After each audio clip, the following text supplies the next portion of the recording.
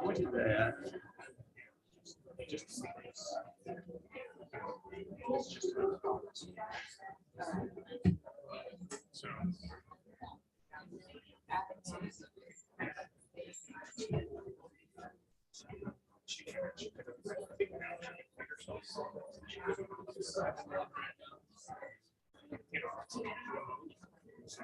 For the most part. Sorry, folks, I lost the ball. That sucks. That's so bad. That's what happens when you're old. Not very bright. Another piece. Years washing around in this cheap cities, it's a government issue. Coming back to haunt. Yeah. That's right.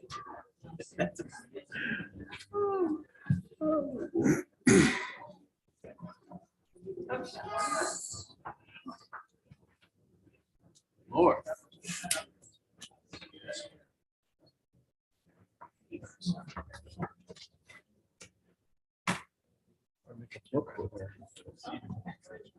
And roosters.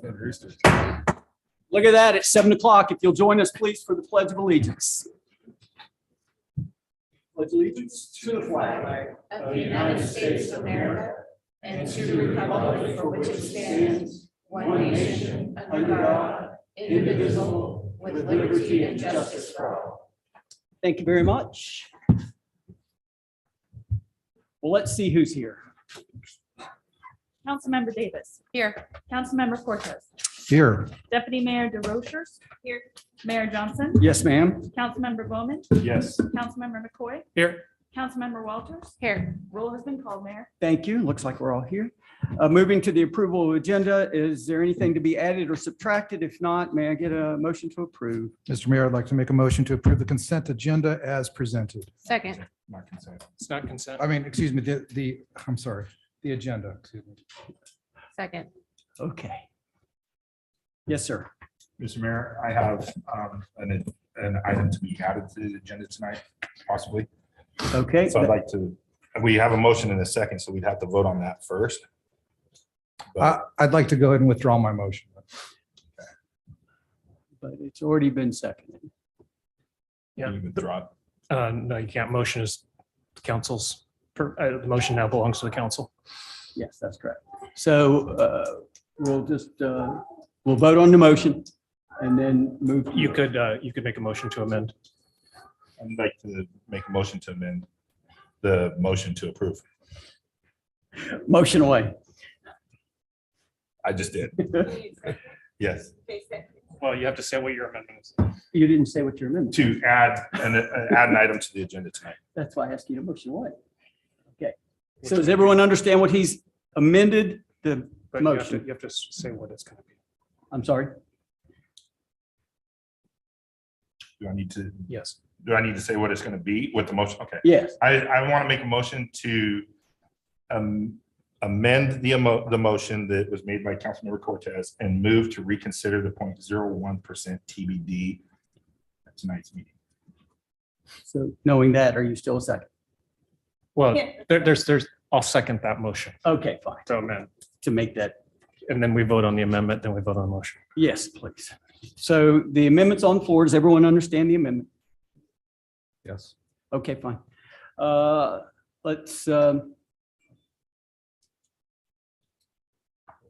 Let's just roll call it. Yes, ma'am. This is voting to add the 0.1 to the agenda is what you're voting on now. Right, not the actual. Right. We're just adding it to be spoken about. Uh-oh. Yes, ma'am. Oh, there we go.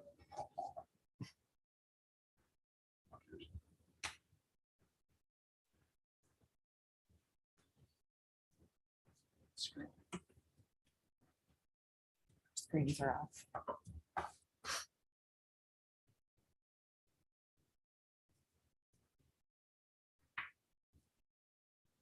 Is it, yep, is it working this evening? Oh, good. Okay, that's okay. No worries. There we are. Okay, so the I don't, amendment to the motion has been added. Have a second amendment, Mr. Mayor. Because I have another one that needs to go in before the agenda is approved.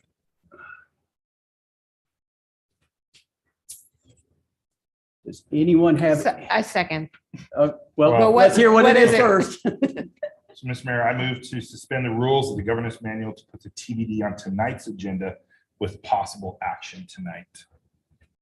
Second. Okay. Does everyone understand what that is? So our governance manual But what do you mean bring? Basically, that allows us to. allows us to vote on discuss it. the 0.01% tonight. 10 basis points. Yeah, 1/10%. You just, I knew I was gonna screw it up. 1/10% tonight and possibly take action on it tonight. So voting for it is just to bring it to the table. Tonight, That's To right. allow a discussion. Same- to allow to discussion allow tonight. discussion. Otherwise, it would have to go on the next meeting. Okay, everyone got it? Yeah. Let's just take a voice vote. I don't know why I can't ever say that. All in favor? Aye. Aye. Any opposed? Hearing none. Now, we're going back to the original motion of Mr. Cortez's of approving the agenda. Is that correct, Mr. Cortez? Have I got it? That is correct. Okay, we'll do a vote. Yeah, whatever. All in favor? Aye. Aye. Aye. Any opposed? Hearing none. So the agenda has been approved. Whew, we made it. Move As modified. as modified. Thank you. Moving on to council member reports. Are you still on? You are. Okay. Mr. McCoy, This is the part to talk about AWC potentially. you may. I just wanted to report back. The AWC conference was great. Mayor Johnson and I were in one very impactful presentation, the missing middle presentation, which kind of maybe opened my eyes a little bit and also explained it a little bit better. I didn't quite understand the whole concept, but essentially the missing middle being are starting families between apartments and that first home. And especially with housing prices as they are, my kids can't afford to buy a starter home in Battleground. So it was very impactful. I'd like the city to maybe look at that closer. The generational wealth created by homeownership is, it's one of the biggest things we as Americans, part of the American dream. So it was really impactful to me, and I'd really suggest anybody who didn't see it, maybe get a copy of it from AWC.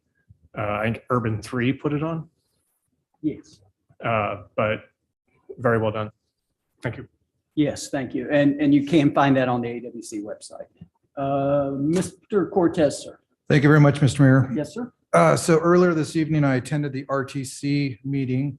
The kind of big discussion or topic in the room was involved the modified LPA that we're going to be voting on. Actually, we're having a special meeting next Thursday to vote on it. So this evening, we pretty much just discussed it. And again, what is in the LPA is we discussed like the freight corridor for the new I-5 bridge, the finance plan, which includes Mr. Cortez, what does LPA stand for? a locally preferred alternative. Thank you. So yes, thank you. The freight corridor, finance plan, including, tolling, cost sharing. We discussed the transit system, what kind of transit component would be in the new I-5 bridge. One of the things that I appreciated in the draft that was presented this evening was there was a specific language that talked about how any transit component, any high capacity transit component has to fit within C-Trans existing transit plans. And of those transit plans are bus rapid transit.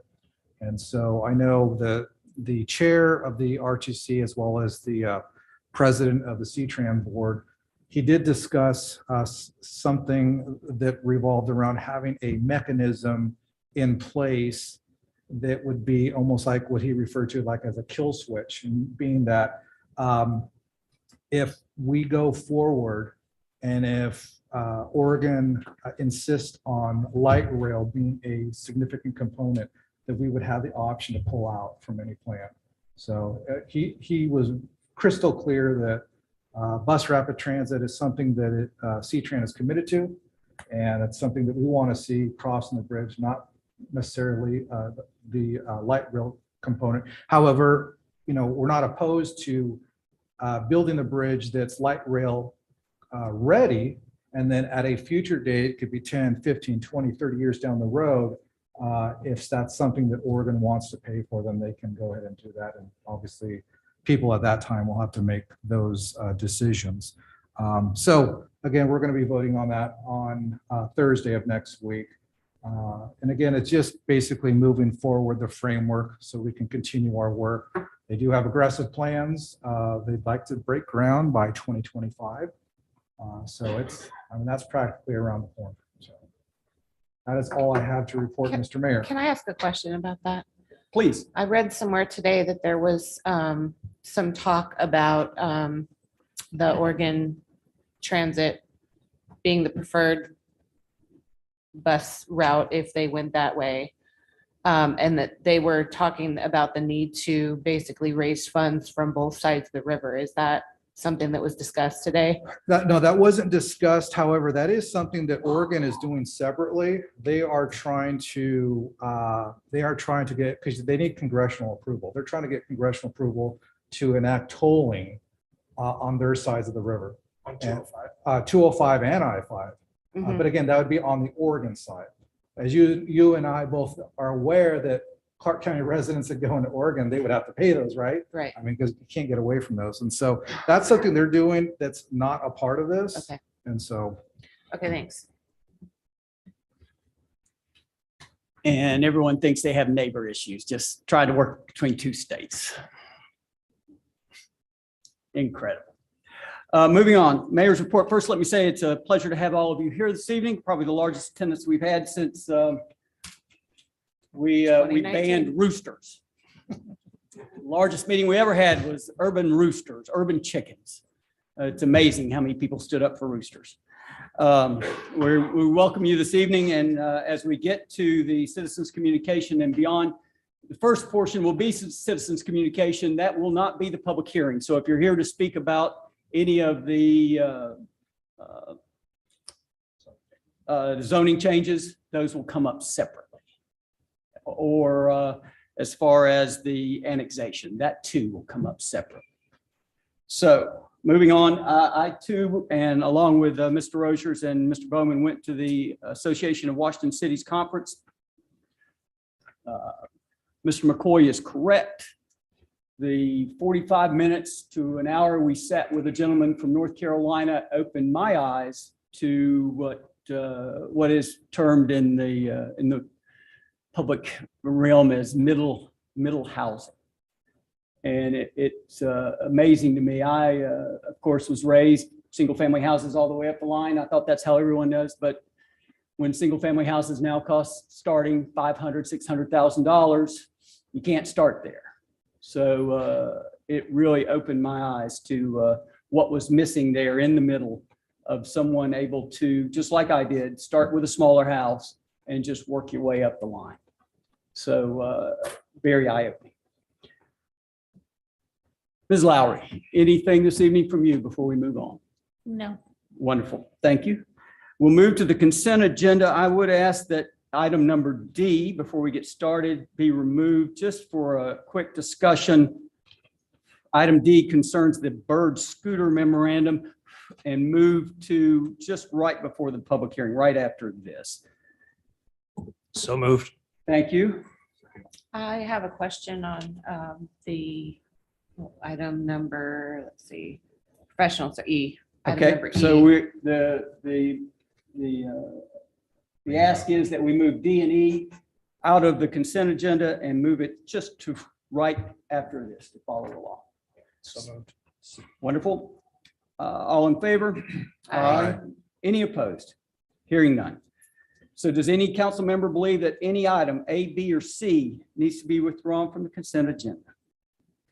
Move to approve, Mayor. Thank you. Second. Thank you. All in favor? Aye. Any opposed? Hearing none. Ms. Walters, why don't we start with you then on item number E? Okay, so I just have a question, and Ms. Lowry, I don't know that you'll be able to answer it. The assistant planner position. So for that one, how active are we right now in recruiting for that position? I can speak to that. Okay, perfect. We've already hired an assistant planner and he will start on July 18th, I believe.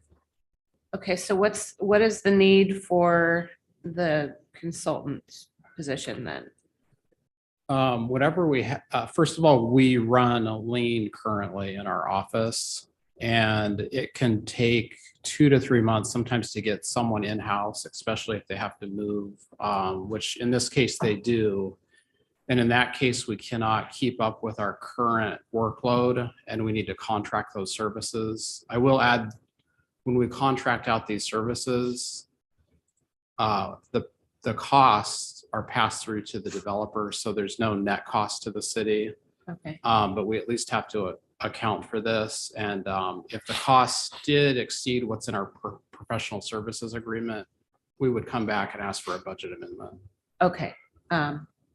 Are we not doing a budget amendment? It was previously 20,000 and now it's 50,000. We're going to monitor that. We don't anticipate it. This item necessarily didn't even need to go on the consent agenda because it's under $100,000 and we don't see that we're going over budget, but at the direction of the city manager and in terms of transparency, just to let you know that we're doing this, or at least Okay. wanted to bring this before you. Okay, all right, thank you. That's all I had. Thank you. Bravo to her for that. And is this mostly just then an overflow type deal? If you get run Yes. over? Essentially what it is staff report reviews, things like that, where we have to process those based on state mandated timeframes. So we have to keep up with that workload. And if we can't do it in-house, we contract it out. And then we charge the developer for those costs. Thank you. Ms. Lowry, who amongst us knows about bird scooters? I see Ms. Voigt online. Who in the city is? I can speak to a portion of it, but not in depth, but Barbara can also answer those questions.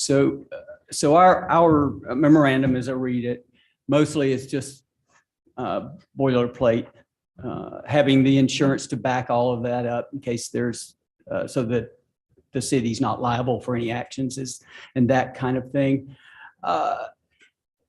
I saw matter of fact, saw the scooter at the conference. It's large. It's quite large. And so when we're talking about bringing 75 of them here, I believe it's 50 on the road and 25 held in reserve. I'm somewhat concerned that the city didn't ask about just leaving them laying around on the sidewalk, those kinds of things. Is that coming in a later type thing, or is, if we sign off on the MOU, it's a done deal that they're here and we just kind of go along with it? I'm happy to touch on this as well. My name is Julianne Roller. I'm from Bird. Yes, ma'am. And yeah, so I can completely understand that clutter is a main concern. It's a concern for most of our cities, frankly. Just so you know, the model that you saw at the conference is a bit of a bigger model. They are still, fairly decent sized, but in regards to the clutter, we will be working with a local entrepreneur or small business that will be in charge of maintaining this fleet of scooters. So they'll be checking in on the scooters multiple times per day to make sure that they're in the best locations, make sure they're parked correctly. Not only that, our riders have to take a picture of the scooter to end their ride to ensure that accountability as well. So we have a number of educational materials in place that all riders have to go through in order to ride a scooter, to make sure that they know how to park correctly. And then we have our partner checking in on them multiple times per day to make sure that they're adhering to those standards. So that person, whomever that is, we'll call them a scooter wrangler for the lack of a better term. Will they be the contact if the city has issues? Will we call Bob or Joanne and tell them, hey, we need to clean this up. There's a scooter in the middle of the street or whatever. How does this work in other cities? So you'll have a dedicated account manager here at Bird that you can always be reaching out to, and we're in constant communication with that fleet manager as well. And there is a phone number that can be called to report any scooter that's laid astray or something like that, as well as community members, if they have the application on their phone, whether they're a rider or not, can report a scooter as parked incorrectly, and that ticket will go straight to our fleet manager. Perfect. Thank you. I do see one more question, Mr. McCoy, sir. To the mayor's point, thank you, Mayor. Are there going to be any designated places to park those scooters? Are we partnering with any businesses to say maybe create a space? I'm thinking like something in the Scooter village, parking lot? or yeah, like the library or something that's going to have a space set aside. Is that something that other municipalities do or something that we could do? So it is a dockless model, so it allows riders to park wherever they'd like. That said, we're happy to work with the city to create kind of areas that are preferred parking zones. And we've seen cities do things like just to draw out with some paint areas and sidewalks that they prefer people to park and encourage those specific locations. Thank you. Thank you. Any other questions as far as Bird? Seeing none, may I get a motion then to approve item D and item E as presented? So moved. Thank you, sir. Second. Thank you, ma'am. All in favor? Aye. Any opposed? Hearing none. I did skip over the citizens communication part there. There is one here that I've leafed through. It looks like Mr. Hogan, you're here, sir, not to speak on annexation or any other resolution. You are here to speak on fireworks and such. Is Mr. Hogan still here? Wow, we took care of that. Mr. Hogan.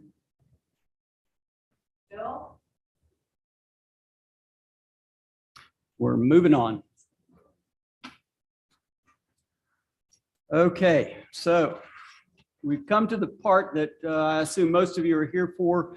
That would be the annual comprehensive plan update public hearing. We'll turn that over to Ms. Lowry and we'll start from there. I will hand it over to Community Development Director Sam Crummett. Sam, before you get started, if you would just on all of these as they come through, if you'll give us a quick overview of what's presented, and then what's the city's stance on each of these? What's the not ours, not the council stance. Of course, we haven't figured that out yet, but what the city stance is. So let's roll. Can do. Well, good evening, council and interested citizens. Before us tonight are 6 different comprehensive plan amendments. 2 of them are just zone changes, I guess I should add. And tonight, these are all public hearings. So the primary purpose is really for any interested citizens to speak up on the issues and also to allow the applicants to present their case. At our last council meeting, I provided a city council work session on all of these items. We went into more detail on these, so I'm not going to go into that level of detail. But again, just kind of highlight the things that I think are important. So the first one before us this evening is general sewer plan modification. And there are 2 areas in the city where we'll be relocating a pump station and then adding a pump station. Ryan Janes, our city engineer, is here if you've got any technical questions, but otherwise the city recommends approval on this item, and the Planning Commission recommended approval of this item at their June 22nd meeting. Any questions? Let's open the public hearing, hear from those that are here on that, and then we'll figure out questions there at the end. So we're speaking currently about, I'm sorry, Currently, we're just focused on the general sewer plan amendment. So kind of item number 1 of. is there anyone here for yes, sir, for the sewer plan, please? If you'll state your name and your address for the record. Name is TJ Fontanet. Address is 912 Southeast 201st Court of Camas, Washington, 98607. Just briefly on item number 2, just want to let you know, we support the sewer plant amendment briefly, and we'll cover this later on as we go through some of the rezone for the property we're looking at. We've studied this area. We've got an interest in a 10-acre piece that's just adjacent to this. We've been studying it for approximately last several months. There is a major lack of sewer in not only this area, but in this entire basin that was outlined. There's approximately 100 acres that lacks sewer facilities. This would alleviate that. As developers in the community, we've been investing in infrastructure, sewer, utilities, roads for a number of years. So we understand the importance of what that is. And again, I don't want to jump ahead to the rezone, but that is a very, very important part of the city that lacks sewer. So we're talking about the northwest and southwest corner of 503 and Eaton that doesn't have sewer. And then as we go down west to Eaton Boulevard, north and south, those properties, approximately 100 acres, the majority of which does not have sewer without this pump station. Again, jumping ahead, we not only support it, but our project would build this pump station. So part of what we would be doing with our rezone would be building this pump station that would serve not only ours, but obviously this larger area. For the record, our project would consume about 20% of sewer capacity. So the vast majority of this would be for the development of the surrounding areas. Again, the vast majority would be commercial properties. As a developer with experience, without adequate infrastructure, it's going to be a really, really hard and long slog to get the development going. And that's an important part of the city, we think, that needs it. So hopefully it's a win-win situation. Thank you for your time, and I can answer any questions. Thank you, sir. Are there any questions for Mr. Fontanet? Seeing none. Thank you, sir. Thank you. So anyone else wants to speak about the sewer? Yes, ma'am. Your name and your address, please. My name is Sue Marshall.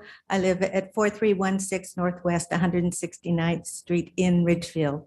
I believe I was overlooked for just the open public And I comment. will open that back up after we close the public hearing. Yes, I can ma'am. come back. I'm sorry, you got lost in the Shuffle. shuffle. Thanks. Yes, I'll ma'am. come back. I haven't forgotten you.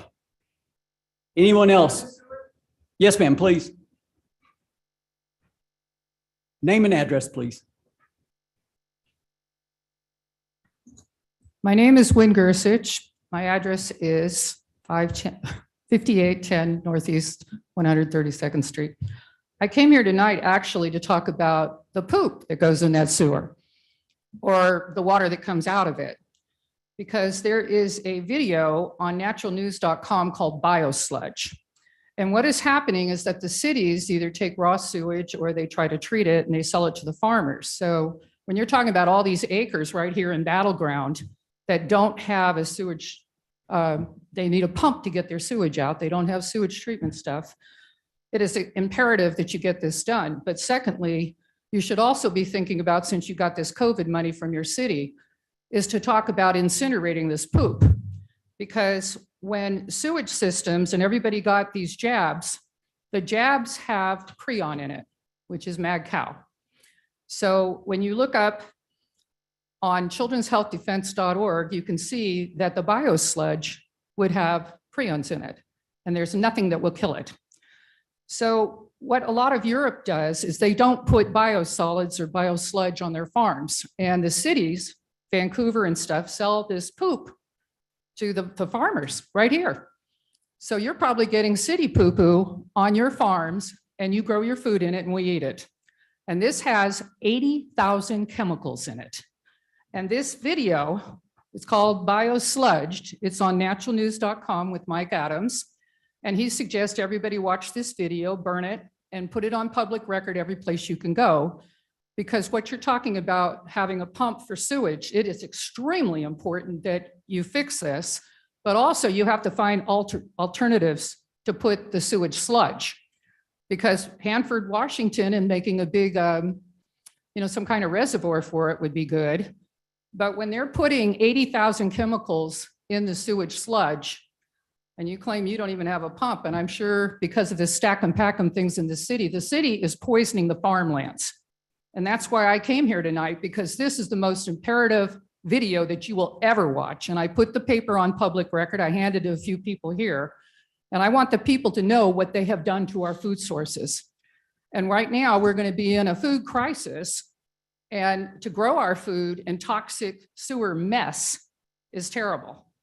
And it's this whole thing about the biosludge, Europe doesn't do a lot of it. Switzerland doesn't do it. Germany doesn't do it. They burn their poo-poo and then they put a little bit into the garbage dump. And what's happening here, because of the farmers, the people here in Battleground feed us. And it's important because I know someone who puts the biosludge from the sewer treatment plants on the farms. And he said some of the farms throughout Washington are so toxic, they can't even grow food. And I'm looking at him thinking, how dare you do this? And they don't even have to tell him that this poop is toxic. So I really want you to consider when you're doing a pump station for sewage treatment or anything else, that this is a big consideration. And this is the #1 health issue of everything, because on this video, they actually show what's in that poop. They've got plastic, fibers, all kinds of stuff. The EPA has allowed all kinds of industries to put their wastewater directly into the wastewater treatment plant. So it's in the biosludge, the poop. And then they sell it to the farmers as fertilizer. And now we're going to have a fertilizer crisis. So everybody wants to buy this, and it's a way to get rid of this toxic sludge. If people knew how poisonous this is, believe me, you wouldn't want it in your city. And it scares me because this city grows food for all of us to eat. And it's poisoning the farmers where they're going to have a point where they're not even be able to grow food on their own farms. And please check this out. It's very imperative that everybody here knows about it. And you should actually show the video to the public. Show them what they're doing. And this is under the UN. And they've approved this. The EPA is corrupt because they bought off by these corporations. The FDA is bought off too. And they're doing whatever they want, and they can't be sued for this. And yet the fact is, this stuff will be in the ground. There is no, how we have the Clean Ocean and the Clean Air Act? There is no Clean Soil Act. Yes, ma'am. No Clean Soil Act. I So think just we've remember gotten your that point. and check out biosludge. Thank you. Yes, ma'am. Thank you. Anyone else here on this go around is on this pump station to add a pump station? Don't see anyone else. We'll close the public hearing on that, Sam. And I guess what you're looking from us is for direction to come up with an ordinance to authorize this. Is that correct? That's correct. I'm asking you to direct staff to prepare an ordinance approving this. Does anyone have any questions about this? Mr. Cortez, sir. Mr. Mayor, I'd like to make a motion to direct staff to prepare an ordinance to approve the sewer plan modifications as presented. Thank you, sir. Second. Thank you, sir. Any other questions? Seeing none, how about a voice vote? I'll get that right one day. All in favor? Aye. Any opposed? Hearing none, taken care of. Moving on, Sam, to the Cedars Golf Course Clubhouse zone change request. Okay, let me share my screen here.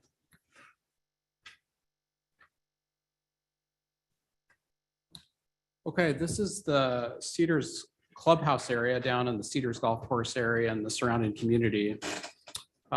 We've have a request to change the zoning from residential 3 units per acre, which is the existing zoning and also the surrounding zoning, to neighborhood commercial. I kind of went through the details in the last presentation with you. The Planning Commission has recommended approval of this item. Staff also recommends approval. I'm available for any questions. Otherwise, I would open it up for the public hearing. Okay, thank you. Let me take just a moment to sort through all of these and pull out the cook folks. Yes, sir, while you're doing, go ahead, and while I'm sorting through these. Sam, is it the current zoning, the way it is right now with the clubhouse being there and running the restaurant, stuff like that? Was that a non-conforming? It's not necessarily non-conforming when the site was a golf course and it was, we'd honor the approvals at the time when it was in the county. Probably it was originally permitted as a conditional use permit. So we wouldn't consider any of those existing uses as we'd consider it accessory to kind of golf course use, along with events, things like that. But now that the golf course has been closed for over a year, there's still uncertainty as to the future status of that property. It would present that use as a potential nonconformity. So the whole goal is to try to get zoning that fits in with the best use of what's going to happen with the clubhouse. And Ms. Walters, you're on there. Did I? No, I had a question. Please. Kind of jumped in front of me. That's okay. That's okay. So I have a couple of questions. The first one is, one of the questions I had was the same one that Councilmember Bowman had, but why can't we just use a conditional use permit rather than changing the zoning altogether? What is the reason for that? The reason is, first of all, if property is transferred and you have a new owner, if they go to the zoning and see all the various types of uses that are permitted outright, that just gives them more options under a zone that kind of fits in with what they anticipate using in that building.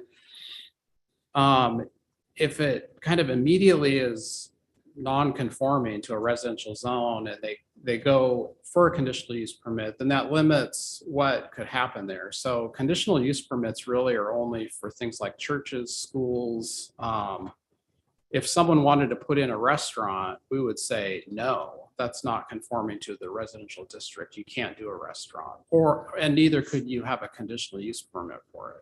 So that's kind of a quick answer. The other question I had was, would it be possible under the NC zone, is it NC zoning, to have something similar to what happened in the Battleground Village, where we've got all of these work, live, work type things that are empty? It is possible. Live work units are authorized in the neighborhood commercial district. So that's a potential use that could go in there. Okay. And then do we know what the intentions for that property might be at this point, or is this just kind of conceptual at the moment? I don't know what the potential uses are. The applicant's representative is in the audience and may have more insight into that. And we will call them I first when we get there. Definitely ask that question later then. Okay. Thank you. We That's all I will had. call him or her first when we get there. Okay. And Mr. Cortez, sir. Thank you very much, Mr. Mayor. My question is simple, Sam. Was this zone request change, was it requested by the individual or group that legally owns the property? Yes, it was submitted by the property owner and their representative is Olson Engineering. Okay. All right, thank you so much. Yes, sir. So we will start then with the Cedars Golf Course Clubhouse Zone. Who's here speaking on behalf of that this evening? Your name, sir, and your address, please.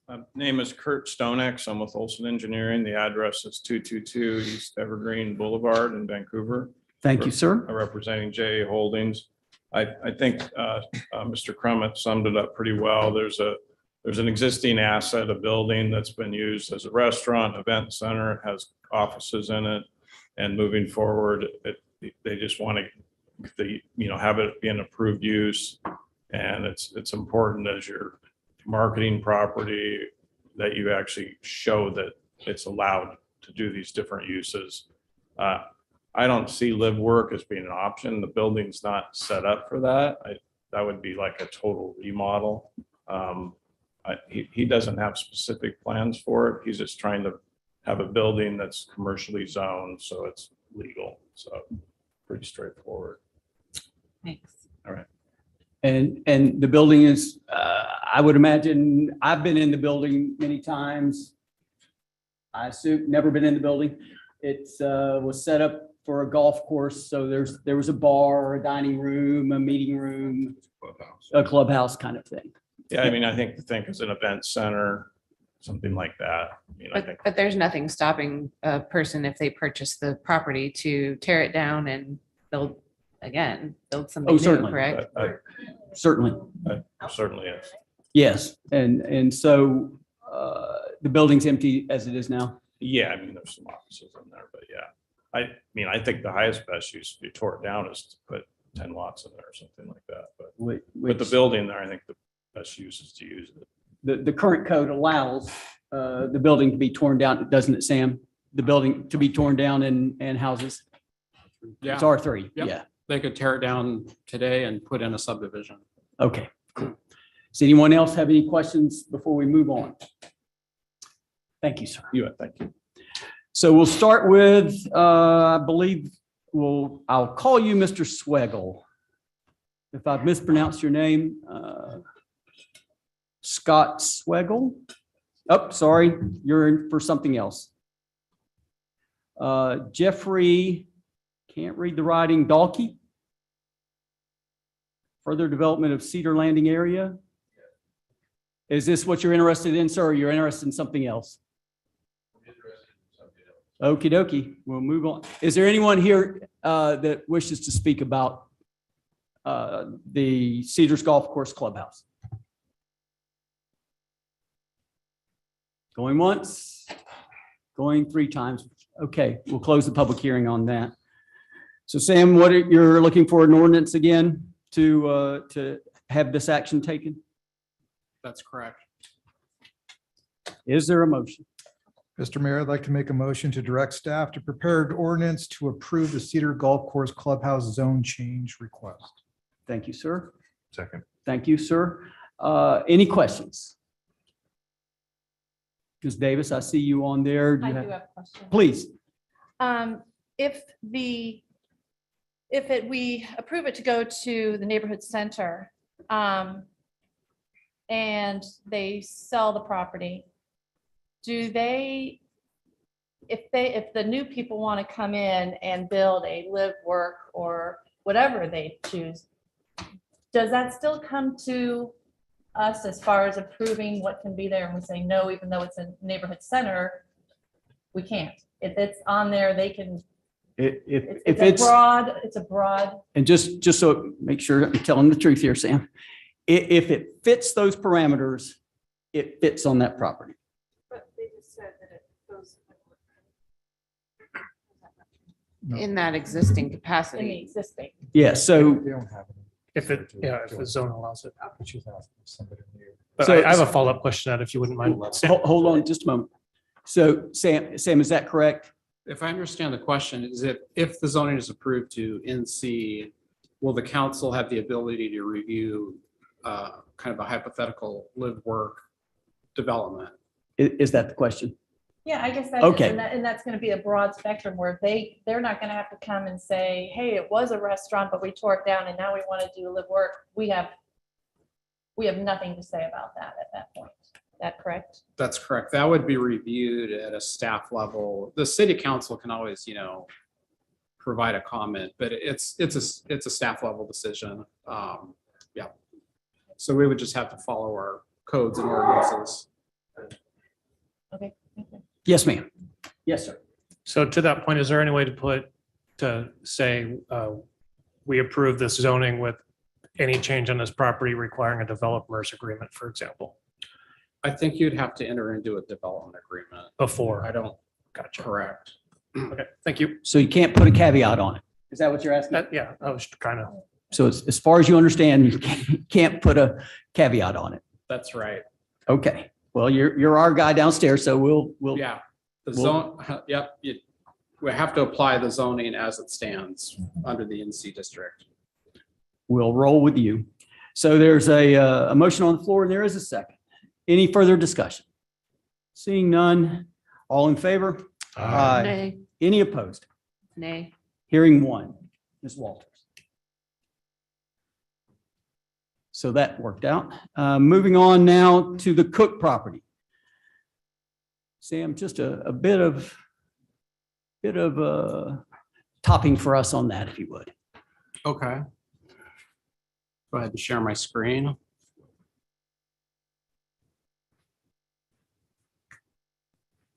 Okay, the next request is what's referred to as the Cook property. This is a comprehensive plan change this doesn't involve a comprehensive plan change. This just involves a zoning change from residential 3 to R5. That'd be 3 units per acre under R3, and they're requesting to go to 5 units per acre. The city council did hear this request it's over a year ago, I believe, as part of the land use master plan update. The council ended up denying that request. They've since come back as an individual request. The circumstances have changed, I think, a bit. I think they've discovered that wetlands wouldn't have as much of a role in this. They are looking at smaller lot sizes. Their arguments are to provide more of the type of housing in line with the city needs.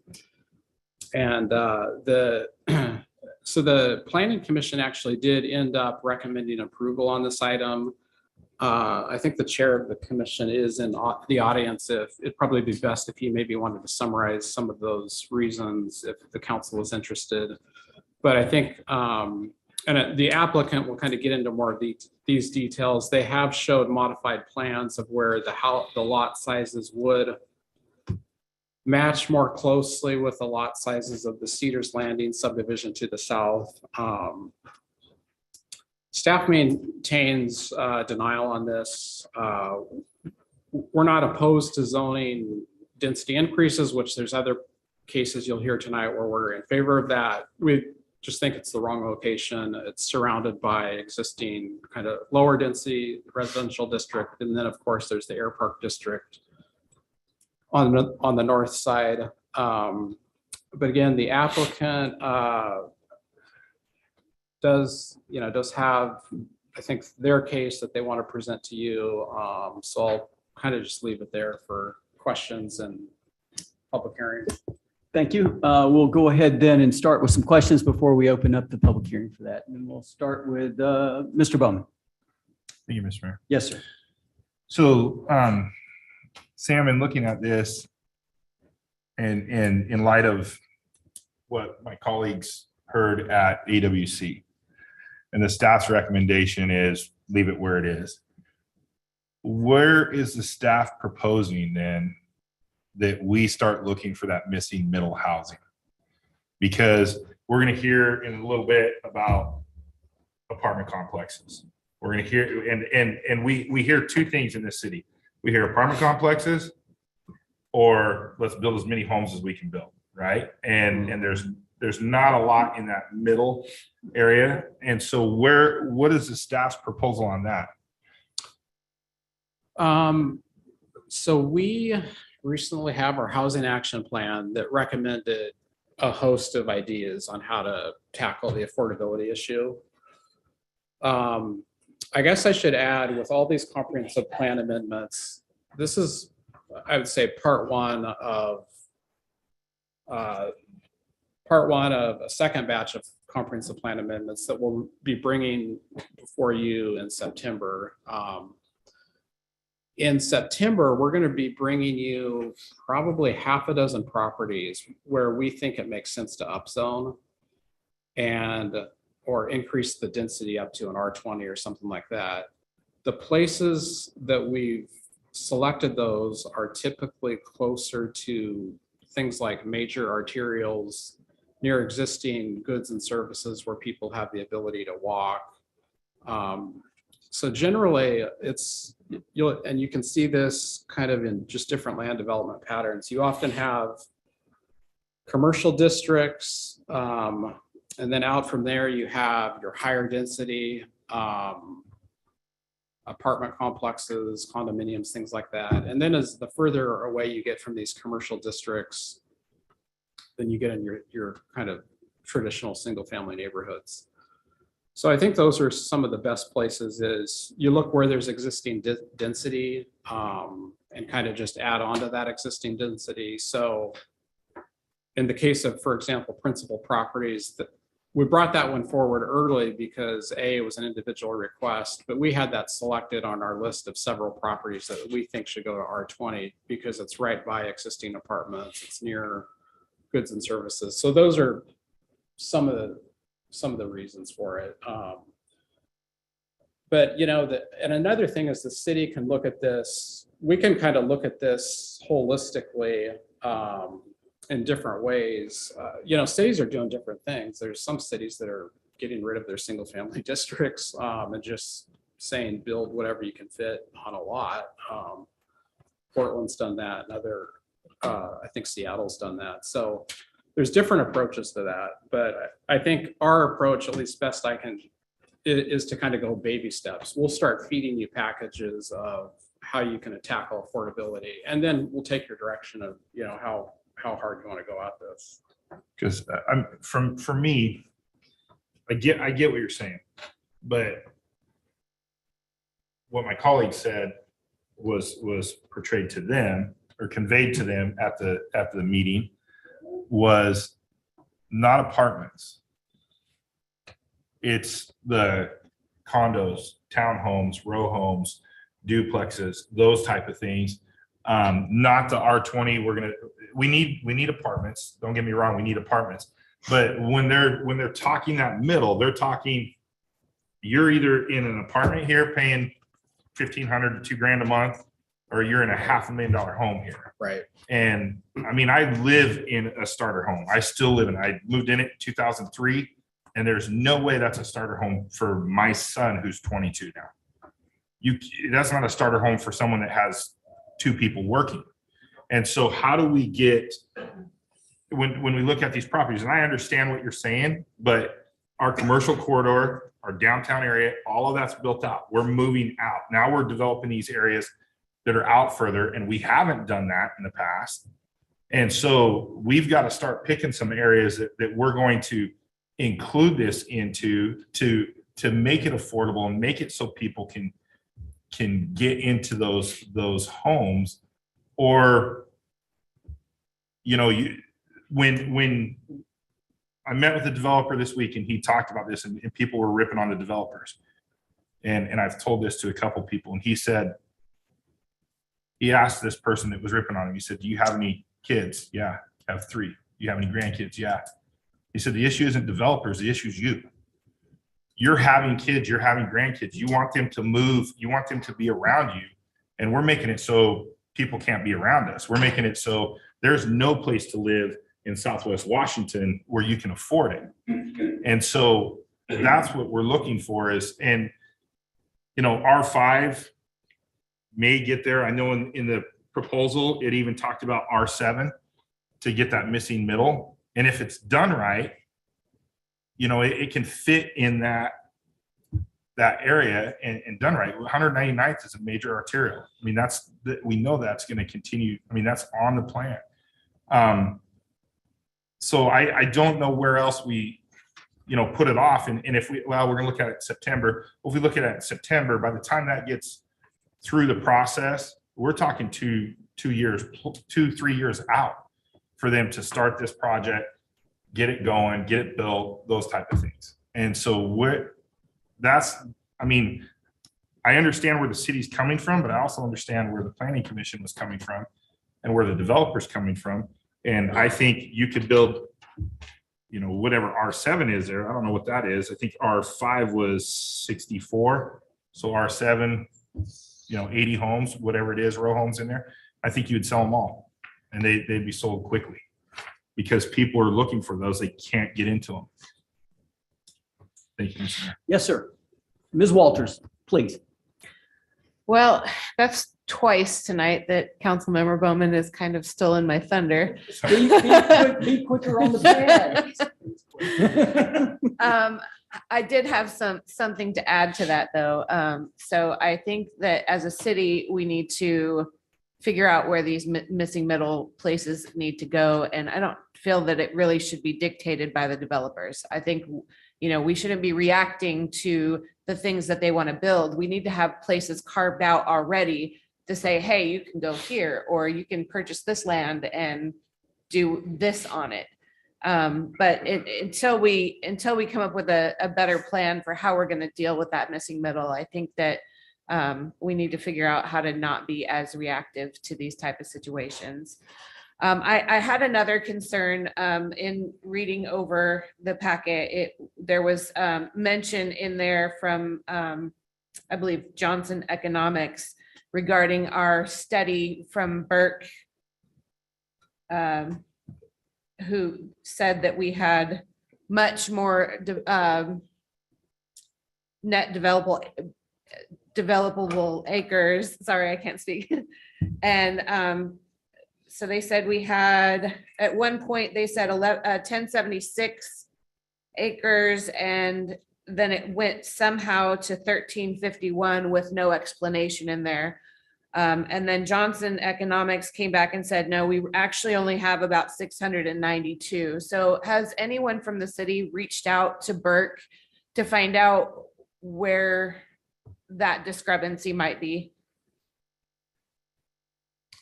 No, I can say there's a few different numbers that were given to you from some of the studies. The best information we have, the latest information on our housing comes from our land use master plan update. That study says that the city has sufficient capacity to accommodate the next 20 years of growth in terms of the sizing of its urban growth boundary. And that's why what we didn't get into was, we didn't get into what type of housing per se. We just said we have enough land. I would maintain that argument. We've got enough land to accommodate our population target. And it would be interesting to find that answer out. If there is a discrepancy, we should probably know about it. right, there's arguments being made at the county over the buildable lands report, and there's different data out there. I've publicly testified on that issue and said Battleground has sufficient capacity for residential. And I would hold to that. We paid for this study and we reviewed it and agree with it. There's other arguments being made that state cities don't have enough capacity for residential development. And I don't necessarily, I disagree with that. But there's different metrics to look at these things.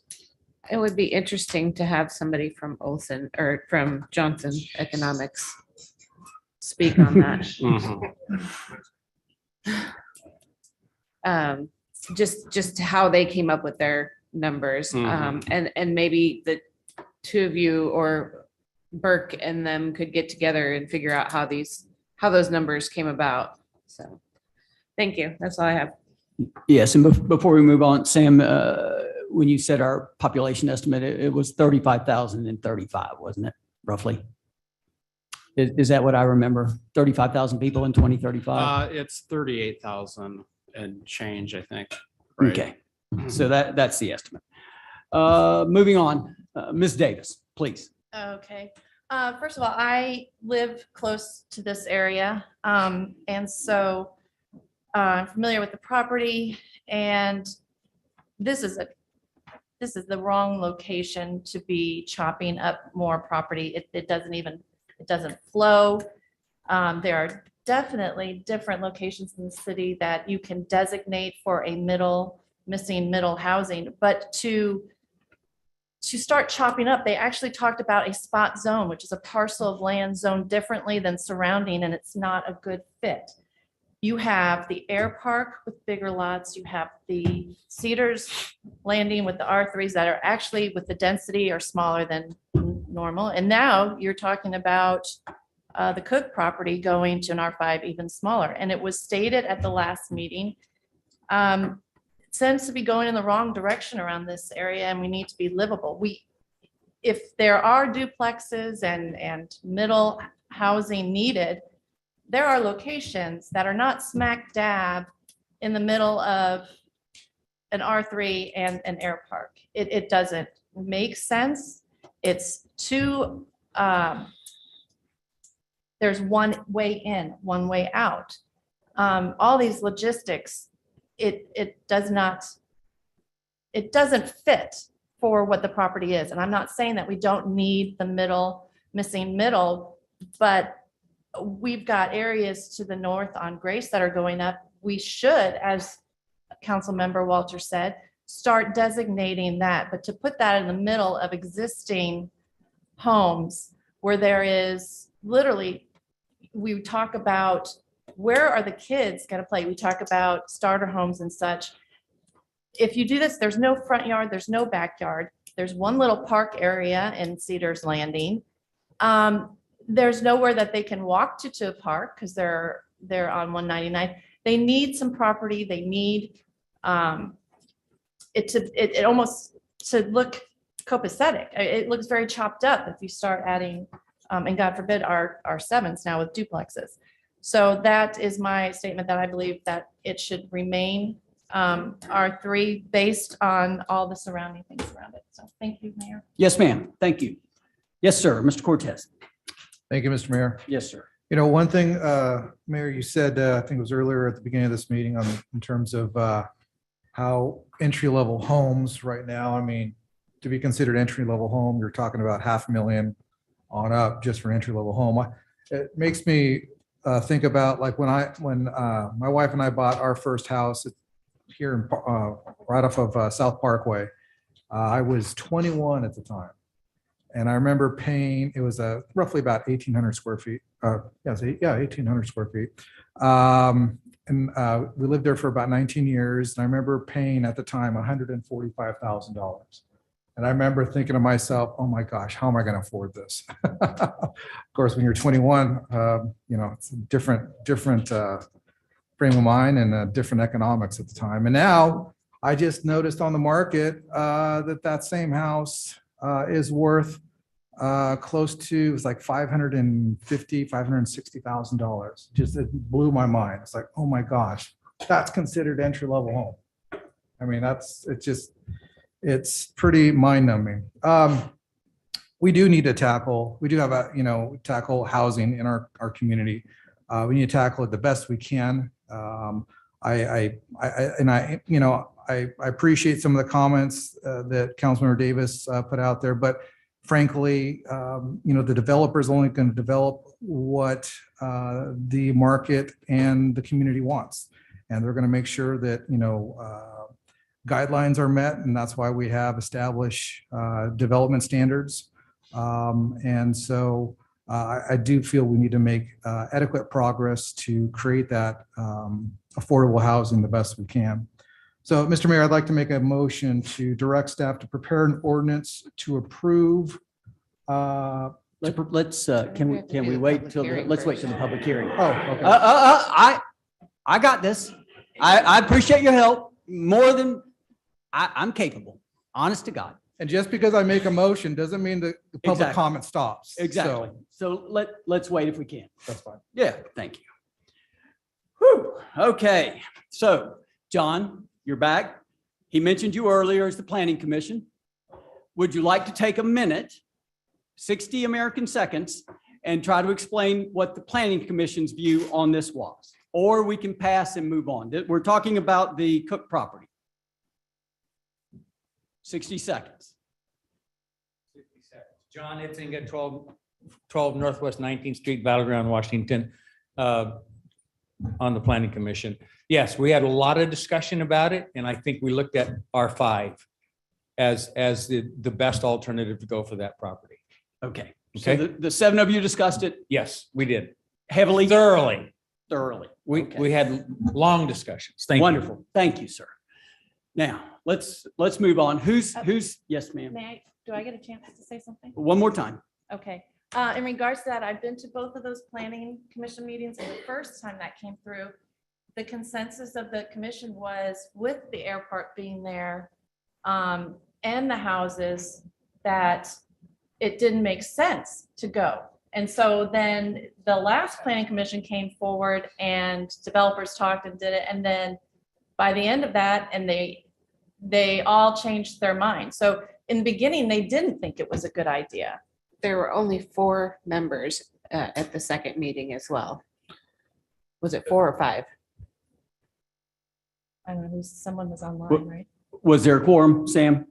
Obviously you couldn't Yeah, meet there without a was quorum. Right. There was, I think, 4 in person and 1 Okay. online, but there's Okay. definitely a quorum. So it wasn't. it So was- so it was 5. Yeah, it was, I just want to clarify, it was the beginning, when they first saw it, they're like, no, this is not a good fit. And then all of a sudden, the next meeting, it all flipped. So I'm concerned about if they were so sure that with the air park there and the bigger lots and the new subdivision, that this was not a good fit. And then I don't know why all of a sudden it changed to the recommendation. Some asking about this body that we changed over the years. Last year, we turned it down, right, Sam? Here it is coming back again. So we may approve it, we may not, who knows? But we will take it on, and that's what we're doing. So let's go ahead and, okay, and then we're going to have to open up the public comment, please. Like, council, one of the things we need to be careful of is we have a planning commission for a meeting, for a reason. The planning commission is supposed to see stuff. They're supposed to look at it through their eyes as unelecteds. We're not supposed to get involved with that at all. We shouldn't be calling out a planning commission for changing a vote, doing whatever, because we can do whatever we want up here. The planning commission could give us, hey, we were 7-0 in favor of it, and we could say, nope, we're 7-0 against it. But their purpose is to look at stuff without politics that we all have and make a decision. Now, if they change their decision, that's on them. I've never went to a planning commission meeting. I never went to a planning commission meeting as the mayor because of that, because I want them to be 100% impartial to me. I don't want them to think Shane's sitting here, and so we should not even be bringing, I mean, we want to see the recommendations of the planning commission. I don't really care why they changed. If they changed, they changed. We can change, and we don't, we're not telling the planning commission why we changed. So we need to be very careful when we're digging into what the planning commission does. They're supposed to be doing this on their own. Thank you. Who's here to represent the property this evening? Yes, sir. Your name is and your address, please, sir. Good evening. Mark Erickson, 110 West 13th Street, Vancouver, Washington, 98660. I represent the applicant, MLR Investment LLC. And this proposal seeks a zone change from R3 to R5. That's what was recommended. So that would be a total of 44 lots, ranging in size from 4,700 square feet to 7,473 square feet. 14 more lots that would be yielded in R3. The proposal is a continuation of Cedars Landing to the south, constructed by the same developer. It should be viewed as a component of Cedars Landing, participating in the same trails and open space. However, staff were concerned about lot sizes in comparison to Cedars Landing.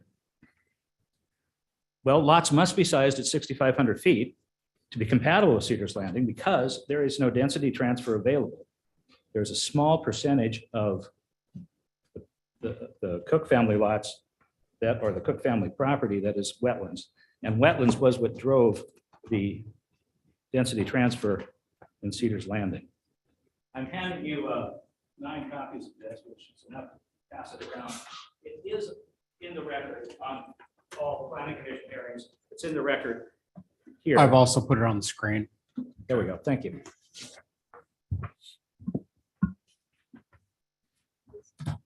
A revision of the original proposal was recently submitted, which preserves the 44 lots, but matches lot sizes with the common boundary of lots in Cedars Landing.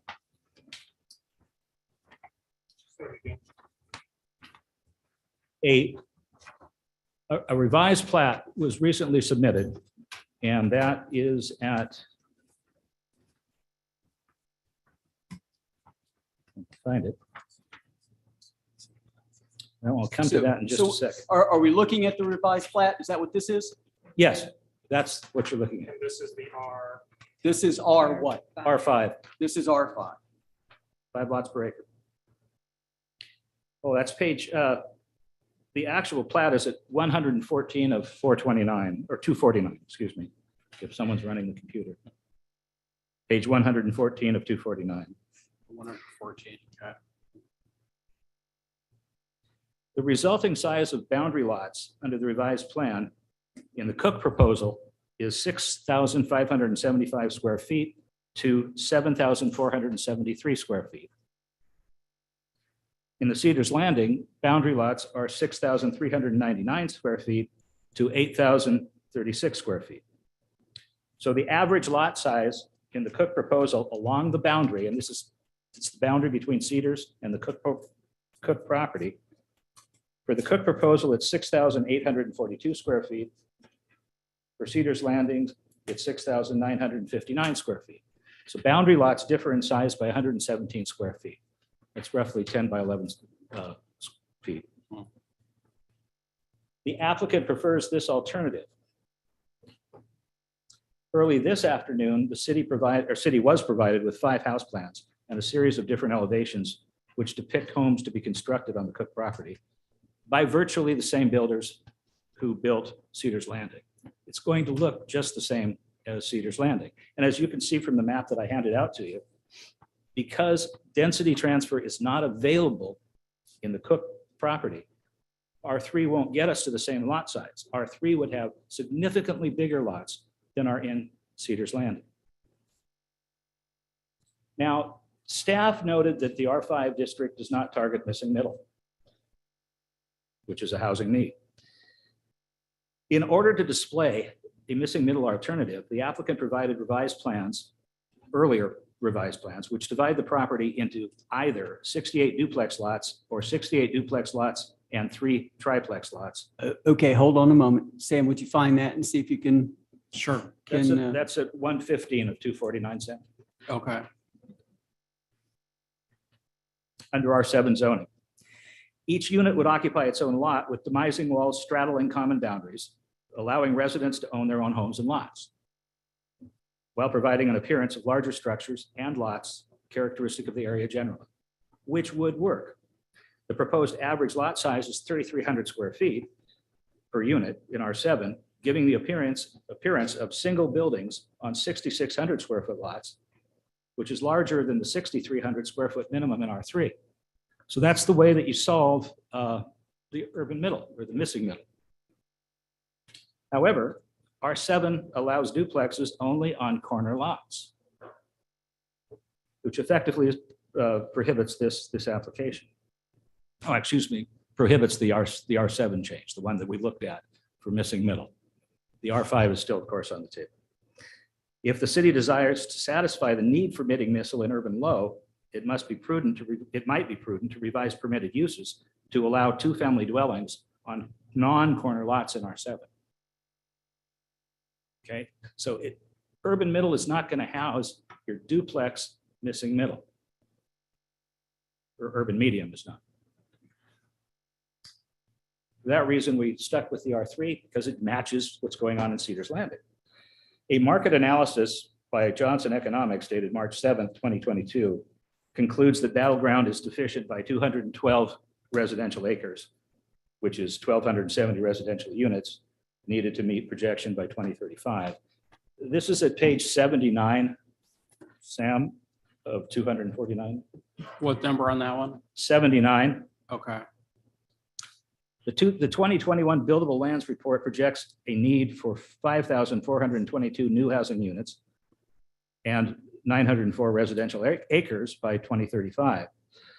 The report identified 692 remaining residential acres, which can accommodate 4,152 units at an average density of 6 units per acre.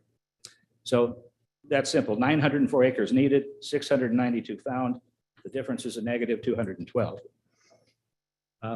Lawyers rely upon experts for that kind of thing. I can't break it down further.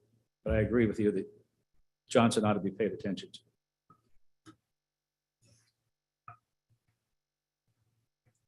The Housing Action Plan concludes that the recent rate of housing unit production falls short of the rate needed to meet the estimated future population.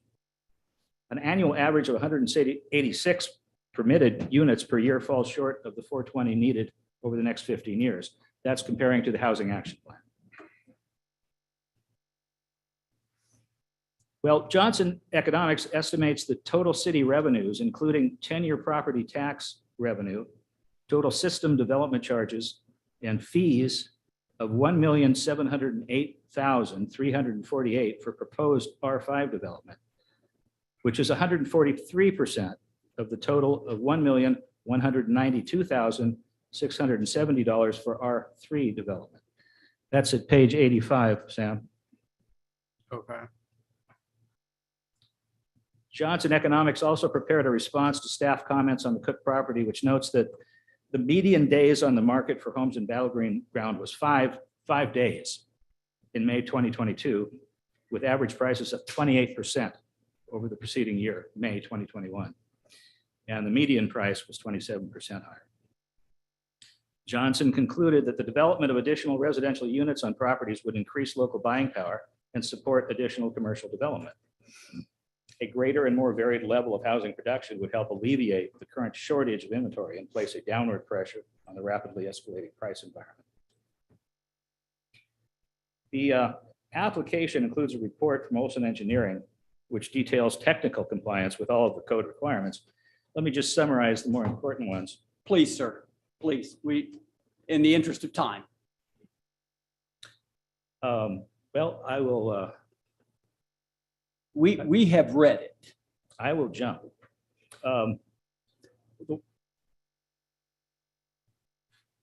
Please. A supplemental memorandum to the traffic study dated June 22nd, 2022, responded to staff concerns about limited access. It indicated that while there may be only one way in and out of the Cook property today, which is Northeast 157th Avenue, construction of the adjacent Cedars Landing provides circulation that is partially implemented. In addition, stub streets to the west and north accommodate future roadways that will connect to Southeast Eaton Boulevard, and Southeast 18th Avenue and 17th Street provide existing stub streets that will be extended from adjacent development.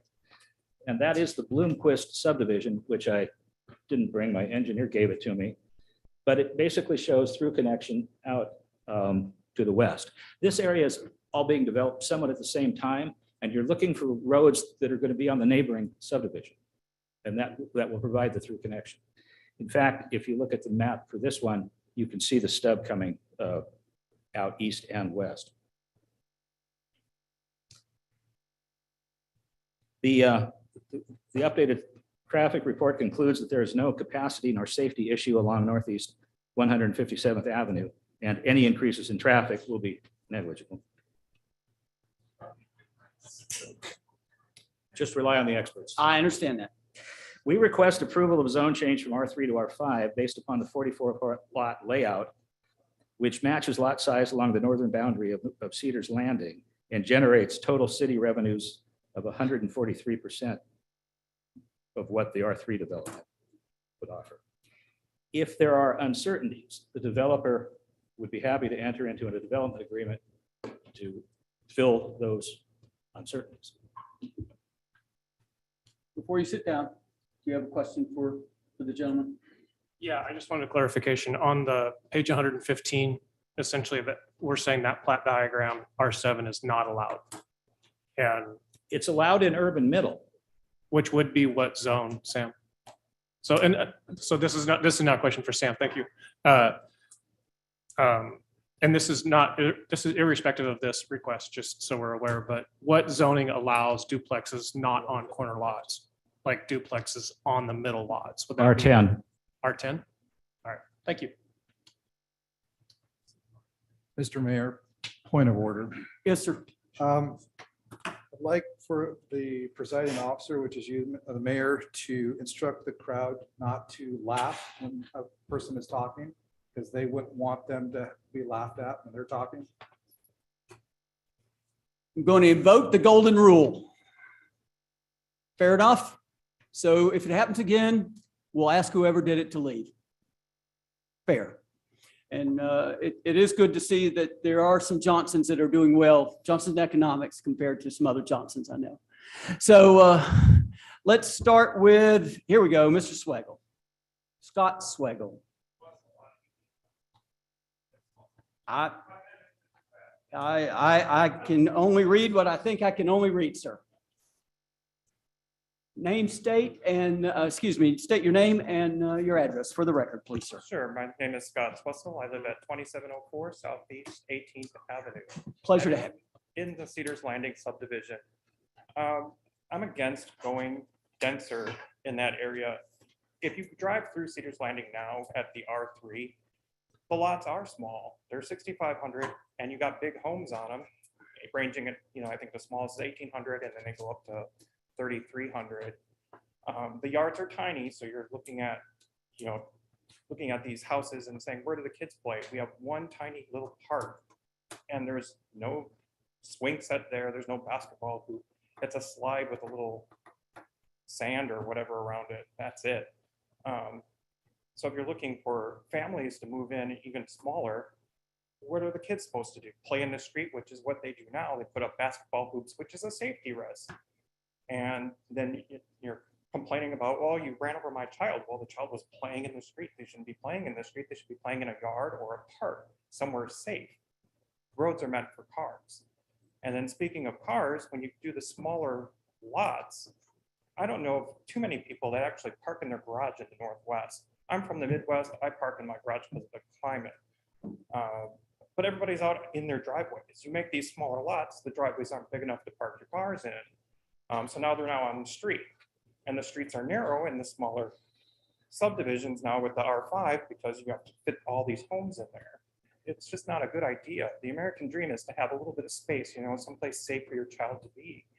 Rezoning this area doesn't make sense to me. It's not on a bus line. It's not near infrastructure, for getting to the grocery store. I can't walk to a Fred Meyer from there. I'd probably be killed on Eaton or 503. It's just not doable. When I purchased my first house, I paid $150,000 for it. It was a 3-bedroom, 1.5 bath ranch, 1,300 square feet. That's not the reality anymore, because now their builders they don't make any money on the smaller homes. They have to build something 2,000 and above because that's their bread and butter. Maybe force them to do the smaller homes. Then you can have more affordable housing, but they don't want to build it because it doesn't give them the profit that they need. So yeah, that's all I want to say. Appreciate you coming, and you should know that I park in my garage. I have 3 cars in the 3-car garage. You and I, the only people probably here. Moving on.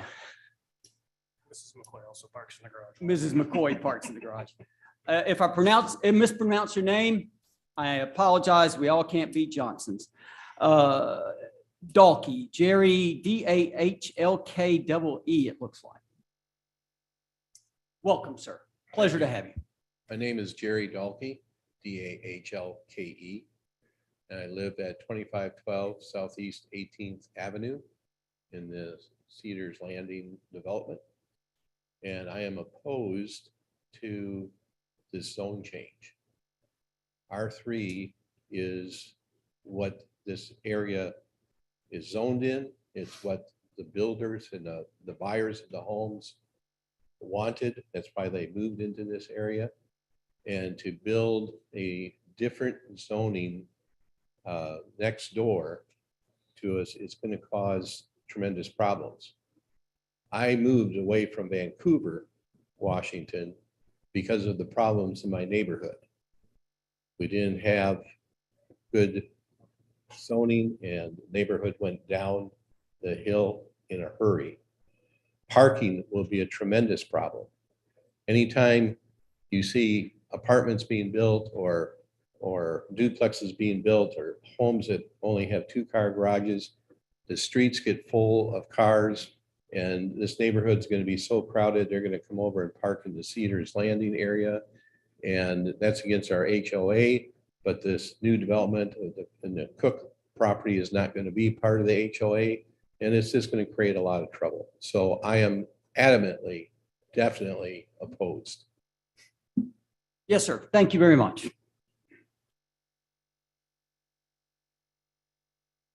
Herschkel, again, Hershkel. Frank? I butchered it, but yeah, probably happens. Welcome aboard, sir. Thank you. Thank you. Frank Haskell, 2711 Southeast 25th, Cedars Landing. And I didn't have a lot of formal things prepared tonight. But from what I'm hearing tonight, some things kind of stand out. I've been involved in negotiations in business for years before I retired. We bought a house at R3. Was told a year ago by a representative of one of the developers that this area had been bought. There's going to be similar houses in that. Okay, so we're going along. Same developers tell us the golf course, oh yeah, you can buy your golf course homes. Which, by the way, the same developers are still marketing golf course homes. If you'll notice on 503. Now we're talking about R5, and now I'm also hearing about R7 tonight. From a negotiation standpoint, let's bring in R7 and make it so abhorrible that nobody here would want it, but well, R5 wouldn't be too bad. It's kind of like, let's present the worst so we can get to where we really want to get to at the R5. Again, it's from what I've heard tonight, this is being proposed by an individual. I would guess that individual is probably related somehow. Developer saying, if you can get this to R5, you're going to get a lot more money for your property because we can get more money when we sell. So in my mind, is that person really a person making this application? Or is that just a figurehead for the developers to get the higher houses for more profit for them? We've talked about traffic, and I was not one that laughed. I kept it internal. But I'd say right now we need a traffic light at 157 and 199. If you go out of there at 8 o'clock in the morning or 5 o'clock at night, there's a string of cars trying to get on and off, and there's cars doing 50 miles an hour on 199. And I've noticed that we do have a cross on the ditch right there, which we had one fatality within the last year. I think going into a higher density is a major mistake. And so that's basically what I had to say. Thank you for listening. Yes, sir. Thank you for coming. Mr. Wells, your penmanship is incredible, sir. Oh, well, we won't go there then. Congratulations, though. Thank you. Thanks for coming. I still teach cursive. Okay. What I'm here for is I would urge the city council here to look at the Battleground staff report, just to point out a few things. One who was already spoken to about creating a spot zone out of the middle of an area that is already zoned residential 3. I would also like to call attention on page 6, paragraph 2 of the report, that it says, while smaller lots aid in creating more affordable homes, as suggested in findings that are in favor of this, but it also says that it doesn't seem to be the right fit for density increase. And this is from the Battleground staff report. Next, I'd like to point your attention to page 4, paragraph 2 and 3, talking about the population that is expected to happen or anticipated. From the report, one of the conclusions was that Battleground has sufficient residential land capacity to accommodate the anticipated population. This is from the city report. Number 4, Staff recommendation on page 6 is is recommendation for denial, saying the findings in opposition outweigh the findings in favor of it. I'd like to speak to the safety concerns. With the addition of the current Cedars Landing lots, along with the proposed change with an average of 3 people per household, the total population will increase to approximately 600 people in that area. There is only one way in and one way out. The congestion at the intersection of Eaton and 157/25th will increase. And I want you to be aware that the posted speed change from 40 miles per hour to 50 miles per hour is approximately 150 to 200 feet prior to the intersection. And there is no traffic revision planned at this time. So this is going to create a major safety issue for the homeowners, for battleground citizens, for businesses, and for traffic headed to and from Hawkinson. So my question is, why is the change needed to create a spot zone? Why is a change needed to increase the density in the middle of a neighborhood? Why, if there's sufficient need for the anticipated population growth, why would we want to change it? Why would we change the zoning when the battleground staff itself recommended against it? And finally, why would you want to vote for something that will put your citizens at risk? So my recommendation is to deny the change in zoning. Thank you, sir. Pleasure to have you. Mr. Paff.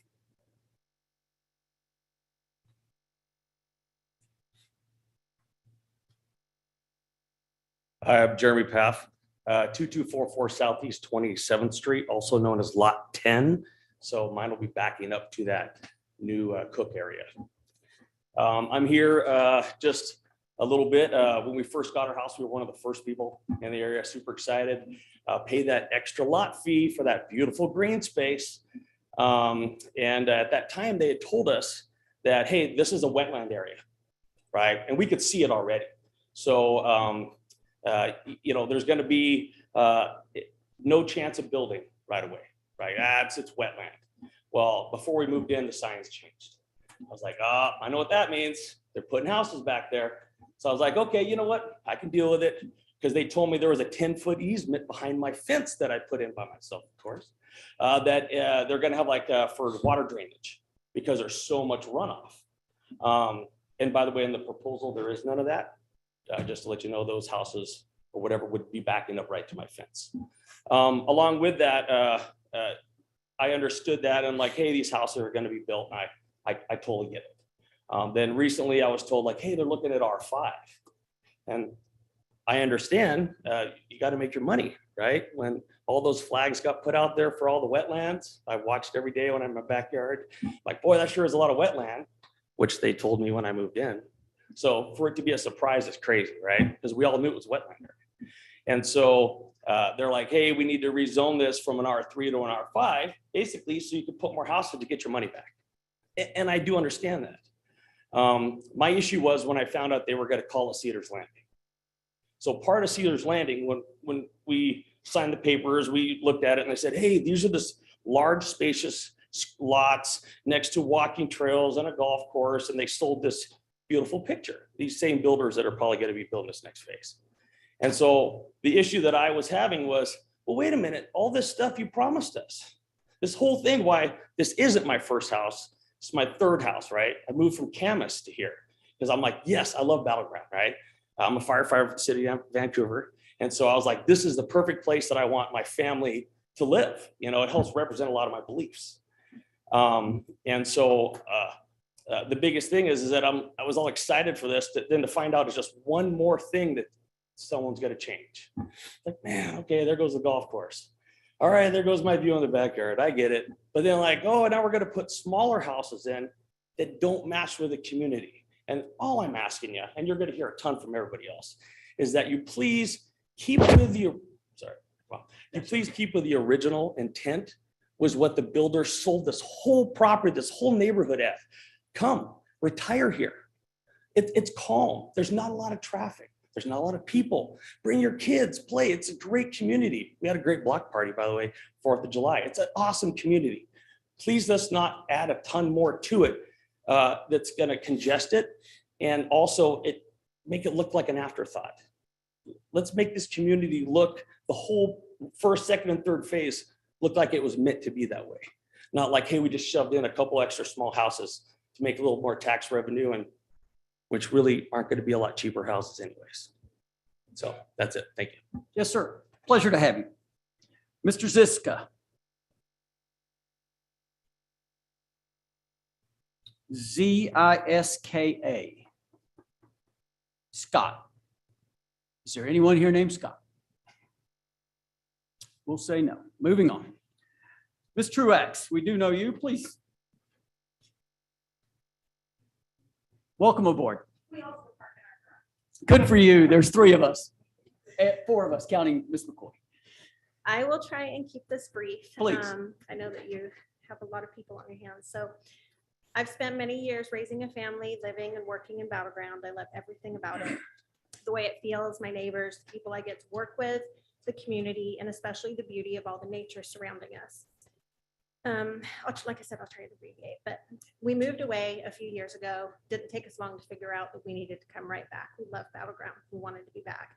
So while we were looking around at where we wanted to live, we came across Cedars Landing, a neighborhood described by all 3 builders as large lots, expansive home sites, flat oversized lots, a premium community surrounded by evergreens, greenbelt properties, and adjacent to a golf course. If you haven't already, I encourage you to drive down formerly known as 157th Avenue, now known as 25th, and what I like to personally refer to as Patriotic Drive. You can't get any more of a country feel than the big red barns with flags, homes on acreage, which have been meticulously maintained by long-term homeowners, the fields of green next to a golf course, which could potentially become a nature conservancy. And of course, I'd be remiss not to mention the airstrip, where gorgeous planes fly in and out all day, provide entertainment for not only the pilots, but all of the residents as well. I encourage you to get to know this group of neighbors, a range of hardworking people from successful young families who've moved from out of state to find a quiet place to raise their families, to those who have found a place to quietly enjoy their retirement years, a place where they can appreciate the hard-earned money going towards highly valuable, desired homes in addition to what they spend in the city. They shop here, they entertain here, they dine here. In a very short time, there seems to be a high level of respect established between the new residents and those who have lived there for years. The homeowners on the surrounding acreage lots have been more than welcoming, even though their privacy was severely impacted when our neighborhood was built. However, to add insult to injury, we're all here tonight because of the potential of adding high-density R5 housing smack in between Cedars Landing and acreage lots. While I'm sure most of us understand the need for affordable and mixed housing, this isn't the place for it. We just heard from the developer's representative that there are future road improvements planned. They're not there yet. That road cannot take any more people. So maybe there's time to, down the road that they can look at things, but it's not now. As mentioned in the Columbian article on May 17th that included input from a few council members, there are still many areas within Battleground city limits where the zoning is already in place and duplexes and townhomes will match the homes around them. Cedars Landing is definitely not the place for them. Let's preserve a few nice neighborhoods and areas where we can still appreciate the benefits of living in this city, yet still remain a little bit of country and enjoy the pristine surroundings the city's known for. Thank you. Always a pleasure. Ms. Runyon.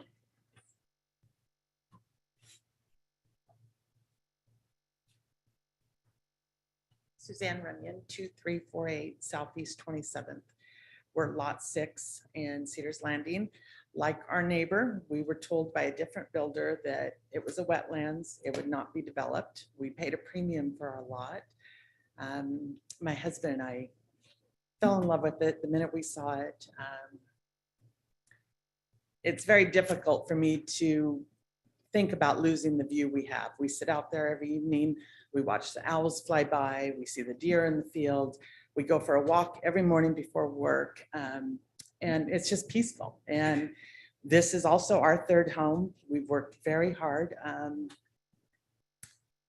I won't trouble you about the problems that we had to get to where we are, but we feel very fortunate that we live in Battleground.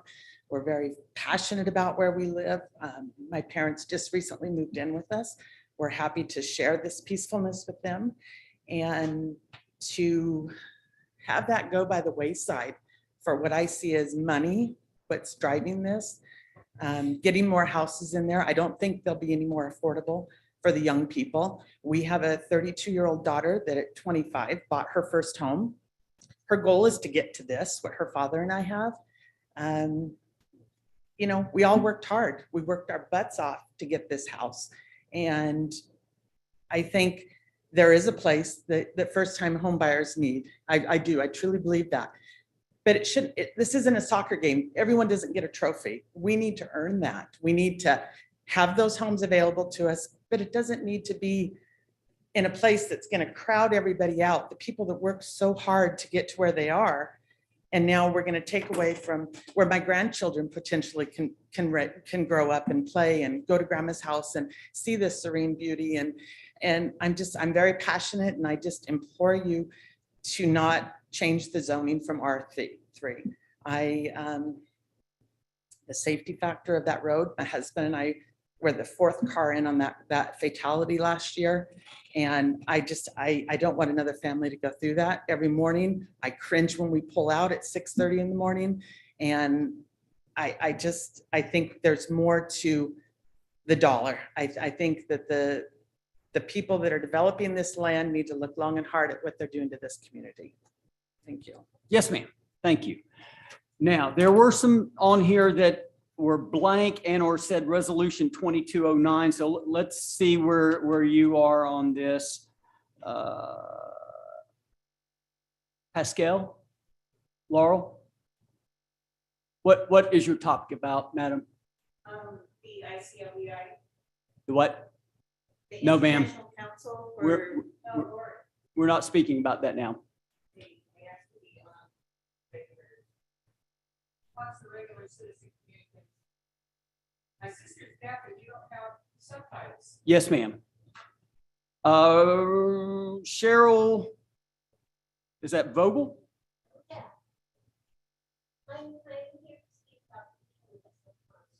Okie dokie. Thank you. It was blank. That's the reason I asked. And Mr. Stimson. Thank you.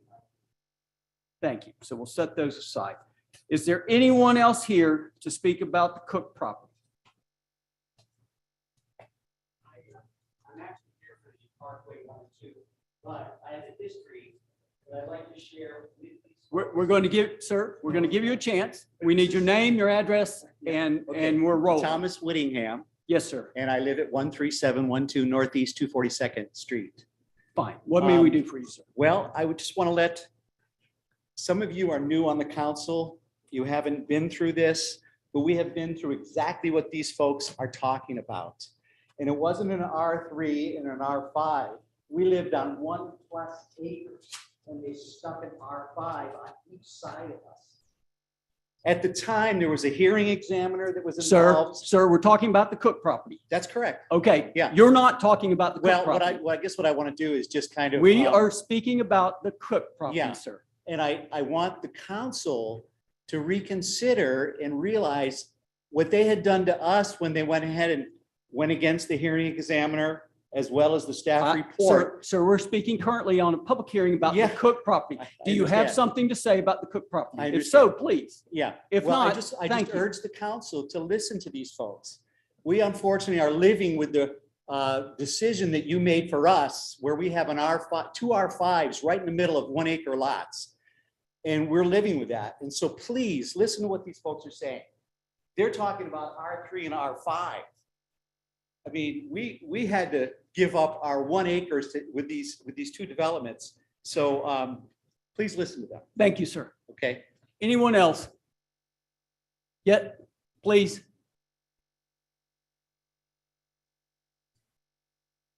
Name and address. Lebanon, 1906 Southeast 25th Street. And we also own the Red Barns. So, Thank you for but I coming. just wanted to respond to Councilmember Bowman's comment about the planning. Commission and that they aren't impartial and there are no politics involved. Well, in fact, I believe there is. After the meeting, I was contacted by one of those members with interest in purchasing some of the air park land that is for sale for commercial use or industrial. So I just wanted to part that to you that it seems maybe the flip that Councilmember Davis was talking about wasn't just happenstance, that maybe there is something and politics are involved. So I just wanted to let you know about that. Thank you. Yes, ma'am. Ms. Lebanon, thank you for coming. Anyone else?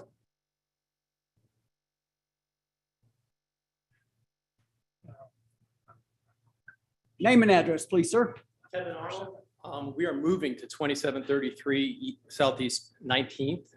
We close. Where do you live currently? In Vancouver. And that address is? I'm sorry. For our record. 1551 Northeast 87th Street. Thank you, sir. We close on our property in 5 weeks. To listen to this conversation, I did not expect to come to this meeting and feel like I was being tricked. I came to this meeting expecting that there would be some conversation and explanation of why it would be entertained to now change the zoning on behalf of the developer instead of on behalf of the city. My expectations of a council, of a staff, of a city that I've chosen to move to, look forward to moving to, have invested everything we have in moving to, is that you have zoning for a reason. And it was zoned R3. Our expectation in paying a good amount of money to move into Cedars Landing was that the surrounding area and the community we moved into would be like our house. You are now considering on behalf of the developer changing that. And I have to tell you that if I had known that, if you had as a city chosen to change the zoning and allow any of those row houses to be part of my future, I would not have moved to Cedars Landing. My last comment is simply, as you look at economic studies, I don't have an LLC, but I can do math. The part of what is not in the economic study from the Johnson Company is the immediate devaluation of our properties. The comment by Mr. Erickson that it will help put down pressure on the cost of living is at the sake of every one of us who have purchased in Cedars Landing. So if you want to do math, if it's $20,000 that each one of our properties is immediately devalued, should you choose to change the zoning, my math says that's about $3.5 million. For me, realistically, just having compared all the available properties in Battleground where we want to live, I would say that figure's more like $40,000 or $50,000 and closer to $6 to $8 million that you are talking about immediately devaluing Cedars Landing's owners. So I just offer the perspective of a new person and someone really anxious to move into the community that this process is scary. Because if your message to everyone who is going to consider moving into Battleground is that they have to anticipate you will change the neighborhood they're buying into right after it's built, that is a terrible message. So I seriously encourage you to reconsider or to consider denying the application. Thank you. Yes, sir. Pleasure to have you. Come right up, sir.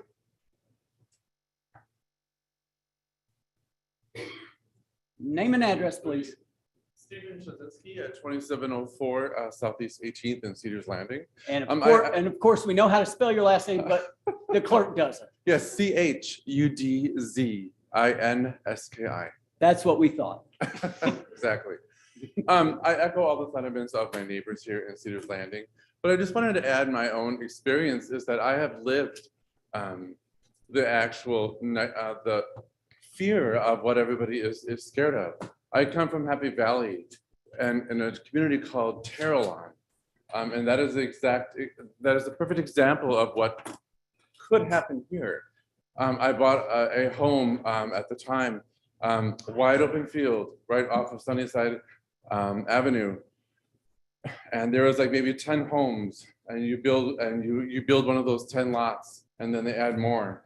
And with this expansive space, You all think you're all gonna have your 10,000 square foot lots and you're paying at that time good money, expensive home. And then after maybe a year or two, you're told, well, we're probably gonna expand, and they're starting to dig. And all of a sudden, there's alleys, and now there's cottages.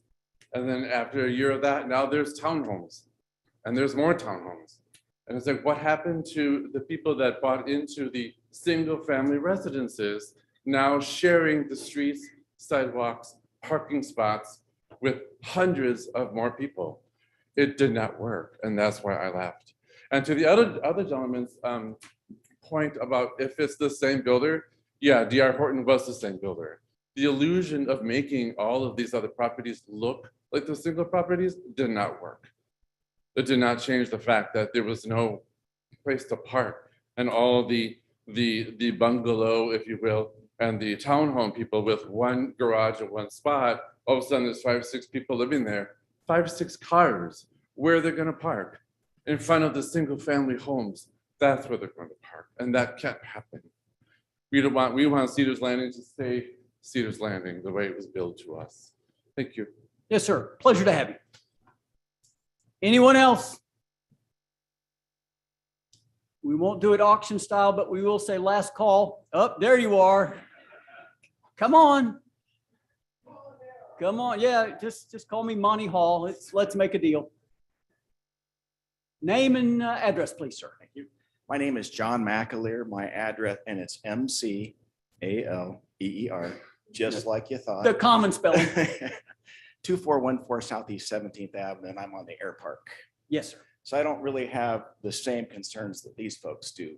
My concerns are public safety. There is only one in and out, as you've heard repeatedly on this. Currently, there's 160 lots in Cedars Landing. Under R3, I believe Shane said the math was 64 lots, and under R7, it would be 80 some lots. Then you add the R3 that's to the west of there, and that's another 50 lots. So now we've doubled the number of homes in that area. Big traffic problems. We had a fatality there last year. The speed of the cars coming down Eaton is usually, the speed limit's 50 miles an hour, but everybody goes 10 over, so it's 60 miles an hour. Very limited visibility. Somebody pulls out, they're gonna get at the door. It happened last year. It's only gonna get worse. So we have to fix the traffic. If you wanna do this, I encourage you not to do this. Thank you. Pleasure having you. Thank you, sir. Come on. Name and address, please, sir. My name is Kieran Truax, and I live at 2240 Southeast 27th Street. Yes, sir. We talk about these smaller lots with more housing, and it's affordable housing. Do you all know what the price is of the houses that they're going to build on these R5 lots? Because I haven't heard that, and they are still not going to be affordable for first-time home buyers. We don't have $200,000 houses around anymore. They build these new duplexes. If you look around, they're more expensive than young people can afford. I'm sorry. Okay, thank you. Yes, sir. Pleasure to have you. Last call. Going once, twice. Done. So now we'll move to questions on our side, and we'll start with first the 2 people that haven't asked any questions pertaining to this, if that's okay with us. Right? That would be Mr. Rogers and me. That's fine. Okay. Mr. Rogers, do you have a question? If not, No, that's fine. I don't want to put you on the spot, I but don't want to have to ask but- it. No. before we start. Is it the same developer? I'm confused. So it's the same developer that did the Cedars Landing that's proposing this? Sam. I might advise having the applicant's representative at the podium if you want to have some rebuttal questions for them. Let's take a moment before we do that. Okay. First of all, Megan, is there anyone on Zoom that we need to recognize before we move through here? No one on Zoom that has a question or any of that? Okay, fine. Any other questions? No, I just wanted clarification on that one point. I was getting a little confused if it was the same developer or different. So thank you. And let me make just a quick statement on behalf of the 7 of us. 7 of us live in the city. We have no relationship with any builder in the city. Our relationship is with the city and with the people who elected us. What the builder promised you ain't our business. We weren't there. We didn't look at the documents when you signed them. We work on behalf of the 21,500 people in this city. We don't have a relationship with anyone but the city. So when you say they is whomever you may believe it to be, it ain't us. Second of all, the folks mentioned that there was nowhere for the kids to play. There's a lot of acreage just to the north of there in a golf course that's been pretty much forgotten. I don't know that your kids can't get, it's not fenced. I know that for a fact. So I would imagine there are folks out there on the golf course walking through the weeds. I've seen it. It's overgrown now and perhaps going back to nature. But I too am like Ms. Davis, I'm concerned where children play.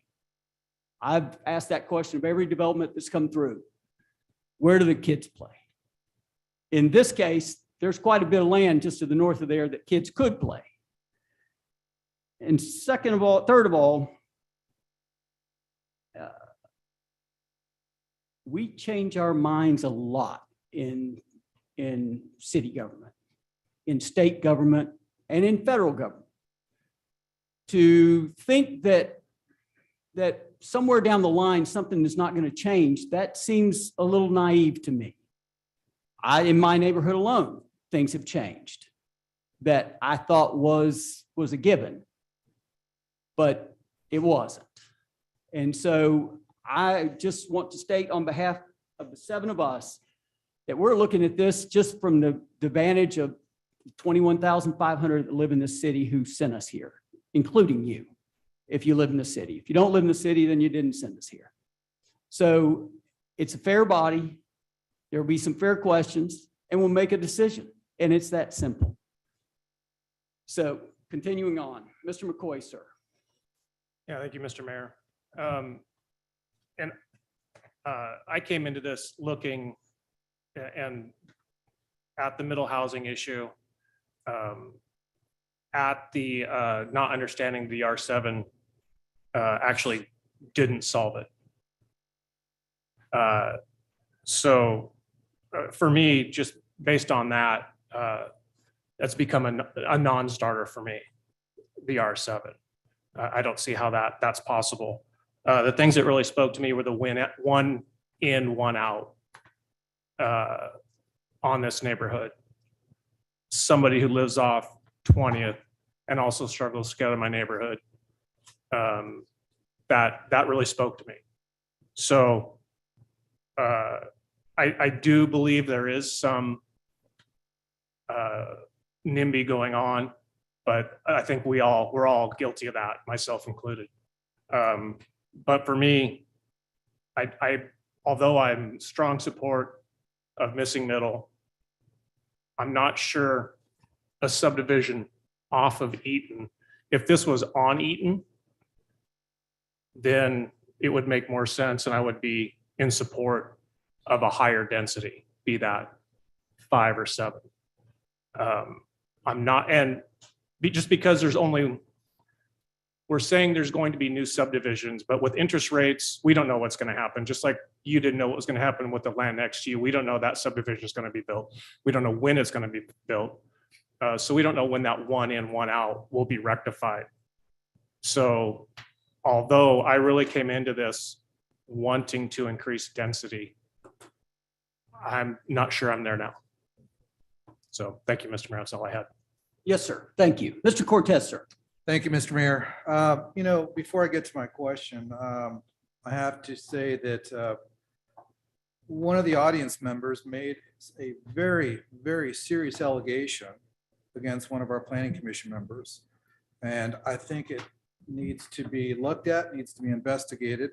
But it got to me thinking that, Mr. Mayor, as you are aware of what the appearance of fairness doctrine and its application are, And for those of you that do not know, because you're new to council, the appearance of fairness doctrine shall apply only to those actions of the council which are quasi judicial in nature.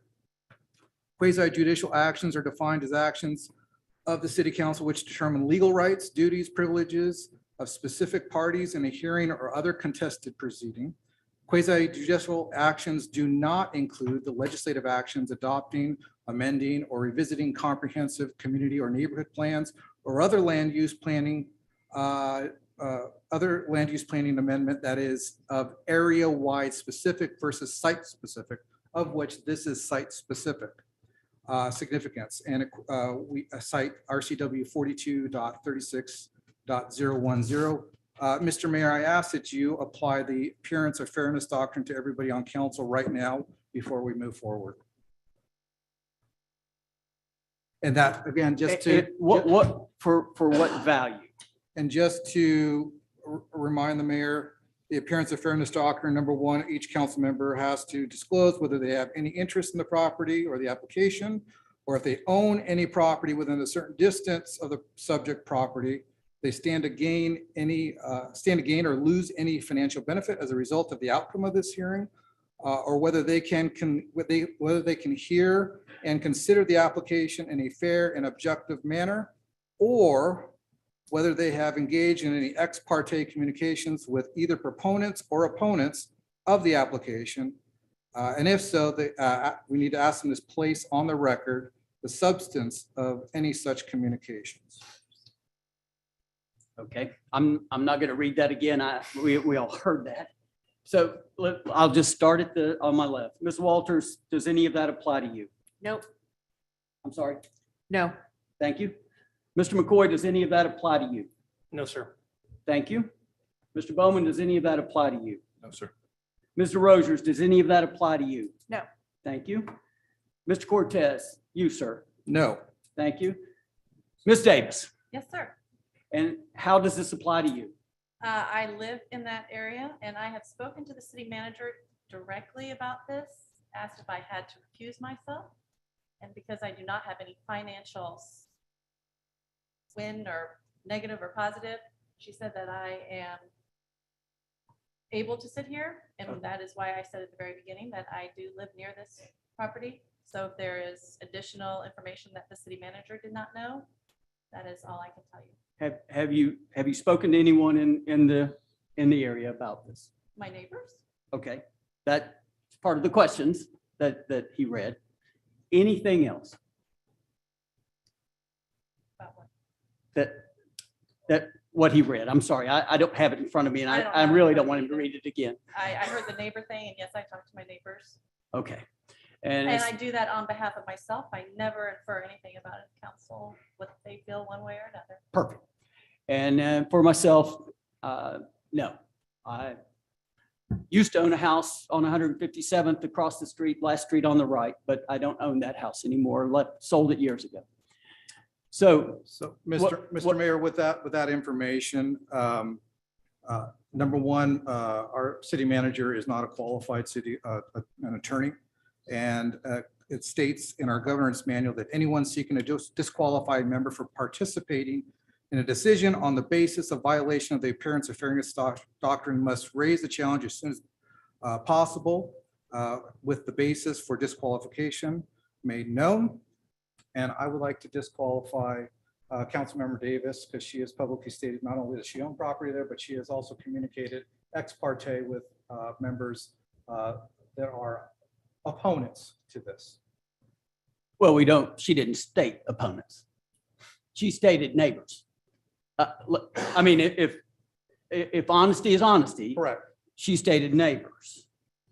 And so I would say back to that, Mr. Cortez, that's part of the job description. And it's part of my job description to go out and meet my neighbors and to meet her neighbors and your neighbors for that matter. I will put it in front of the council to see if she should be set aside. I do see Mr. Mumford here. Mr. Mumford, once again, we get to hear you from Yakima, I believe. Thank you, Mr. Mayor. I think that what was been disclosed by the councilwoman, I guess if I'm looking at hearing what she's saying, I don't necessarily see any issue with her participating in the vote under the appearance of fairness doctrine. That being said, if we're going to put it to a vote, that may be the safest approach. Wonderful. Thank you, sir. And we will do that. And we'll just start again like we started at the beginning. Ms. Walters, yay or nay? The yay would be that she continues with us. The nay would be that she is disqualified from sitting. Yay. Mr. McCoy? Yay. Mr. Bowman? Yay. Mr. Rogers? Yay. Mr. Cortez? Nay. Can't vote for yourself, Ms. Walters. Excuse me, Ms. Davis. Yay.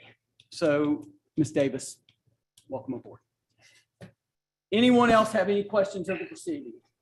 Yes, sir. Thank you, Mr. Mayor. Sam, can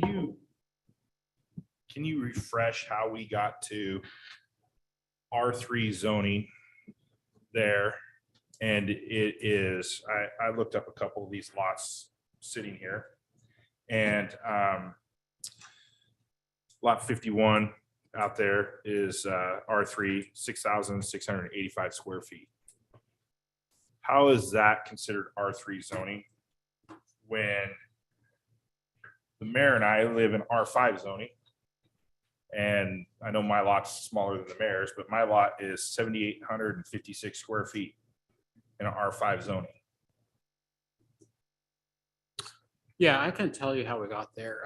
A few years ago, I was probably at least 8 years ago, we found that we could dig up that ordinance somewhere. But what we discovered, and this came primarily from the development community, that our existing lot sizes in our dimensional standards in our zoning ordinance, they weren't able to achieve the densities that were targeted. So we came before the planning commission and council and requested that the lot size requirements be reduced so that those lot sizes could target the densities. That's kind of the essence of the change that came through. So originally, yeah, under the R3 district, those lot sizes were larger. And I can see, and then I guess together with that, we also have provisions for density transfer. So if you have environmentally constrained areas, you can put some of that density into the buildable areas. And that's where you start getting these lot sizes that are looking a lot smaller than what you would think of as a third of an acre. R3, 3 units per acre, a third of an acre. You think, okay, why aren't these lot sizes more like 13, 14,000 square feet? But it's kind of a combination of those factors is where we're at today. Because I've listened to what everyone said here. Probably the biggest thing, there's a couple things that doesn't make me upset. It just baffles me that when people, and we had this happen on North Parkway, when people hammer someone else for developing a piece of property or someone else for doing what they can with their piece of property. We live in a very conservative area, and nothing blows my mind more than people that are conservative saying, I don't want you to do this with someone else's property because it's going to affect my property. Everything here affects, when we build, it's going to affect everyone in the city. I look at this map, and we had a couple of you testify that live on the property next to the air park, and those are 5-acre lots. And when the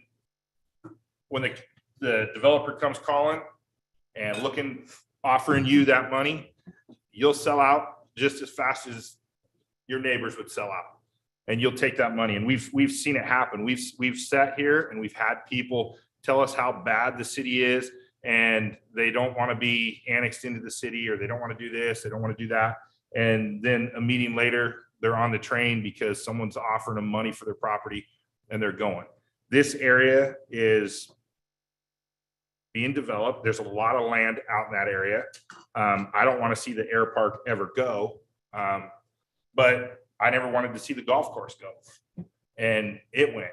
And at some point in time, your friends are only your friends as long as, you know, it's beneficial to them. But when they take the money, they'll take the money and run, and they really don't care. And so, like the mayor said, I'm sorry that you guys were promised something, and it didn't turn out the way you thought it would turn out. It's happened all over town.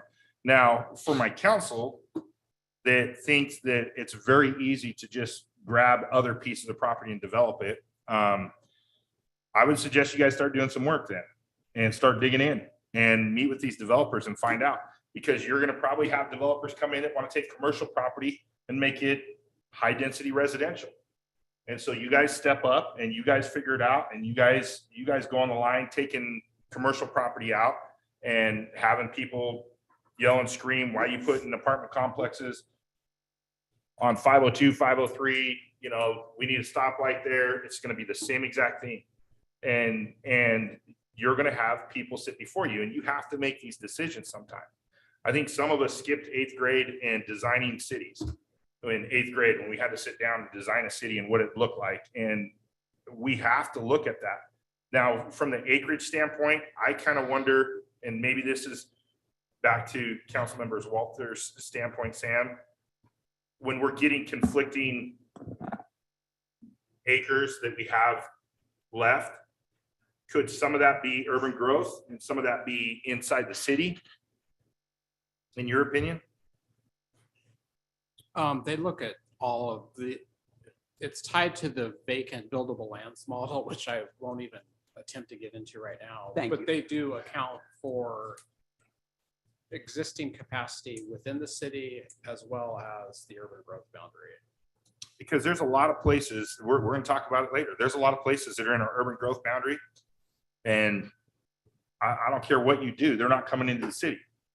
And so as we look at this, as we got council members that want to have, I mean, I heard it at the last one with Deacon Development. How much of this is going to be low income housing? How much of this is going to be affordable housing? When we hear that, when we keep the land that we have left is getting tough to develop. We have more and more wetlands. And so however it goes tonight, whether it's R3, R5, it may be good, it may be bad for the neighborhood. I don't know. I don't know if it would be good or bad for the city, but you know, people need to dig in and not just sit up here and be able to take a side and say, no, we wouldn't do that. And, you know, not make the decisions that need to be made and know what's coming before them. So I don't know. I mean, I liked the R7 if we could do more of the high density row houses without doing a conditional use permit. We can't do that. Is that correct? According to the paper that you sent us said with conditional use, you could do R7. Under the R5, so let's see here, one second.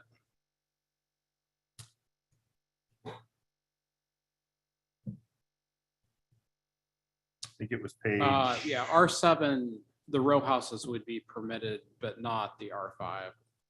And that's outside of a conditional use permit. So R7 row houses would be permitted. Correct. But not duplexes. Correct. Duplexes would be a Only conditional on the use. corners. And the duplexes would be conditional use if we did Correct, it. under R7. Yeah. Okay. Duplexes are prohibited in the R3 and R5. Okay. Well, I mean.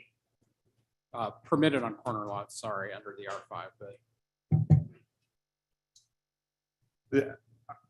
I think, you know, I'm kind of like Mr. McCoy. I wanted to see us be able to find that. I mean, I guess if we got, you know, a community that doesn't want to find that and doesn't care to find that missing middle, and help in that, then we'll just be a community that sells $500,000 homes. And, Yakult and Amboy will be the starter homes, and people start moving out further. So, thank you.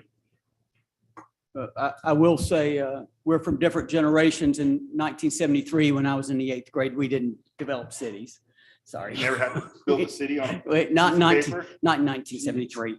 No, I was building pyramids. Yeah. Yeah, exactly. Mr. Cortez, sir. Thank you, Mr. Mayor. Sam, I need some clarification on this. It's been brought up a couple times on the one road in, one road in for this proposed development. I didn't think that was allowed for safety. No, there's cases where you can authorize developments with one way in and one way out. There's a certain threshold. We don't have a standard, we don't have a criteria that says X amount of homes and you have to get secondary access.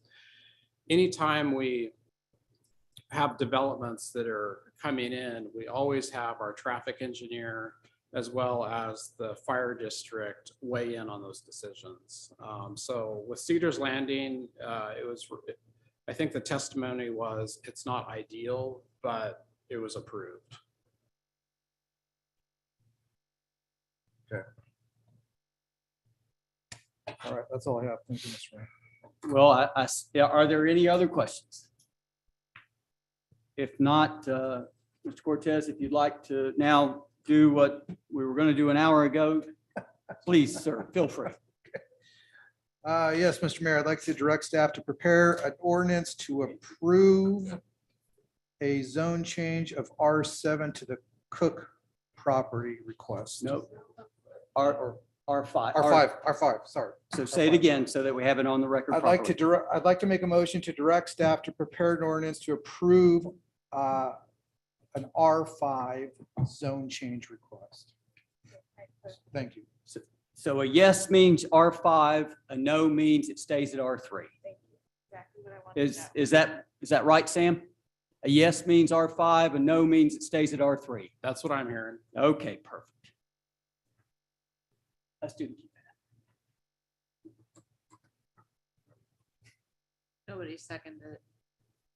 Second. Oh, was there not? I'm sorry. You just did. Second. Second, I'm sorry. No means it stays the same. A yes means it changes to R5.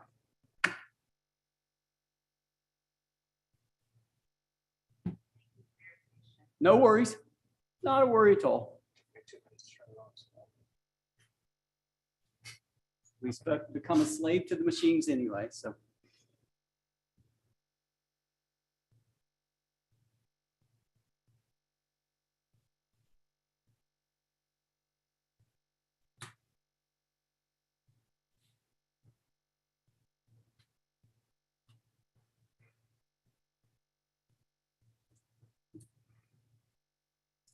So there's two yeses and 5 nos. The stays as an R3. Moving on.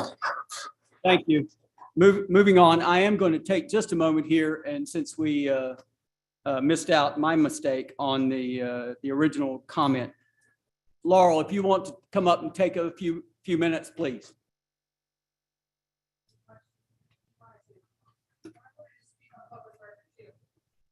We've already heard from you. No, she's. I talked on public record, I talked about the sewage sludge stuff on the sewer line. You can speak on any agenda item. If, once we open that item up, please. while Laurel we're- Pasqua, 5811 Northeast 132nd Street, Vancouver, Washington. Yes, ma'am.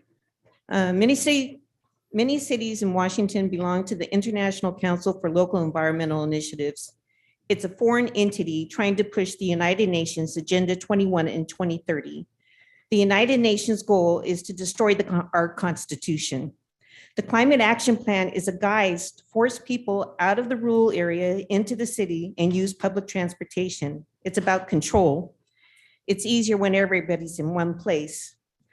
Our government has been geoengineering our weather for decades using HAARP, chemtrails, chemical nucleization, the liquid plasma channel, and other direct energy weapons. I ask you to get the government to stop spraying the chemtrails over our city. I see it almost daily. California took a chemtrail sample and found aluminum, strontium, and barium. We should not breathe this crap.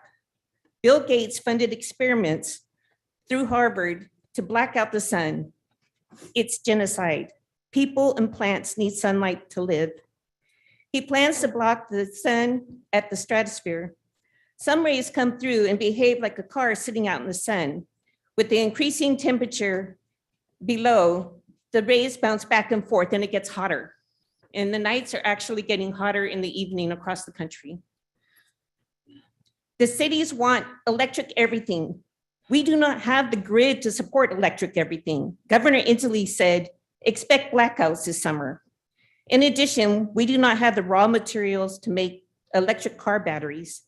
They use cobalt, which comes from Africa. They use child labor to get that. Additionally, they don't take into account the 5G cell tower radiation, the dirty electricity from your electrical appliances, charging those electric cars. Grazing cows have been known to develop leukemia under power lines. What do you think all this electricity is doing to people? Look at the Texas freeze. When the solar panel and wind panels failed, nice to have natural gas to warm up your home and cook with. It is never wise to put all your eggs in one basket. Please don't do electric only. Those wind turbines become a hazardous waste when they're no longer being able to use. Batteries only have a useful span too. Clean energy is not clean when you create more problems. Please make wise decisions when you do the development of these places and don't do electric everything. Thank you. Yes, ma'am. Thank you. Ms. Marshall, come right up.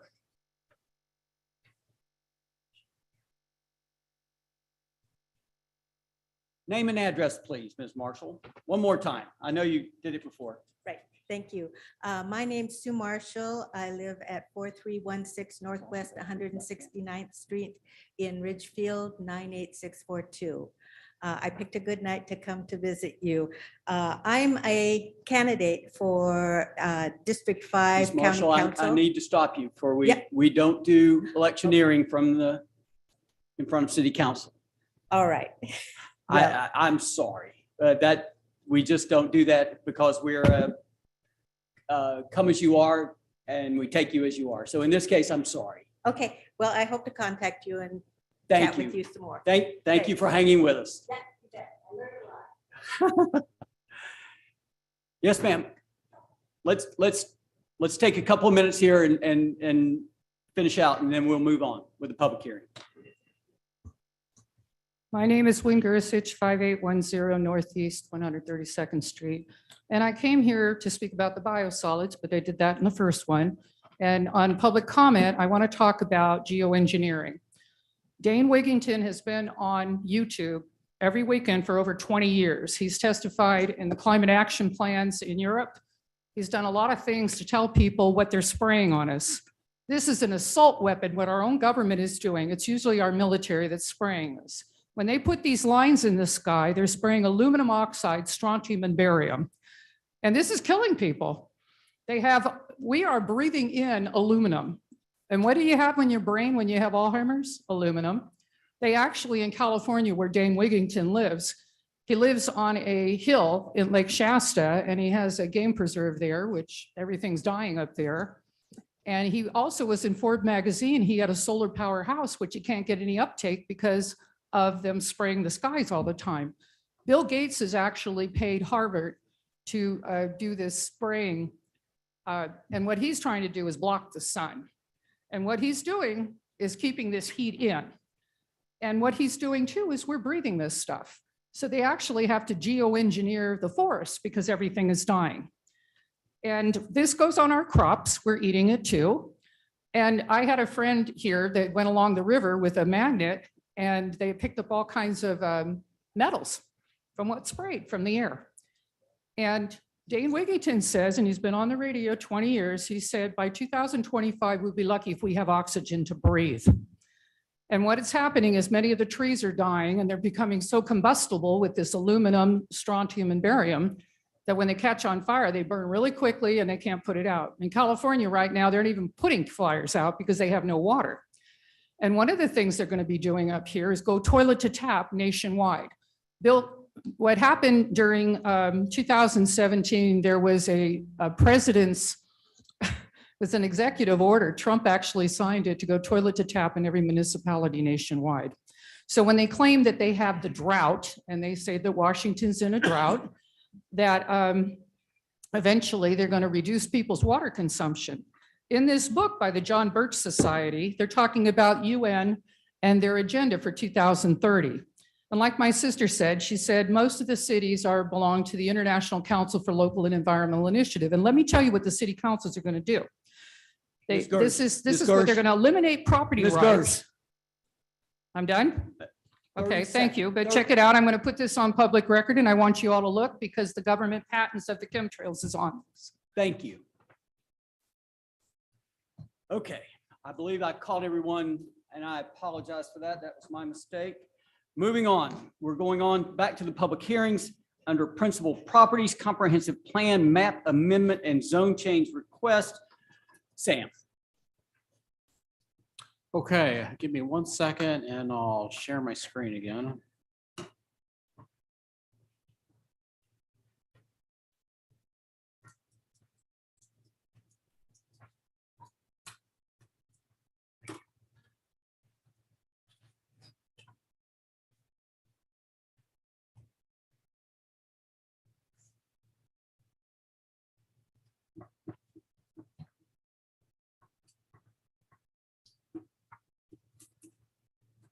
Okay, this item is a comprehensive plan map amendment and zone change request. I'll note again that this property was also targeted on the housing action, under the housing action plan. I'm going to come back in September and show a number of parcels that we think should be upzoned or increased density. Given this was one of them, there's also developer interest in this property. We went ahead and moved this property forward. The request itself is, excuse me, I'm shifting my screen around here a little bit. The comprehensive plan map is currently urban medium residential, and the change would make that urban high residential.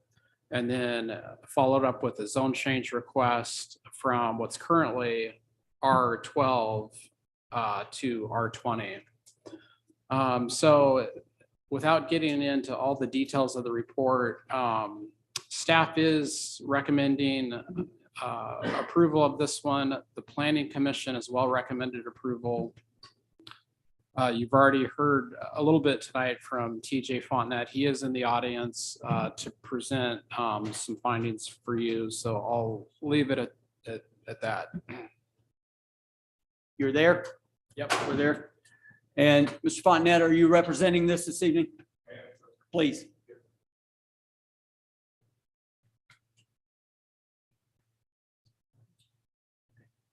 Good evening. My name is TJ Fontenette. Excuse me, 912 Southeast 201st Court, Camas, Washington. Again, thank you for the opportunity to comment on this. Brief background with Principal Properties. We are the developers of the projects to the north and to the east of this proposed development. That would be the Alder Point Apartments, Scott and Landing, and the Mill Creek Town Center. We've been building and developing those projects since 2007. So we've been working closely with the city for a number of years. Our projects also were the funding mechanism to get the Scott and Way interchange developed. We worked with the city to get those bonds issued to allow the infrastructure to be in place. And that corridor has really allowed for development to occur, not just in our sites, but obviously everything to the west. It's been an important node for transportation, vehicle transportation, pedestrian transportation, also the development of that area. From the beginning, we've always envisioned this area as kind of a vibrant mixed-use hub, supported by retail, commercial, shopping, medical, public transportation, pedestrian friendly. And those elements are in place right now. If you look at the total development we have in place, it's about 500,000 feet. And it's a vibrant area. And what we've seen as we study this property here, we believe that a vibrant community needs to have a mix of housing. We support the missing middle. We support the higher end housing. A community like Battleground needs to have a variety of housing. But there is an absolute vital need for apartments in this community. As I mentioned, we developed Alder Point. We still own it and manage it. We like to have a long-term interest in our projects. And since we opened the doors in 2016, that project's been full. For the last 18 months, it's been 100% full, and we got a waiting list. We get on average 60 inquiries a month for people looking for apartments. That's over 2 a day. Last year it was almost 800 inquiries, and the only thing that we can't do is we can't fill it. So it's a huge need, and it's one of many needs in this growing community. As far as the missing middle goes, we all know that that's a long-term issue, and it's going to be a long-term solution. Excuse me, but for right now, we have a dire need for multifamily. We believe this site makes sense, and we started studying this here last year because it's a proven location. Alder Point, again, given the demand of it, is very, very strong. There seems to be really no end in sight.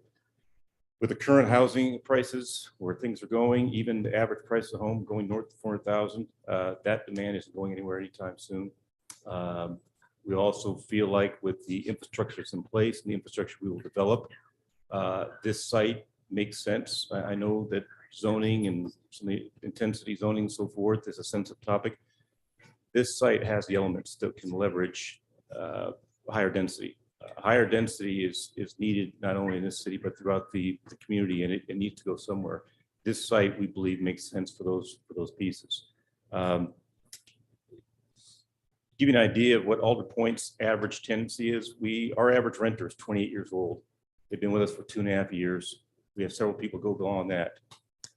The development that's been semi-approved for this site, because we know the developer when the plans, these are going to be custom single-family homes for empty nesters. Their average age is 60, and the starting price is something $900,000. That's not the missing middle for these pieces. Starter housing for a lot of people means rental housing nowadays.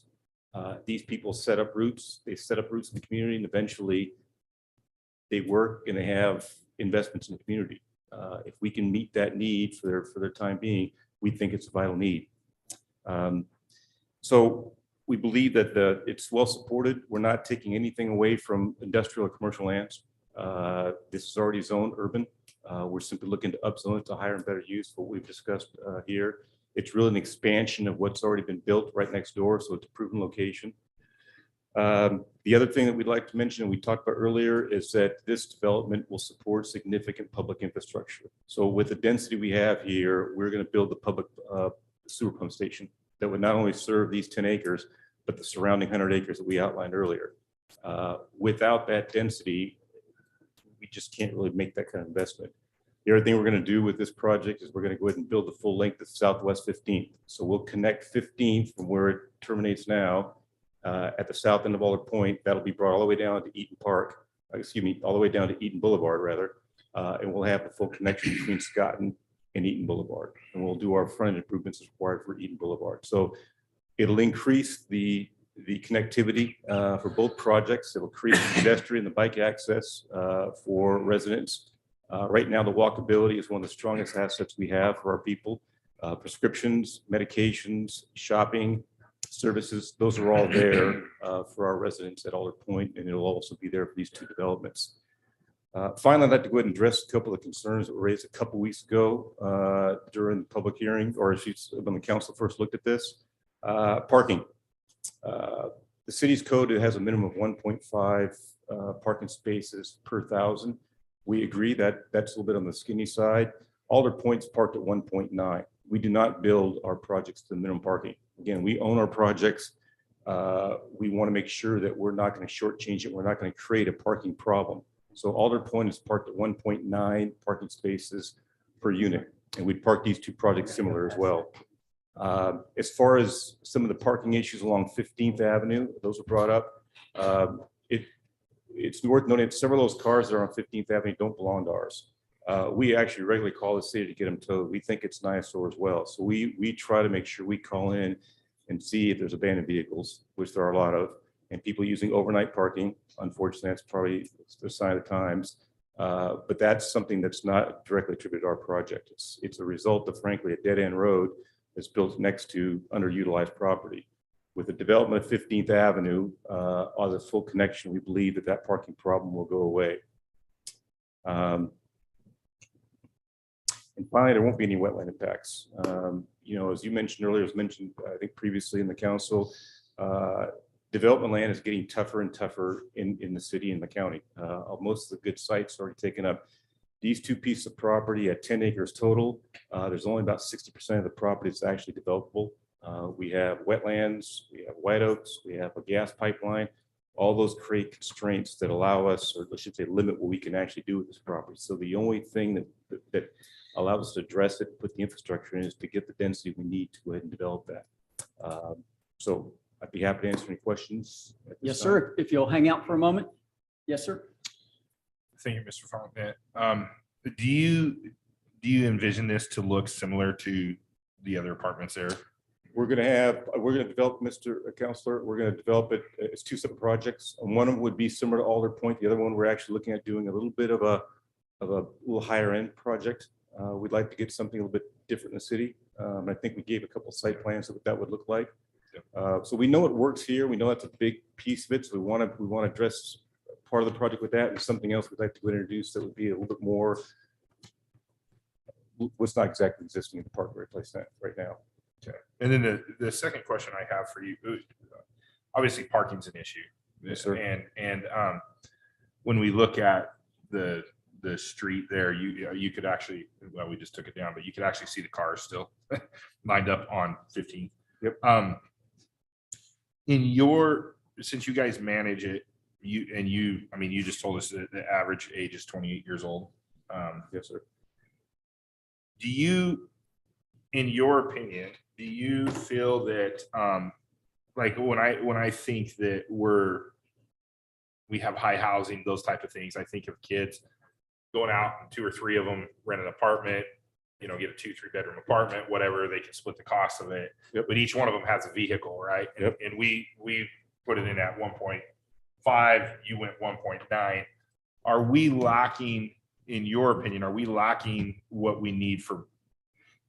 And I know as a developer, you're probably going to say no because you don't want to develop more parking, right? Because it takes, but are you seeing that in Alder Point? Are you seeing that where there's more than 1 car or 2 cars per family? Are you seeing more people having to share housing? To answer your question, it depends on the kind of development, the kind of apartments you're putting in. If you're building these suburban style apartments, that you need better than 1.5. You really do. Now, if you're building a little bit more of an urban type project with smaller units, and not to tip our hand, but we're contemplating something like that would be some smaller units to make it more affordable. So you got 1s and 2s, not as many 3 bedrooms. Your parking doesn't have to be that high.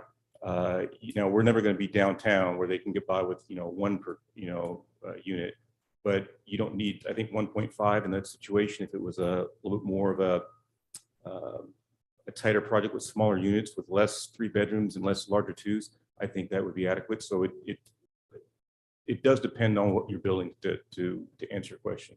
Okay. And then the last question I have is for Sam. So we just heard from a different development of people screaming about how bad the road was. You can't get out, you can't do this, you can't do that. Now this one has another way out going up to Scott in there, but there's going to be roughly 200 units, roughly. Yep. We've got another 200 units with with your other one there. correct? So 400 units. Are we worried about the traffic impact on Eaton and what that will do for Eaton if you're going south? Or do you think most people will go north and then come around?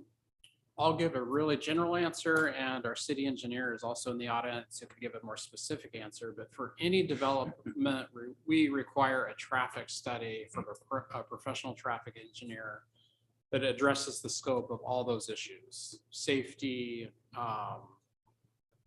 where those trips are most likely going to go, and how they're going to impact each intersection in the city, and what they may need to do to mitigate those issues. So we'll ask for a traffic study that needs to get checked out on that project. I might also address that. We did have an initial traffic study done by our traffic engineer.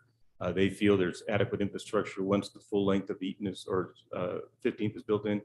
And the reality is a lot depends on where people are going. If they go north, it's going to be a right on Scotton and then a right, or then you have a choice in a lot. Yeah. So, for people who want to basically go, to the east, they're likely going to head up north and take that easy right, as opposed to, struggle down to the left and take a left out on that. Okay. I mean, I don't have a problem with the project. I think that, we need this. We've got to, in the past, I wouldn't say I've been pro apartments, but we're seeing that there is such a lack of housing for people, and to go into a neighborhood in a starter home, the one across the street came up for rent for me. It was $2,500, and I don't know how people are doing it. That's almost 5 times my payment on my house. So I think it's a good project, and I would support it. I appreciate the fact that you're putting in the infrastructure for the development for the rest of that area, which I think is good for us, good for the city, because that will develop out. Thank you. Yes, sir. Mr. McCoy, sir. My questions are answered. Thank you, Mr. Mayor. You're happy? Yep. Mr. Cortez, sir. Thank you, Mr. Mayor. Yes, sir. No, I will go and defer until public hearing is over, so. Okay. Ms. Davis, please.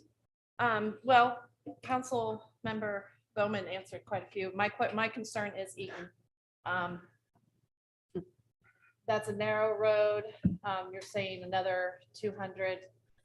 If you're in the bottom portion of that 10 acres, chances are you're not going to want to deal with the traffic around Walmart or whatever. So you're going to shoot down there and maybe go either direction. So I would appreciate when the traffic study comes, because that's a huge concern for me. The parking was a concern, but you explained that.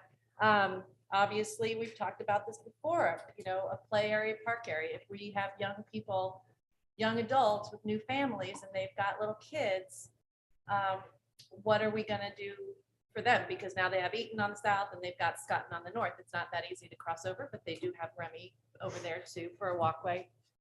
I understand that we have a need for this. I understand it's on a bus route. I understand that it kind of plays into what we need. That it will look somewhat similar to what's already there makes it, I think, look better and cohesive. So other than the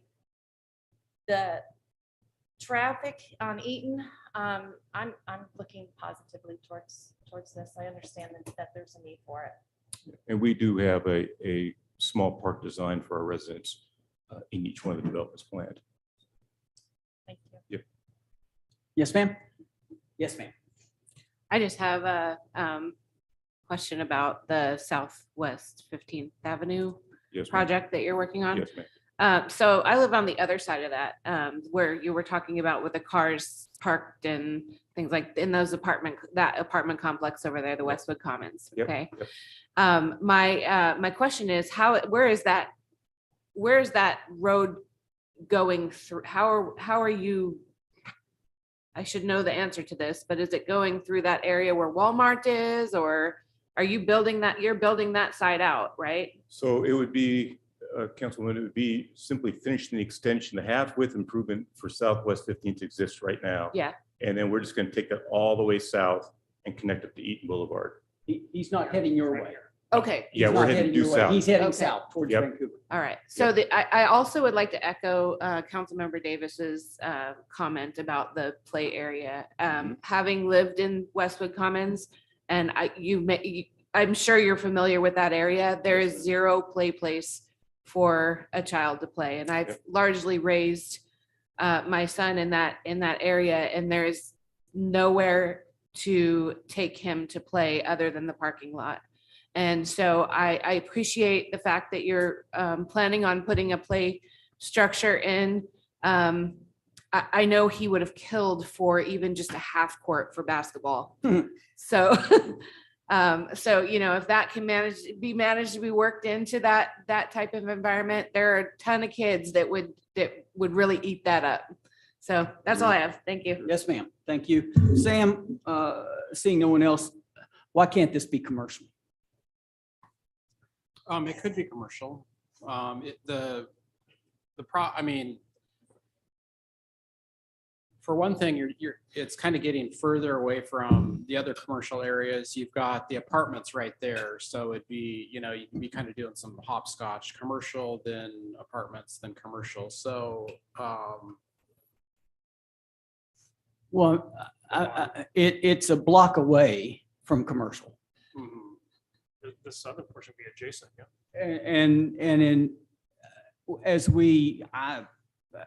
We're not going to be here forever. There will be city councils coming behind us.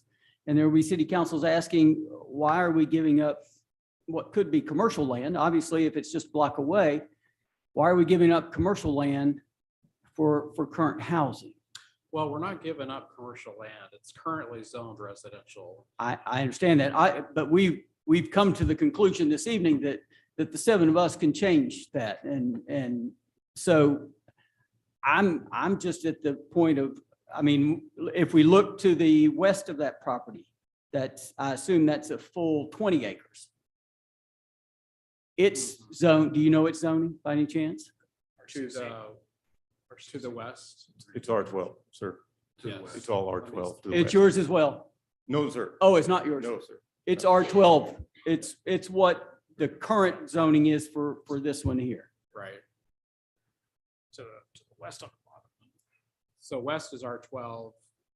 Now, if you go south of Eden Boulevard, you will see there's more, you kind of just see a strip of it. Pink is commercial? Yes. The city went ahead and zoned that commercial quite a while ago. It wasn't originally in our comprehensive plan, but the Aikens made some changes to their district, and we wanted to keep things on balance. So we kind of just put the commercial out there. But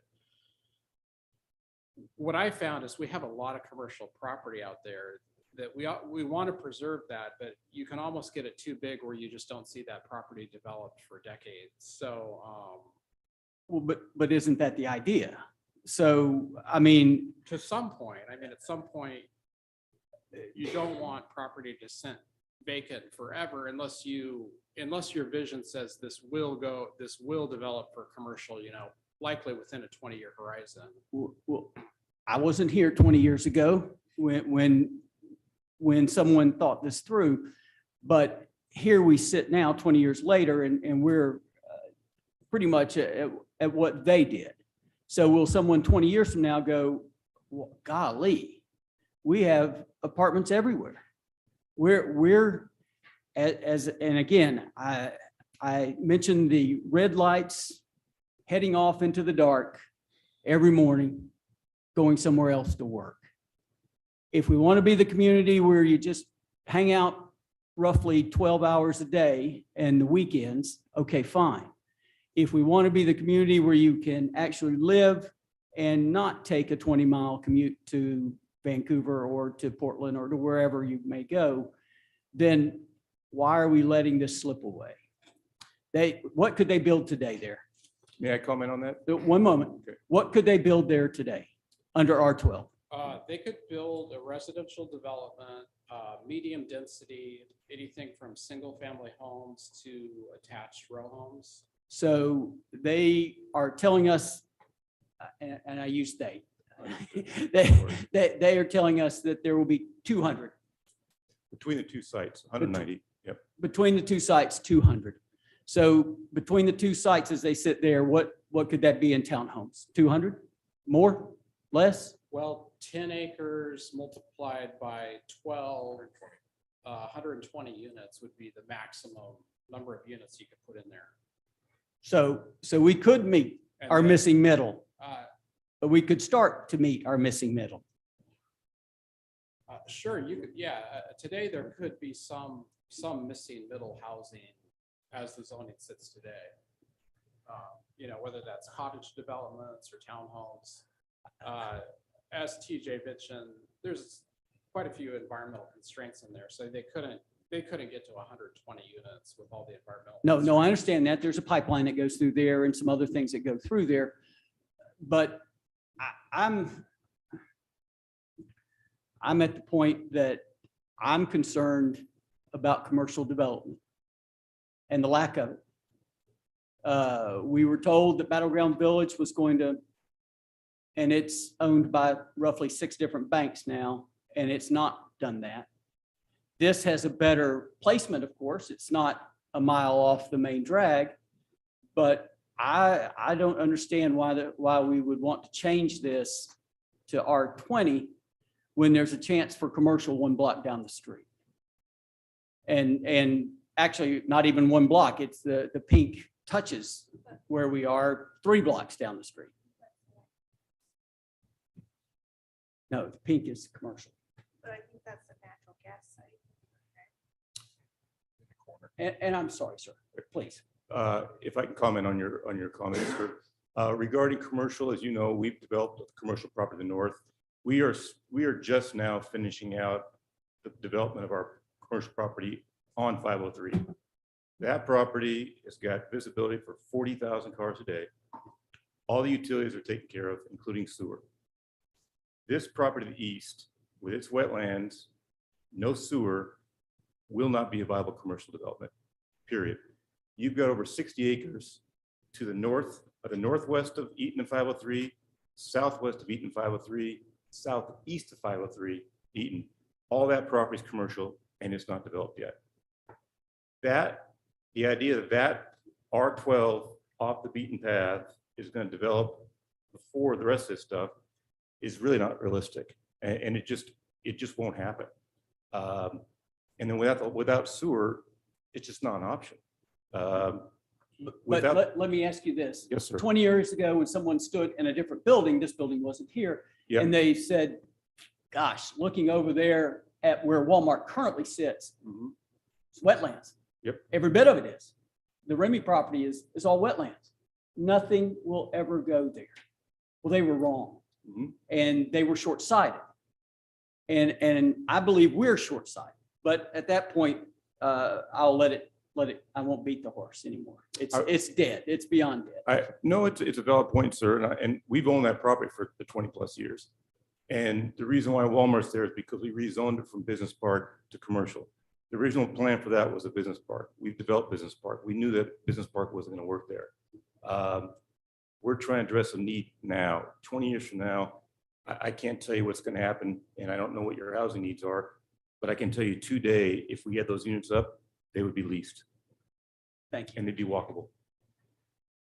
We're going to open up the public hearing now for anyone that's interested in Principal Properties Comprehensive Plan.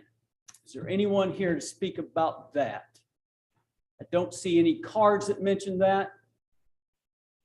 We'll close the public hearing. Any other questions before we move on? Yes, sir, Mr. Cortez. Thank you, Mr. Mayor. Yes, sir. I'd like to make a motion to direct staff to prepare an ordinance to approve Principal Properties Comprehensive Plan, map amendment, and zone change request. Second. Okay, there's a second. Are there any other questions before we move on? We'll just do a voice vote. Don't see.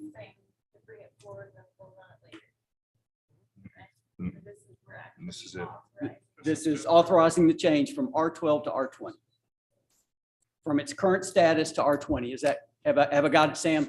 That's correct. It will officially change when you adopt that ordinance. But this motion is directing me to prepare. To an prepare the ordinance to that come you'll forward. Then vote on to make it official. Well, yeah, but it, Yeah, there'll be a one more shot, one more bite at the apple. Correct.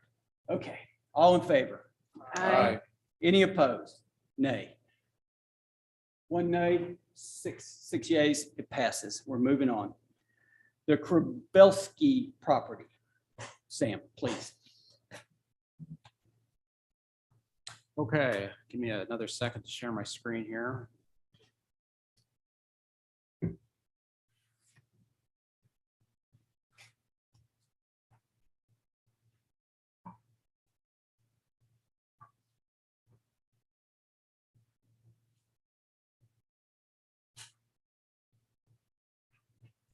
Okay, this is a comprehensive plan and zone change request. The comprehensive plan would change from regional commercial or regional center commercial to urban medium residential. And then followed up with a zone change from regional commercial to R7 zoning. I covered some of the particulars of this request. The kind of one of the primary reasons is you have Mill Creek flowing through this area. The zone change, the boundary would kind of follow that area on the north end along Mill Creek. So the Mill Creek, everything north of Mill Creek along 502 would remain commercial. And then south of Mill Creek, it would transition to residential. Planning Commission recommended approval on this one, but also added that they think it would be a better fit instead of having R7 as requested to have that changed to R12. And the reasons for that was that the R12 would again provide more quote missing middle homes such as attached housing. And the applicant was in favor also of that change to go to R12. So that's where things left off. The applicant's representative is in the audience this evening. If you've got any questions or if you have any questions for me, I'll stop there. So let's open the public hearing. I don't see any questions from the dais currently. So who is representing Mr. Grabelski? Your name, sir, and your address, please. Good evening, Scott Taylor, representing the applicant, address 2005 Broadway, Vancouver, Washington, with SGA Engineering.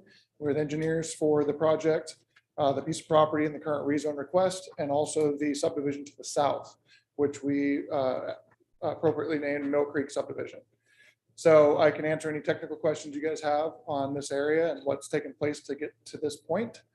We do agree with Planning Commission and the recommendation of R12 zoning in this area. It definitely is a good fit for that missing middle housing. The zoning to the south is R7. We initially came in with a request for an R7 rezone and comprehensive plan amendment. But we agree with the feedback from Planning Commission that this area could definitely utilize that R12 zoning, create some of that row housing, townhouses, condos, maybe a smaller, less dense apartment type complex, but we don't exactly see apartments in this area. It would be more, I think, of the row housing and attached townhomes on individual lots. So that is home ownership opportunity. Some of the pros of this proposal really are transportation and its location. So we are right off 92nd Avenue, which the city will call Southwest 46th Avenue. And so that would be a 3/4 road that is built down the left side of your graphic there, the west side of the site. The black shaded area is the area that would remain for development if this zone change were to be approved, either as R7 or R12. And so of the 7.5 acres we're requesting for zone change, only 2.5 acres ends up buildable.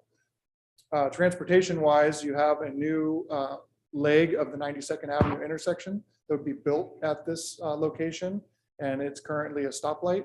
There's a chance it could be a different kind of intersection in the future with WashDOT. We've been working for the last couple of years coordinating with WashDOT to get access to this area. A bridge would be built to cross Mill Creek, and avoid direct impacts to that riparian area.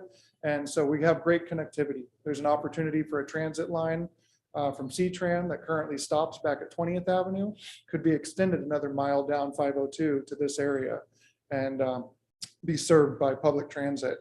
Commercial areas lie just on the other side of Mill Creek and then also to the north. There's approximately 100 to 150 feet of buffer between this piece of property and the commercial property on the north side of the creek. So it's a natural barrier, I think, a vegetation screen that's existing there today. And so you have 150 plus or minus feet of creek and riparian area that provides a 50+ foot tall screen today. In the future, when this area is conserved and retained and not developed along the creek, that buffer is going to only increase over the years. So the development to the south of this and then this area we're talking about today is not going to be readily visible from the highway. So that's one of the reasons why commercial isn't really a good fit here. Strategically rezoning different parts of the city is one of the goals of the housing study. And so I know some other presenters have talked about that this evening. And so we don't need to go into much more detail there. The idea of this missing middle and this entry-level housing, I think this really satisfies that. A couple other quick points to make. Parking in this zoning and then the project to the south and this project where it would be in the future. Typically, there are 2-car garages that have been built into each of the units and 2-car driveways. And so 4 parking spaces per unit. If some kind of a site plan was to be built on the R12 zoned property, then they would have to meet that 1.5 requirement. But if they're narrow lots, which they are to the south and would be to the north, then they ought to also provide guest parking.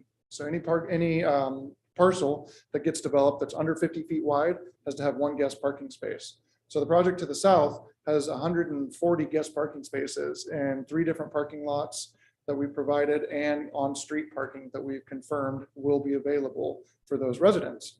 So there's definitely adequate parking. Touched on the open space areas and then also on the transportation. Other than that, I think you guys have had good conversations and I'm glad things have changed since our first time talking about this. It was at June 1st. And so in our last meeting, this missing middle is a really important area that needs to be helped along. And this project, I think zone change would help that. Thank you. Mr. McCoy, sir. Yeah, thank you. Thank you, Mr. Mayor. And thank you. Yeah, this looks similar to a decision we made for the Deacon to properties that are off a main thoroughfare. Commercial obviously needs visibility. This doesn't really fit. My question is more along the lines of why not R10, which would not allow apartments, correct, and would be a true missing middle. What my fear is if we do R12 and it becomes an apartment, we've missed the boat on missing middle on this one. So my question maybe is more to Sam on like zoning islands and I notice the city really doesn't have a recommendation on this. So I'm just kind of curious the city's thoughts on our 10 versus, well, 7, 10, and 12. Give me a second. I just want to take a look at our zoning table. I'll get back with you on that.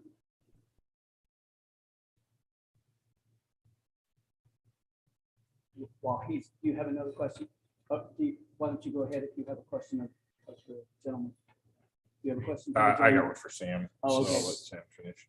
So yeah, apartments are authorized, they're prohibited in R3, R5, in the R7, they're authorized as a conditional use permit. In R10 and 12, they're permitted outright. So I guess my question would be, it seems to me like our zoning is missing the middle. Well, I think the appropriate thing to do when we come back in the fall is to really tackle this citywide, not so much. Piece by I mean, piece.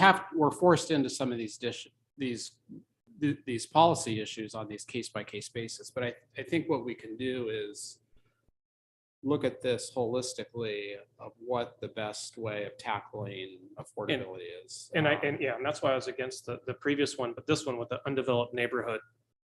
I think this is the time to make that sort of change for this. So I don't know, if anybody has anything to add in on the R10 versus R12, I'd be happy to hear. Other than that, I'm done, Mr. Mayor. Thank you. Yes, sir. Thank you. Yes, sir. Sam, could we accomplish the R10 with row houses and you know, maybe staying away from the apartment complex by just entering into a developer's agreement instead? That's a possibility. I think, I don't know, there's a housing need across the board. So it's, you know, you just heard Mr. Fontenette talk about just the need for apartments. So it's at your discretion of really wanting what you'd want to see in there. But a development agreement would be the appropriate way to handle that. Otherwise, we have to apply the zoning and any use that could go in there at the time of an application. So we could just do it. So if we were at R10 and the proposed area is 2.52 acres, correct? That's what it says there. That's the net, yeah. And so are they on the 2.52 acres at R10, you're putting in what, 25 homes? Density is based on gross acreage, so. So that's the they'll have plenty- 7.16. Yeah, they'll have plenty of density. Then it's more of a question of how many units they could fit in based on their. So you're looking at 70 in that area. Will it support 70? That you'd end up with 140 needed parking spaces, and that's not going to have enough space for that. And nobody can afford to build parking garages under, at least not in the edges of town. Or next to streams? Correct. Okay. I mean, I just told the mayor just a little bit ago that the challenge with apartments is unless you're building them as condos and selling them in Portland, they call them condos. We call them apartments here. But in Portland, you got a condo and they'll sell them off and you can buy it and you know, you got a HOA but out here we just rent them out. So, I mean, if we're looking for entry level homes to buy, that seems like, you know, maybe a developer's agreement, going to R10 with the developer's agreement and figuring out what that is, you know, to meet the parking and, you know, what does it look like? Maybe it's 40 homes, maybe it's 50 homes, something like that. Maybe it's not the full 70 homes. I don't know, but I would look at that over, and I mean, I would even look at it at R12 if you have developers. I really don't care. I just don't think you know, if you say there's issues out there with wetlands and everything else, does it really matter if we go to R12 and we have a developer's agreement that says we want to have row homes? You know, you probably have the same as if we did R10 or R7. So. Yeah, can I speak to that? Please. Yeah, so what we have shown in that plan faded into the background there is hard to see, but there are 14 units, I believe, drawn in, and that's a R7 size lot. And so if you go down to R10 or R12, those lots could get smaller. But the fact of the matter is we still have to put a road through there for access.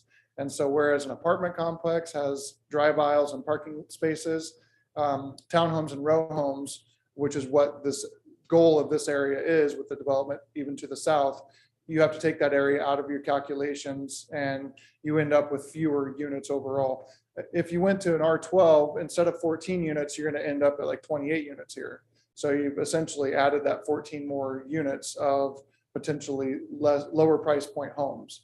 And so that's what we envision it and what we're hearing from the different developers and builders that are interested in this property.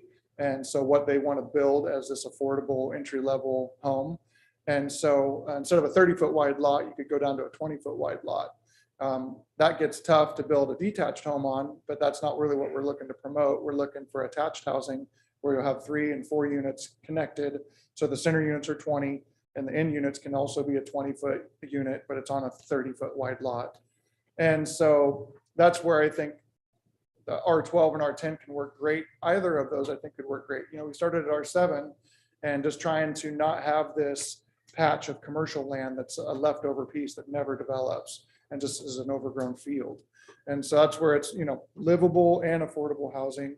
And I think that's the goal that we're shooting at here. R10, I think we would support that as well. I don't know if the applicant's interested in a developer agreement, so we could contact and talk with them and discuss that. I don't know if that's the necessary tool to try and ensure that apartments don't go in here.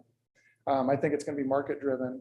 And so there's that missing piece of the market that's even stronger in this part of town than apartments. Apartments, I think, is TJ and his proposal in that part of town is obviously where that focus is right now, where things are walkable and have all full services already there today. This has, future services with commercial land that can be built in the future, but currently it's not one of those multifamily high density areas. And so I appreciate what you said. Thank you. Yeah, thank you. Yes, ma'am. So I like the direction of this conversation. I also agree that I think a development or agreement would be probably more appropriate in this situation. I initially came into this a bit negative about this developing housing in this particular area, just because it doesn't necessarily match the rest of the regional layout. But I do appreciate the rationale that you brought. The argument you brought, the missing middle conversation, all of that kind of fits into kind of what we're looking to gear our city towards. And so I am definitely in favor of looking at what a development agreement versus a actual zoning change would look like. Thank you. Yes, ma'am. If I bought that last house on the north side, how far am I away from the highway? So northwest corner of our little graphic here, I think you're about 450 feet maybe away from the highway. 450 feet. Yeah. People that stay at the hotel complain regularly about, there's a lot of truck noise at night. It's the Anderson Dairy. There's milk coming in and out of here all hours, mostly during the night. So as matter of fact, there's a truck parking lot, just roughly what? Quarter mile up the street, maybe? Yep, to the east. So as we get complaints from folks, it's always the police who normally end up with those complaints, or the code people, or someone that, wow, it's loud, there's dust coming from the truck lot, there's this, there's that. And so again, Sam, I would ask you, are we giving away commercial property? Because this is on a highway. I understand that there's a barrier between it, so the east and west is hard to get in and out of, but the barrier can be removed as time goes forward. Should this be commercial property? We are giving away commercial property. Should we, staff has stayed neutral on this, so we've given some findings in favor, findings in opposition. If this commercial goes away, and then our next request, we're also looking at some commercial going away. I think one thing that we do need to do during our next comprehensive plan update, which is in the next couple of years, is take a closer look at what makes sense in terms of the ratio of commercial to residential and where in the city this should go, and kind of reassess our balance. But what I would say is, yeah, ideally, we just make zoning changes and then the commercial happens. But what do you do when that just doesn't happen over a long period of time? And so that's, I think that's why these decisions aren't straightforward. We've got our zoning, which is a form of government control used to implement our vision. But what if our vision just isn't happening, for 15, 20 years? And I think that's where we're at on some of the edge of these commercial districts that are too far from our main highways or our intersections. I've heard a number of commercial brokers say we just can't really market or develop this for commercial because it's too far away from, whether it's the main highway or other reasons. 14 years ago, before the recession, there was talk of a box store coming there. Are you familiar with that? No, sir. There, isn't that the piece of property? No, it's a truck parking. Yeah, I think it was Weidenheimer. Yeah. Weidenheimer, right. Yeah. Okay, so there Down. was commercial property coming there at that point, and the recession killed it. That's Right. fine. Do these people want to live in the view of parking lot lights? There's commercial going to stay some there, if I'm understanding this correctly, am I? Commercial would stay up north of that boundary on the north side of Mill Creek. So you live in, and of course, that's their decision, not mine. So I again think we're squandering the future, but I'm only one of 7. I do appreciate your time, sir. Could I make 2 more comments? real quick? Please. Thank you. I really appreciate your input and the background on that as well. I think that's 1 parcel to the east, maybe 2, where the Red Barn used to be. And so I think 1 item to make comment to is just the housing study, one of the most recent, options plans that the city's put together last year.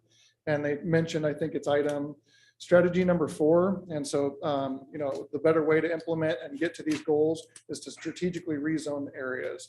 And that's where we think this little sliver is a strategic rezone with the natural Mill Creek buffer going on. If this area is not rezoned and it remains RC zoning, then there could be another truck yard or something developed there that touches this neighborhood to the south. 0 buffer between it, like we have with Mill Creek area, no visual buffer or sound buffering. And so I think that almost could end up with a worst case situation. Whereas if you can do even a continuation of R7 zoning here or all the way up to R12, I think it makes more sense to help transition and do residential. And then you cross over that creek, you cross over that bridge, and you're in the commercial zone. So that's 1 item. And I think I lost my focus on my 2nd item. We're going to call that a night. Well, congratulations on using our tools to beat us around the head and shoulders with. Congratulations to you. So, council, it's before us. It's to prepare an ordinance to approve. Did we have to do a public hearing? Oh, I'm sorry. You're exactly right. It's way past my bedtime, so. Well, is there anyone here to speak about this? We'll open the public hearing. Yes, sir. Please come forward. Mayor, we may need to extend. We already our- suspended the oh, rules. Okay. I thought so. Yeah, we voted to suspend. Oh, okay.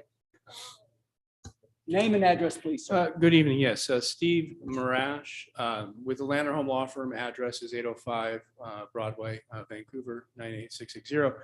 I'm here on behalf of the applicant, and I just want to very briefly follow up on the issue about converting commercial land. As Scott said, this would be about 400 feet back from the highway, and there will be mature, or there are existing mature trees. That's going to provide a sound barrier. If we didn't approve the change and left this as commercial, then you're going to, if it did develop as commercial, you're going to have commercial adjoining the already approved subdivision to the south. So you're going to have the same issue with potentially people moving into a house and then complaining about commercial right next door, whether you approve this or you don't approve it. But if you do approve it, then there will at least be that stream corridor with the mature trees that would help buffer that. So that's really the only point I wanted to make sure that was clear. If there's any questions. Are there any questions? All right, thank you very much. Yes, sir. Thank you. Yes, sir. Sam, I know the city state fairly. Before you do that, anyone else? We'll close the public hearing now. please. The city stayed fairly neutral on this. What is your opinion? If we went to an R10, would you want a developer's agreement with R10? Or what is your opinion on this from the city? I'm not necessarily opposed to apartments. I think whether it's apartments or townhomes or condominiums, I think those are all housing needs that we have currently, and our comprehensive plan says that we need to provide for all types of housing. So I think any of those options are valid. I hear you. I appreciate you giving us that opinion. The challenge is though, is like, I don't know if you've caught the little direction we're trying to go tonight of the missing middle and trying to find that missing middle. And we just approved, 190 right going in somewhere else. And the last one up tonight, the Tucker property may be our missing middle. I don't know, but I would like to, we're doing a lot tonight, and I would love to see us come out with something that we can say, hey, we're starting to look at something. Yeah, and I do want to iterate, I do think that ownership is important. Getting someone into their first home where they actually own it, I think is really important. And I think that's a valid pursuit. To do that, I think R12 or R10 is an appropriate zoning designation. You could motion to direct staff to prepare an ordinance, changing the comprehensive plan and zoning, together with a development agreement that provides the needed missing middle need, really targeting home ownership. And then what would happen is the applicant would come back with a development agreement and a plan that you could look at. And then at some point you could look at both the DA ordinance and then the zone change ordinance together and approve those concurrently. Okay, so that's the motion I'd like to make, what you just said. R10 or R12? I second that. R12. Okay. With a developer's agreement, or come back with a developer's agreement. I just have a quick question. If we could- Hold on, Mr. Cortez has one first. No, go ahead. Okay, yes, sir.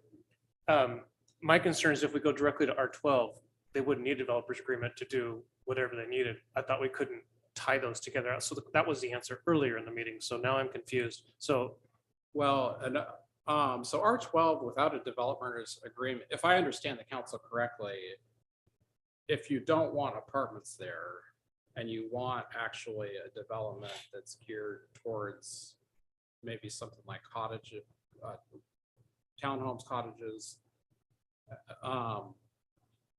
and really, I mean, you could build anything into a development agreement, but I feel like home ownership is what I'm hearing. And the applicant can provide a proposal to you.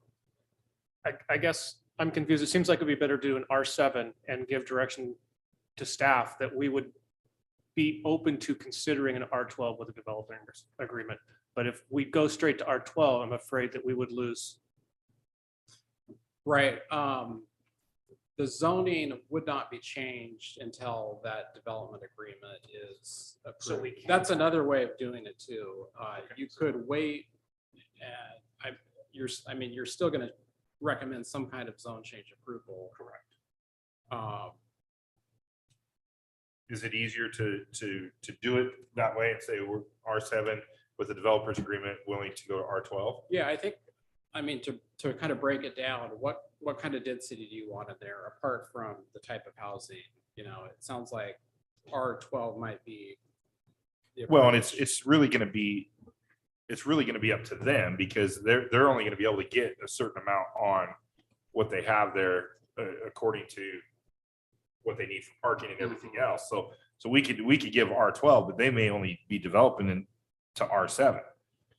But it will, it will start that conversation with that, more of those.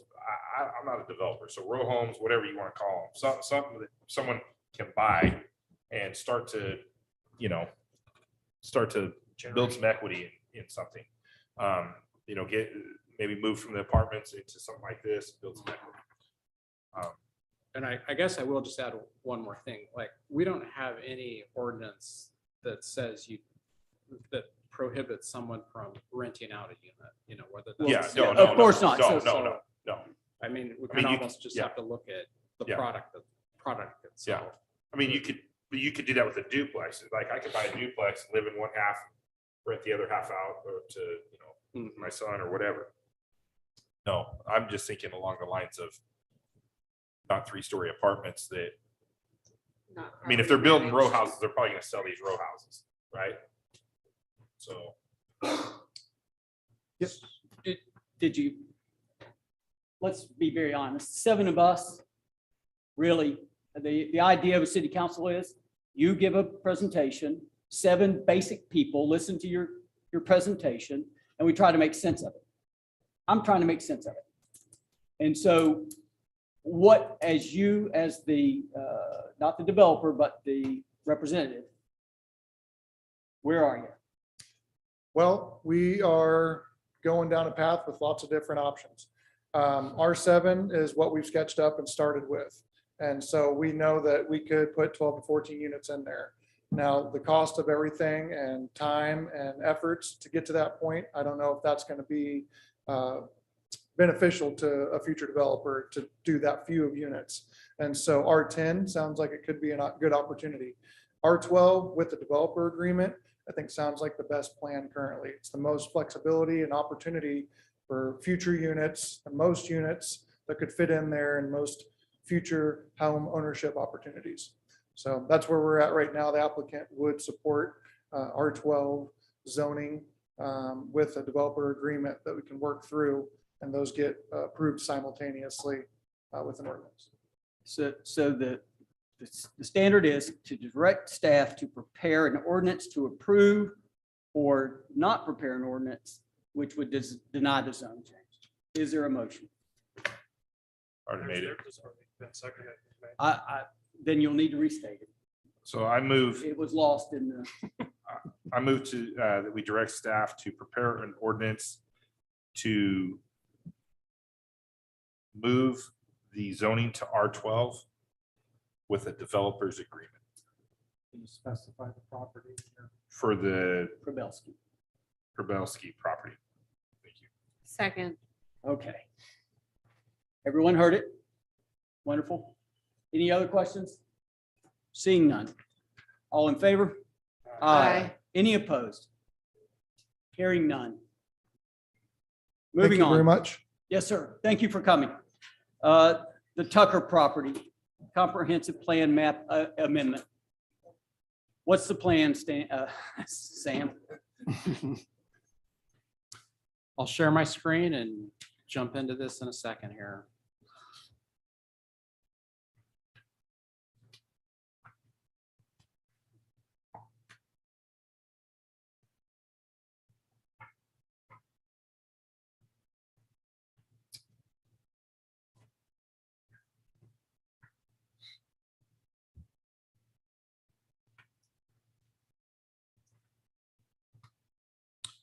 Okay, this is the last comprehensive plan zone change item in this package. Can you state it in 2 sentences? Because I certainly can. It looks like we're going from commercial to residential. Yep, this is this is a request to go from commercial to residential, specifically regional center to urban medium on the comp plan map, followed up with a zone change from regional commercial to R10 zoning. I think we all know where the property is located, southeast corner of Eden Boulevard and State Route 503. I'm going to turn it over to the applicant to make their case. Welcome back.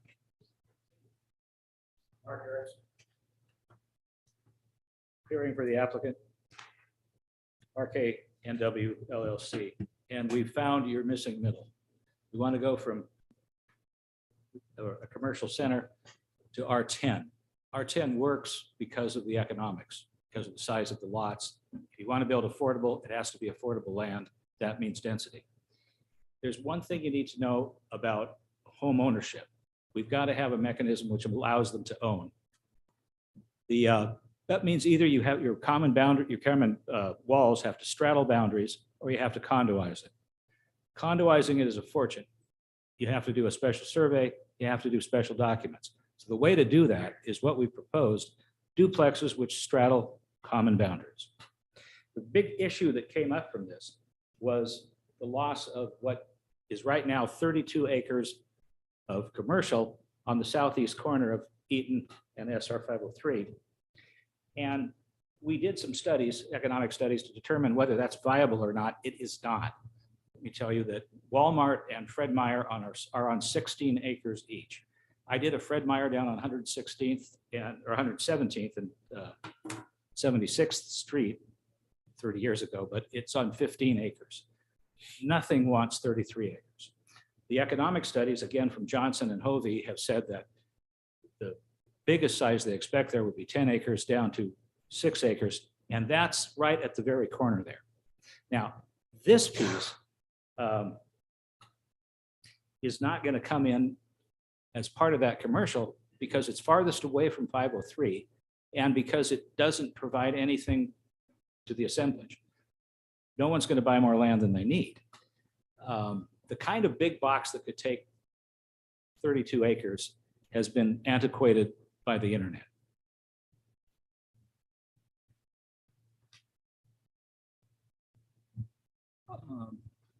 What kind of questions do you have about that? Yes, ma'am. I'm quick. Me, I see that. It's late, but I'm quick. So for this project, I'm a yes. The spot zoning question that we saw earlier for some of the others where all of the areas surrounding it are for the most part housing. And also that the property has very little visibility from 503. One of the questions that I had about something in the report said that there was a 20-year surplus of commercial land. I don't remember if that was your report or if that was our survey. Could you speak to that, Mr. Crummett? I don't think that came from my findings. No, it was both from Johnson and from Hovey. Okay. They both agreed. I know you like to put out some land out there where people could have jobs, but that's not bringing more business to your community. And of course, they're retail jobs. They're not necessarily career jobs. Go ahead, you were going to ask. No, I'm in agreement with that statement. I think my point is about that is that if we have these conflicting numbers out there between somebody else who has done a survey and a consulting firm that we paid a lot of money to do, I think we need to get these figures hashed out. So that's all I have about that, though. Thank you. Yes, sir. Thank you, Mr. Mayor. I like this project, but I'm going to be the same as I was on the last one. I would like to have a DA on this developers agreement. Okay, but usually development agreements try to accomplish something. What do you want me to write? So here's what happened. This actually happened with the developers agreement with the apartments we were just talking about earlier tonight with TJ. We had an agreement of what was going to happen in that Walmart area, but because of, what did you call it? The missing comma? One missing comma One missing comma. that a lawyer forgot. Yeah. It's shocking. It's shocking to us. One missing comma, changed that from commercial to apartments, which fine. I mean, that was our fault. We didn't catch it and it was allowed in that zoning and was able to do that. We've had developers agreements that have worked well for us. We've had developers agreements that were done prior to us, one of them being the Village, and that was industrial lands, and we kept having to renew these things, and they kept coming in and trying to change things on us that, you know, and I think what it does for us is it gives us the ability, because you can come in here and say, yeah, we're here for your missing middle, and then like we know, you could go slap up just apartments all down there if you wanted to and not build anything that would be selling, you know, an R10. I don't care if you build apartments and sell them. I don't care. I don't know what an apartment looks like in R10 because there aren't very many of them, but they're also not feasible economically. Our proposal is for duplexes. Or do you want a development agreement that says we're going to build duplexes? I mean, I would love to have a developer's agreement that says that, then we can hold you to it, because you can change.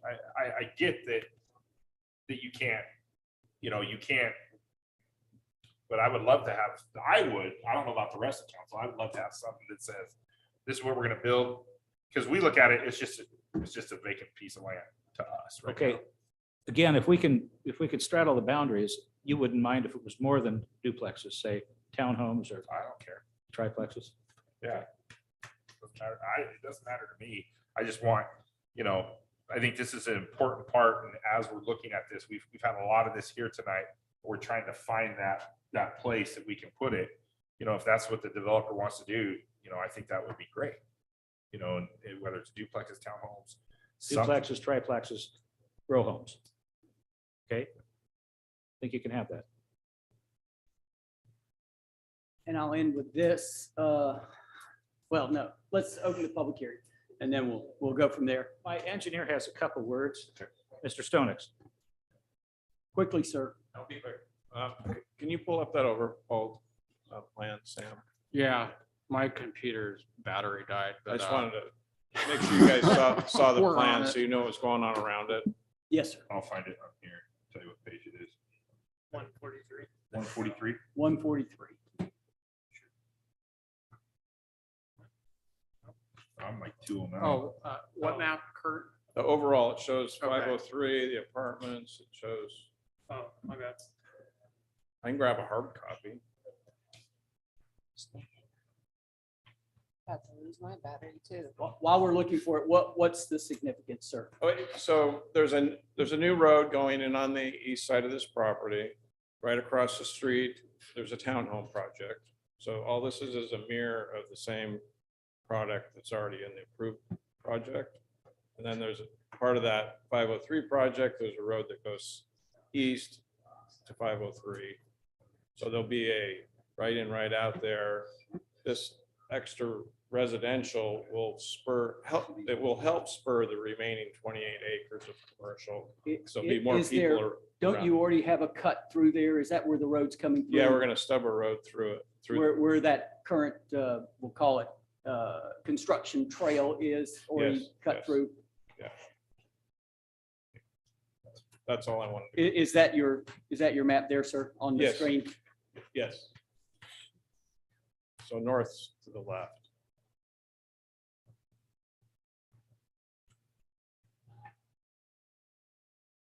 Take that. So is it needs to be turned 90 degrees? Yeah. Okay, because I'm starting to say it's not running east-west, is it? No, needs to go clockwise. Oh, There we you are. go. There we are. All right, so the shaded part is the Tucker property. To the east of that is the approved townhome project. There's a new road coming down there. South, you can see some single family and then apartment ground next to 503. And So then this the- sort of just completes the residential surrounding that commercial block. So I just wanted to let you know that I think it's important because it helps support that commercial. And are you guys involved with any of the development to the west of there? The commercial? Yes, same people. Same people. Okay, fine. Anyone else? Is there anyone here for the Tucker property? Going once, twice. We're going to close the public hearing. It always is interesting to me, just from a old guy perspective, that everyone that comes to see us and tells us about our commercial property, I always want to ask them the same thing. Do you work out of your house? I assume, sir, you don't work out of your house. And so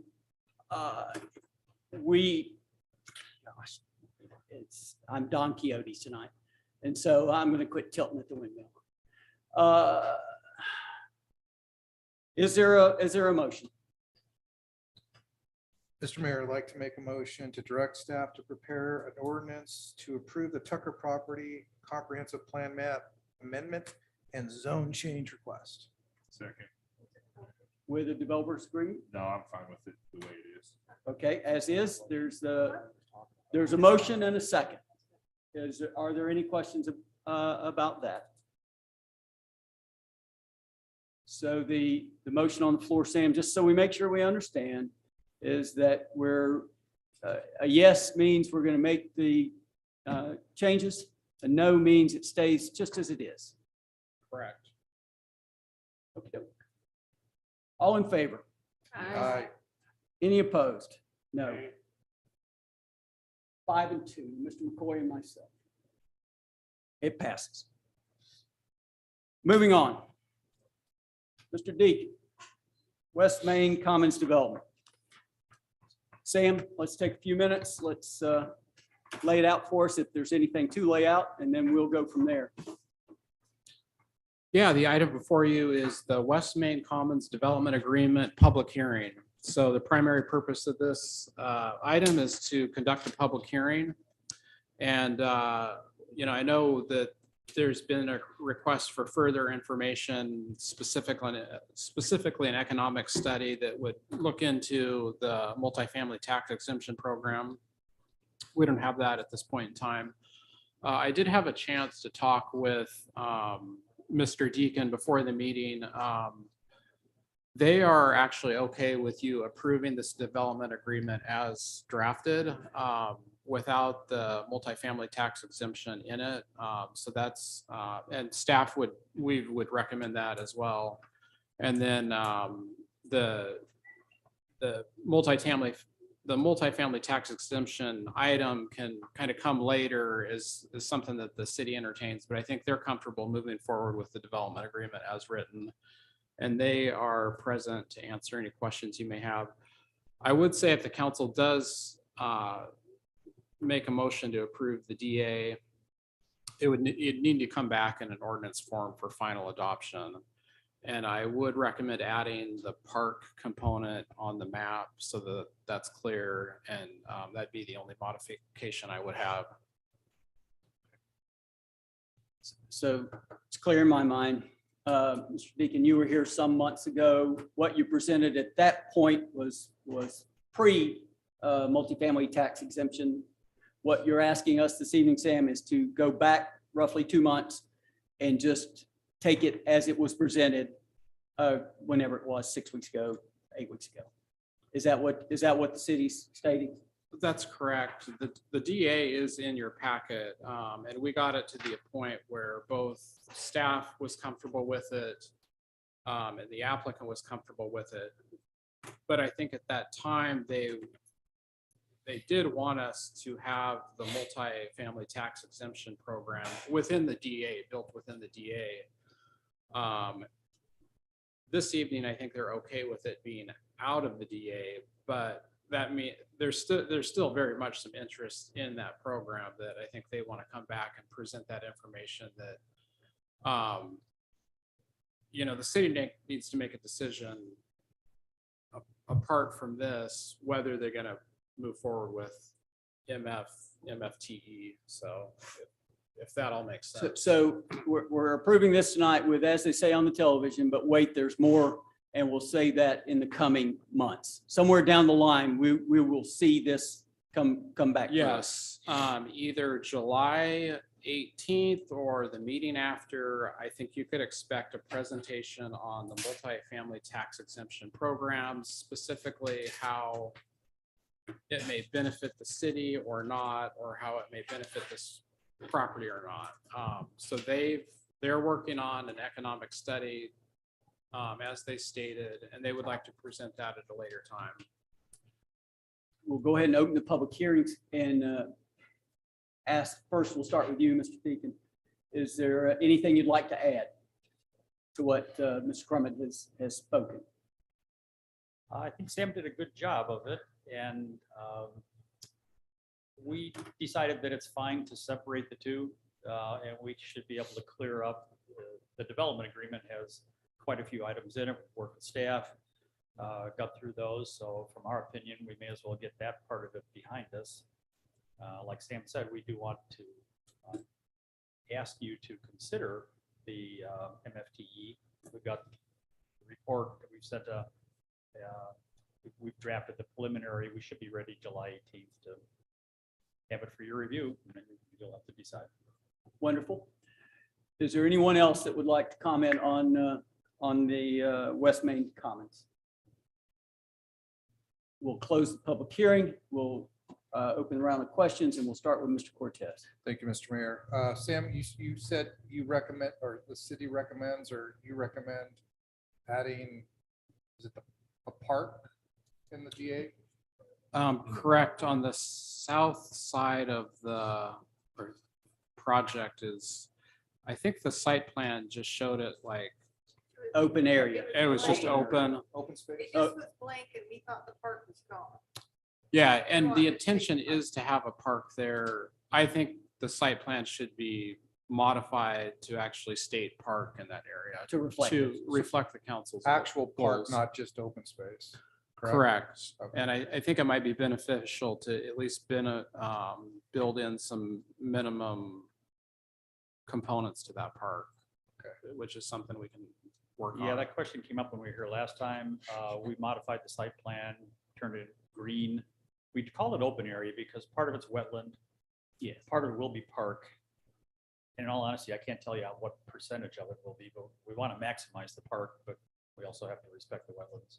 Sure. And yeah, we'll put in playgrounds and I heard basketball court. I'm not sure what it'll look like, but we'd look for input from whoever on what would be good to have there for the kids.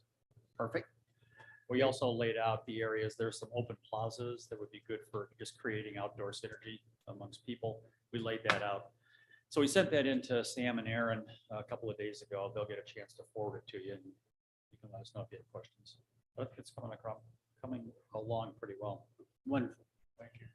Okay. So I'd like to make a motion to direct staff to make the modifications of the park and with the actual specifications in there of the West Mains Common Development Agreement and bring it back to council for approval.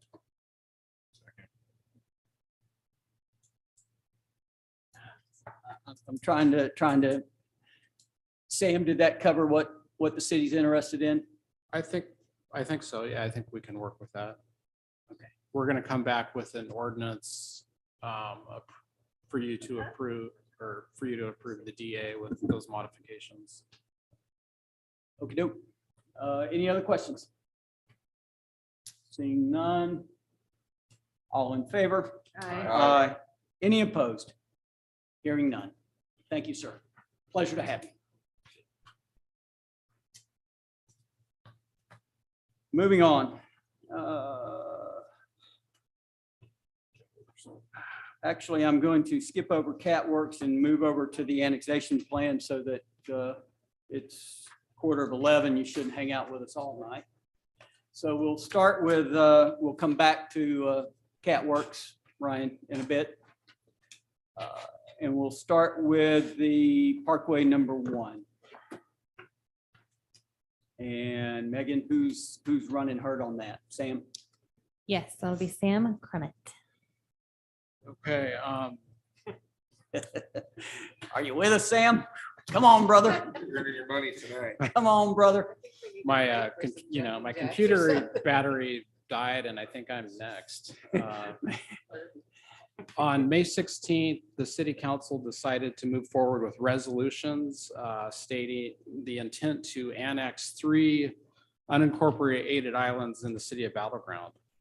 The islands are referred to as East Parkway #1, East Parkway #2, and Eaton. And there's some maps in your packet associated with that.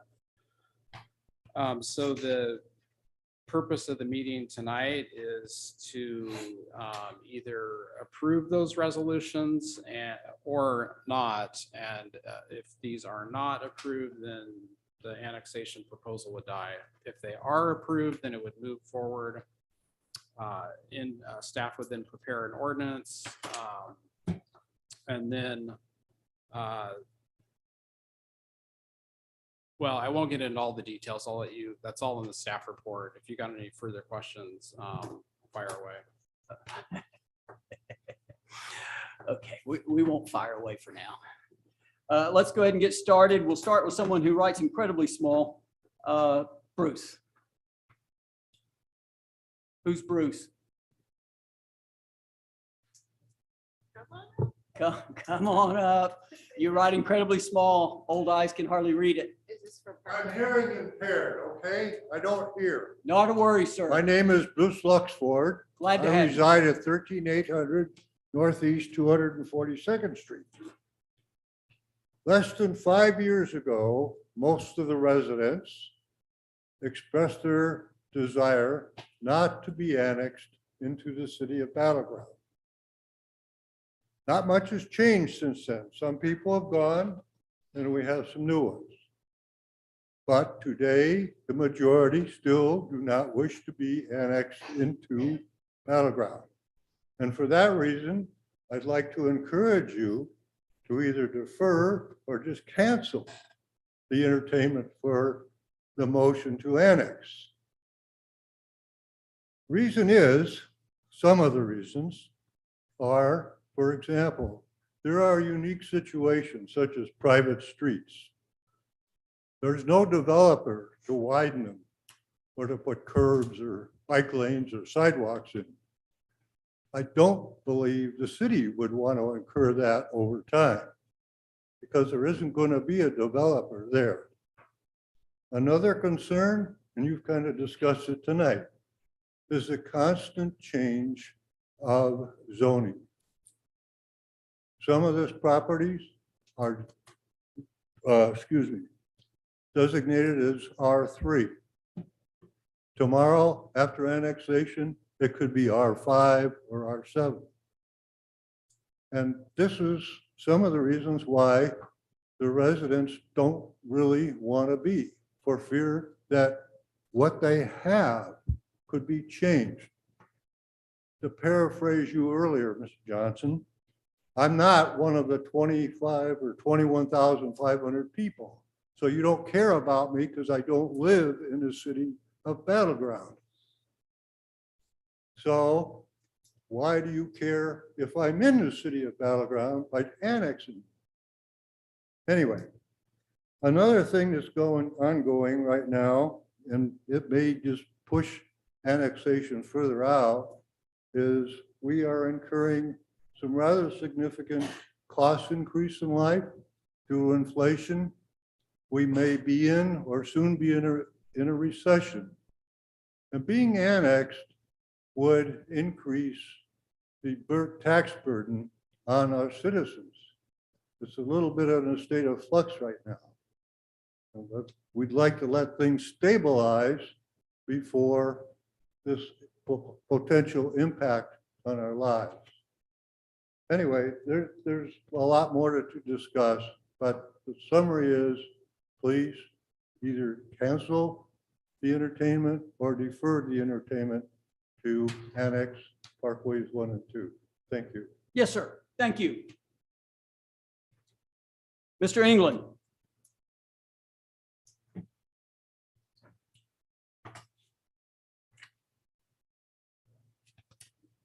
Hey, good evening, and thank you for your time. I'm Jameson England. I live at 13514 Northeast 242nd Street.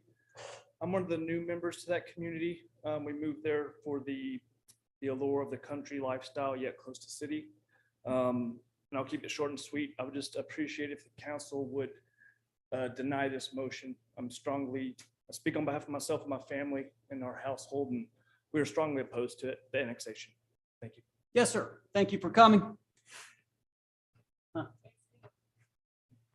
And Mr. Pace.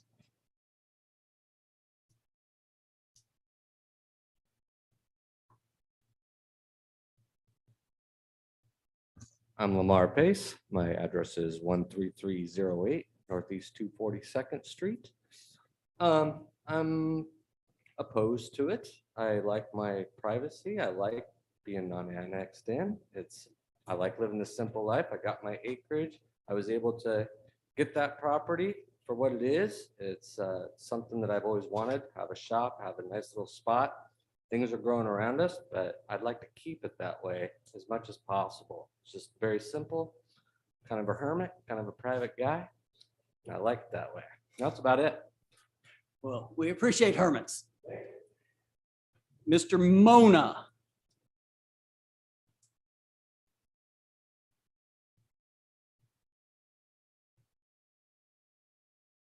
Hello, my name is Lance Mona. I reside at 13604 Northeast 244th Street. So I just have a couple things. So in your last meeting about this, you guys discussed in the report the revenue loss due to annexing East Parkway 1. However, you don't discuss what the increase is due to tax revenue. Also, I'm not sure if anyone's aware, there are liens on those properties because of the subdivision built on 28th Street. So if my septic fails an inspection because it broke, I have to fork out, I believe it's roughly $7,000 to $8,000. If my well fails, which I share with my neighboring property, I have to fork out another $12,000. That's not exactly a small amount of pocket change that most people have lying around in their bank. Kind of feel the same way as most other people. I bought it so my kids could play and be kids. That's not really something I'm looking to give up, and it doesn't really make any sense to annex us into the city fiscally at all. So, thank you. Yes, sir. Thank you. Mr. Stimson.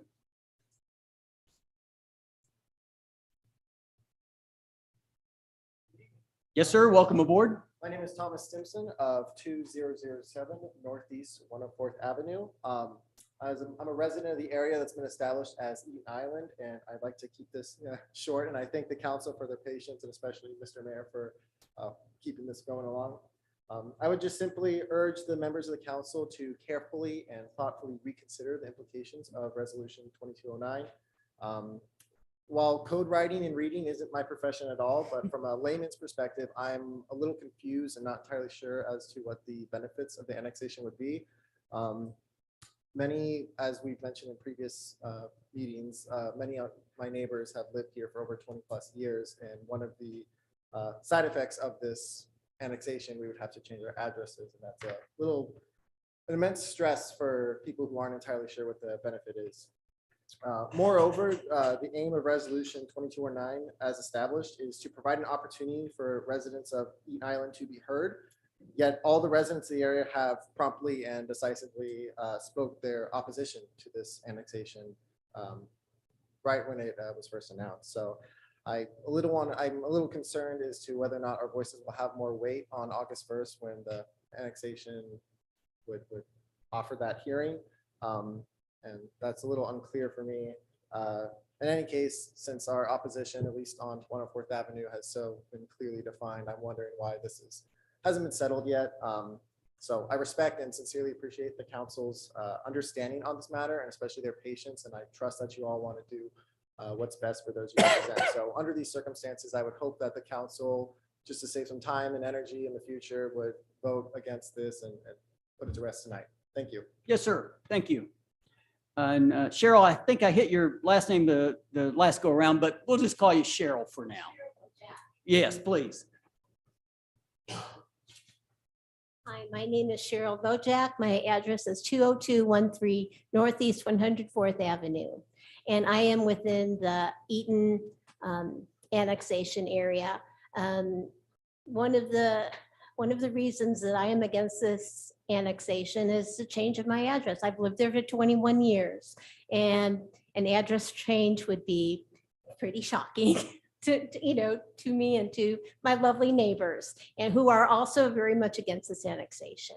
So I strongly urge you to consider voting no on this annexation.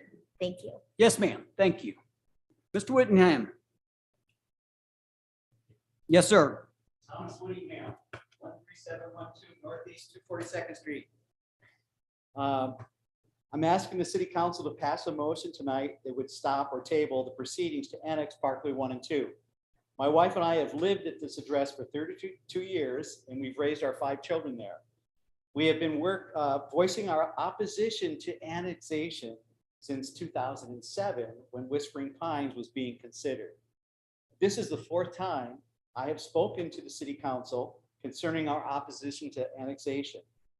On August 6th of 2018, the city council meeting, this same issue was on the agenda.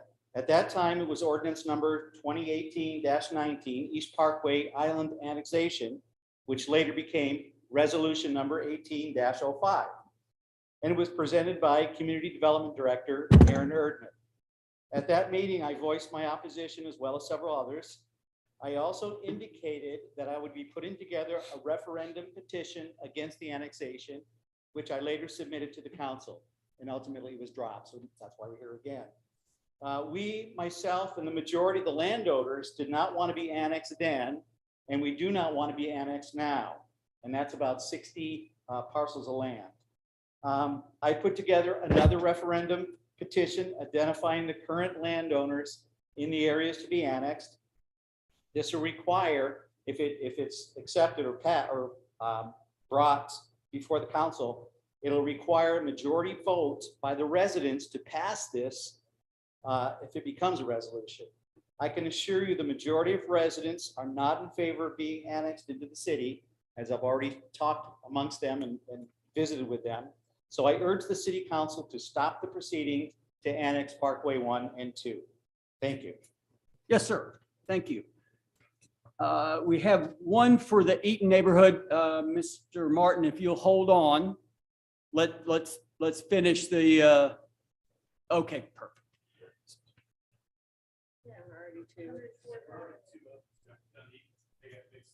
Oh, did they get mixed in?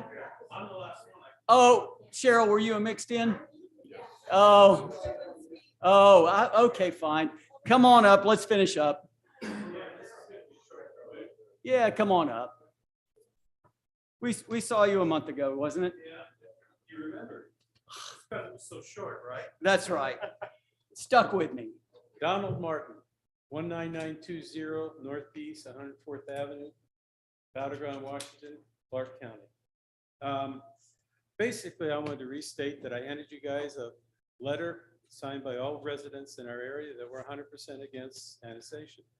It's nothing against Battleground. It's just that we have a rural lifestyle and we'd rather stay that way than become part of a city whose main purpose is to run a city. And so that's all I've got to say. Well, thank you again for coming. It's a pleasure to Thank see you. Thank you. Yes, sir. Is there anyone else before we close the public hearing? Anyone else? Seeing no one else, we'll close the public hearing and we'll move on to Mr. Cortez, sir. Thank you, Mr. Mayor. Yes, sir. Mr. Mayor, I'd like to, first of all, I'd like to make a motion and then I'd like to say a few words. I'd like to make a motion that we shelve and kill resolution 22-07, 22-08, and 22-09. I do not feel we should be. Before we loop all those together, I don't believe, can you loop? I don't think you can loop all those together. I think they're individually written, so they need to be done individually. Well, I can make a motion that we kill it. Sean, can you opine? We lost our. Did we lost them? Screens. I think we lost everything. We lost- Zoom probably shut us off. Yeah. No, I'm here. I was having problems on. Been on there for 6 hours. I was having problems unmuting you. So what was that? What was that, Sean? For the Wait a sake minute. of time. She's speaking to him. Go ahead. Yeah, this is Sean Mumford. So sorry, I was here. I was having problems unmuting my my Zoom. So thank you for your patience. Yeah, the best approach is to deal with the resolutions one at a time, not combine them into a joint motion. I think the discussion of the resolutions collectively would be appropriate, but to the extent there's going to be motions, they should each resolution should be dealt with through its own motion.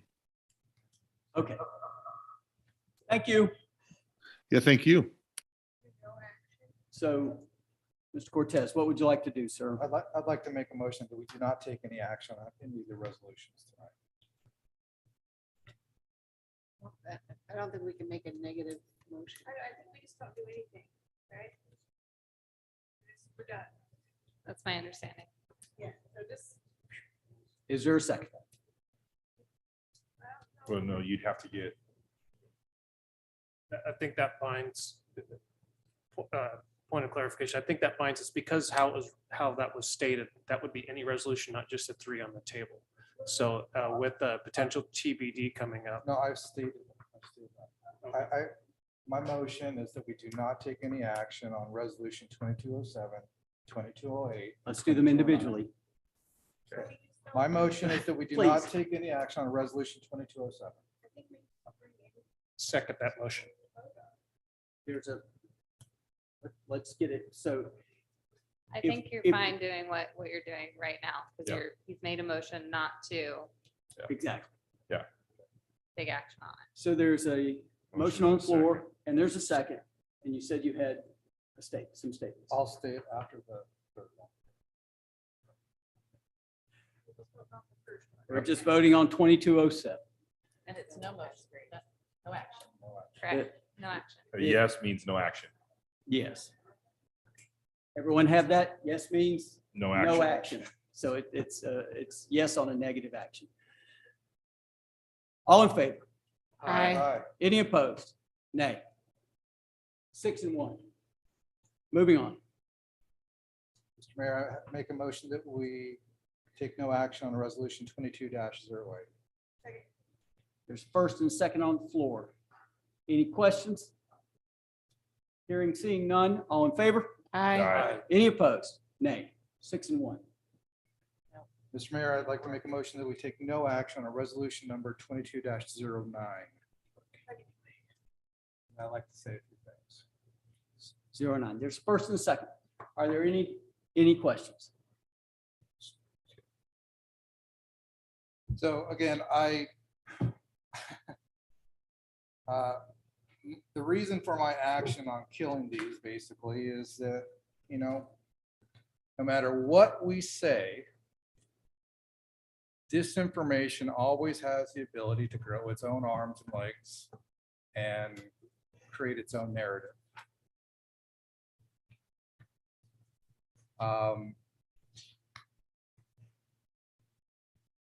Generally speaking, annexations, when you're considered for an annexation, it's because we want to create a cohesiveness on the city. And the reason why we're looking at these is because you're mostly surrounded by the city. So why not be a part of the city? You're already paying sales tax into our community by shopping in our community most of the time. You're not getting representation, meaning we impact your life, but you cannot vote for me for city council. You can't vote for any of these people for city council, but we're going to make decisions over your life. Wouldn't you like to have a say-so in that? Chances are your property taxes will go down.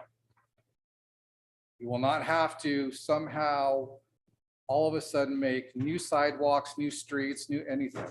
Nothing will happen to your property unless you decide to sell it and the person purchasing it wants to develop, or if you want to develop it and exercise your private property rights.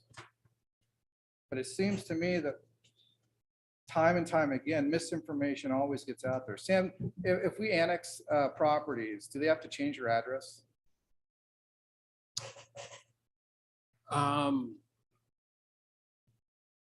Yes, they would, because we typically change the street name if it kind of depends on the property. If, for example, as we extended up Parkway Avenue, that street name changed Yeah, to but that, Parkway Avenue. And then when it was brought into the city and those addresses had to change. But some of the other private streets would likely stay the same, especially in these. I think in all these, the addresses would not change. so by and large, it has to have a trigger in order for that to happen. And so moreover than not, they wouldn't experience an address change. Okay. So I guess what I'm trying to get at is the misinformation that's pervasive whenever it comes to any annexation, when it comes to these types of annexations that are considered like island annexations, it has just astounded me. We could say, regardless of what information we put out there, people just won't believe it. And it's astounding. But mark my words, one way or another, your properties will come into the city at some point. You may not be alive, but your properties will come into the city at one point. I may not be here, but at one point, your properties will come into the city. I guarantee you that. So, but not today. May I make a suggestion to you that those that live on Eaton, you should you should call CCF&R, who you're paying a greater amount of money to than Fire District 6. So you should call and Fire District 3, excuse me, and petition to come over, save yourself $1 or $2, because the fire department that you are paying money to is on 72nd Avenue. I would also state that, as we told our folks in the Cedars, there ain't a way to get to your property that wasn't paid by a city taxpayer. There is not one way, not one road leads to your property that wasn't paid by a city taxpayer. And if something were to happen, there is a city cop coming your way. So best of luck to you. I wish you all the luck in the world. It is a little irritating that roughly just across the street from 19th Street, there are 3 mayors that live within the street's width of the county. Makes hardly any sense at all. 2 past, 1 current. Makes hardly any sense to me at all, but that's the way it is. So best of luck to you. And I believe Mr. Cortez is correct when the time comes. Because if you remember, sir, in 2018, do you remember the gentleman who said, absolutely, where is he now? Where is he now? And where's that property? It's being, it's actually, it has a moratorium until December of 2024. The other property that developed in R5, we have wonderful views of roofs. It's just. I understand. And they have, as you cruise up the dirt road, they have dust on their cars. Thanks again for coming. It's a pleasure to have you. Moving on, let's move to CatWorks. Do we have a motion on the floor? Oh, yeah, I'm sorry. All in favor? Aye. Any opposed? Nay. 6 and 1. Thank you, gentlemen. Gentlewomen, thanks for coming. CatWorks. What's going on with the sewer?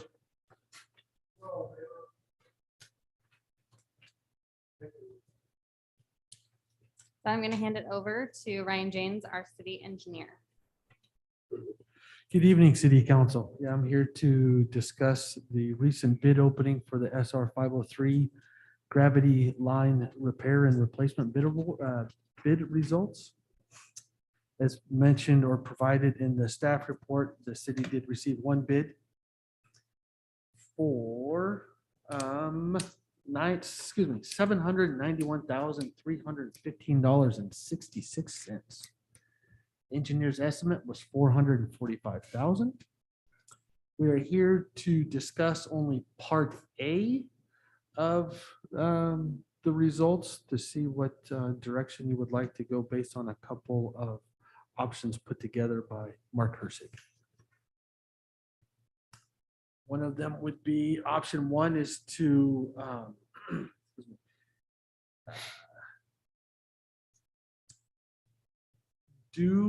increase the city funding and move forward with the construction bid, knowing that there are 3 different projects as listed here: Amira Song, Walker Field, and Woodgate Point, that would contribute almost $3 million in SDCs at the current rate.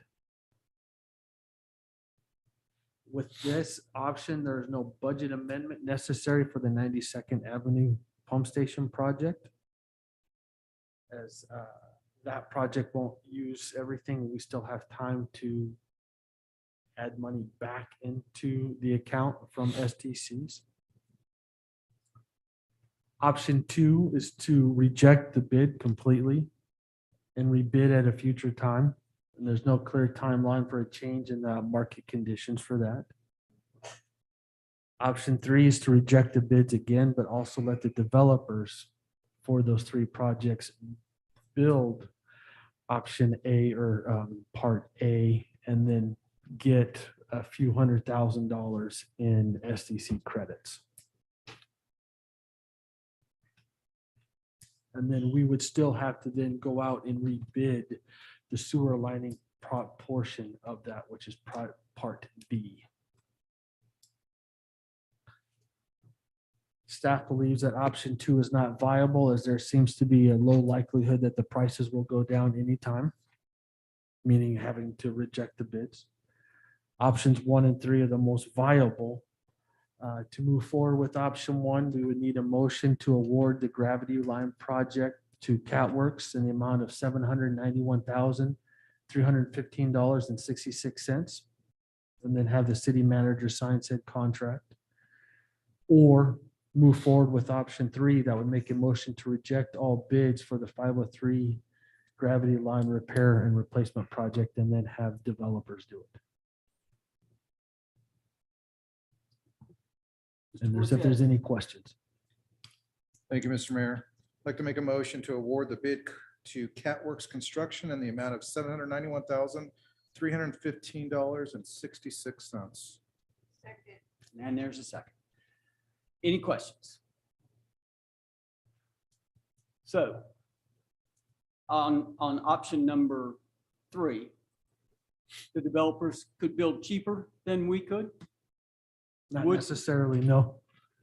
Potential, I mean, there's the potential. It's, Well, it just in what we require in pay, right? in prevailing wage and other In things. yes, prevailing wage. yes.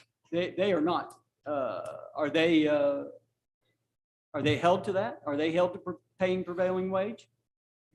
No. So there could be quite a savings there, I assume. Again, I don't know the scope of the project, and I don't recall what their labor cost was on option number 1. Mr. Mayor, can I make a comment to that? Please. So years ago, there was a bill being pushed by one of our legislators to try and do away with prevailing wage on small projects, small work projects, 2 million, 3 million, something like that below. I reached out to Mr. Tappan here in town and asked him about that. And if it would even matter, because that's such a talking point sometimes for people saying, hey, if we don't have prevailing wage jobs. He said it wouldn't matter because they have to pay a prevailing wage rate to keep operators and all those people to work. That to say we now have this job isn't prevailing wage, you're not getting paid $30 an hour. They would never keep those guys around. So they base all their work, if they're doing any type of government work, they base all their work off of prevailing wage rates. And that's what they get paid on non-prevailing wage jobs also. So I don't think a lot of times that would probably matter to us. It'll probably come in fairly close to the same. If we don't start this September, how far along are we? Are we behind? Are we? We would be behind because then we'd have to go back out and rebid. No, I'm talking about as far as the usefulness of the project. Can the project wait 2 years? No, because then, well, it depends from the perspective of developments, because these 3 developments that were listed, Amira, Song, Walker Field, and Wingate Point, may or may not move forward knowing that they have to front the costs to build the sewer line and fix it because there's a pipe capacity issue. Mr. McCoy, do you remember at the AWC what was spoken about corporations?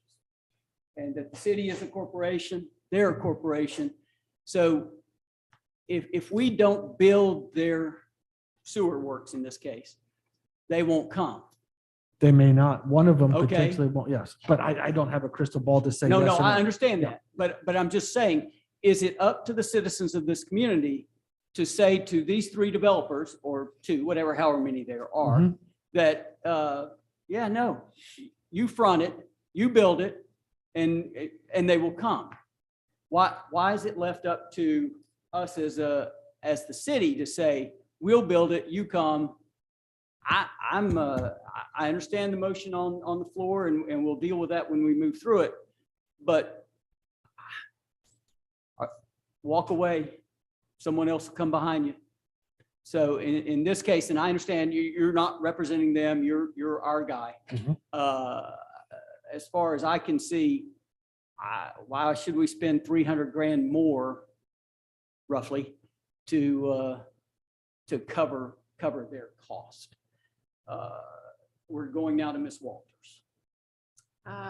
Do we have any idea who put those lines in to begin with? I may not understand the question, sorry. who put the pipes in? to The begin sewer with? lines, Was it- I have Yeah. no idea who put those in. There were years and years ago and growth has occurred. And then the pipe that was sized at that time was probably appropriate. And over time, the sewer plans changed, basins changed, routes changed, and now we're at a pipe capacity issue because of growth. I think what my concern is that we perhaps put them in without a lot of forethought about how, erosion works and how, things tend to rise. And so I think what my concern is how are we going to ensure that this isn't going to happen again? How are we going to put measures in place to keep the pipes underground as far as they need to be so that they're not going to, be just right under the surface? Is that something that we have any control over, or? We do in a sense because we have our general sewer plan and our sewer plan outlines how our cities to be served by sewer, what size pipe is needed for all these different areas of town. But again, as that sewer plan is a living document, it grows over time. As the city grows, it expands.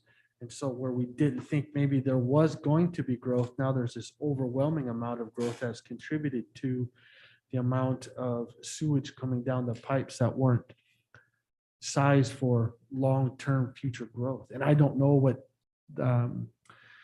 what year this pipe that we're talking about was installed, that has a capacity issue, just knowing that we know that there is a capacity issue now.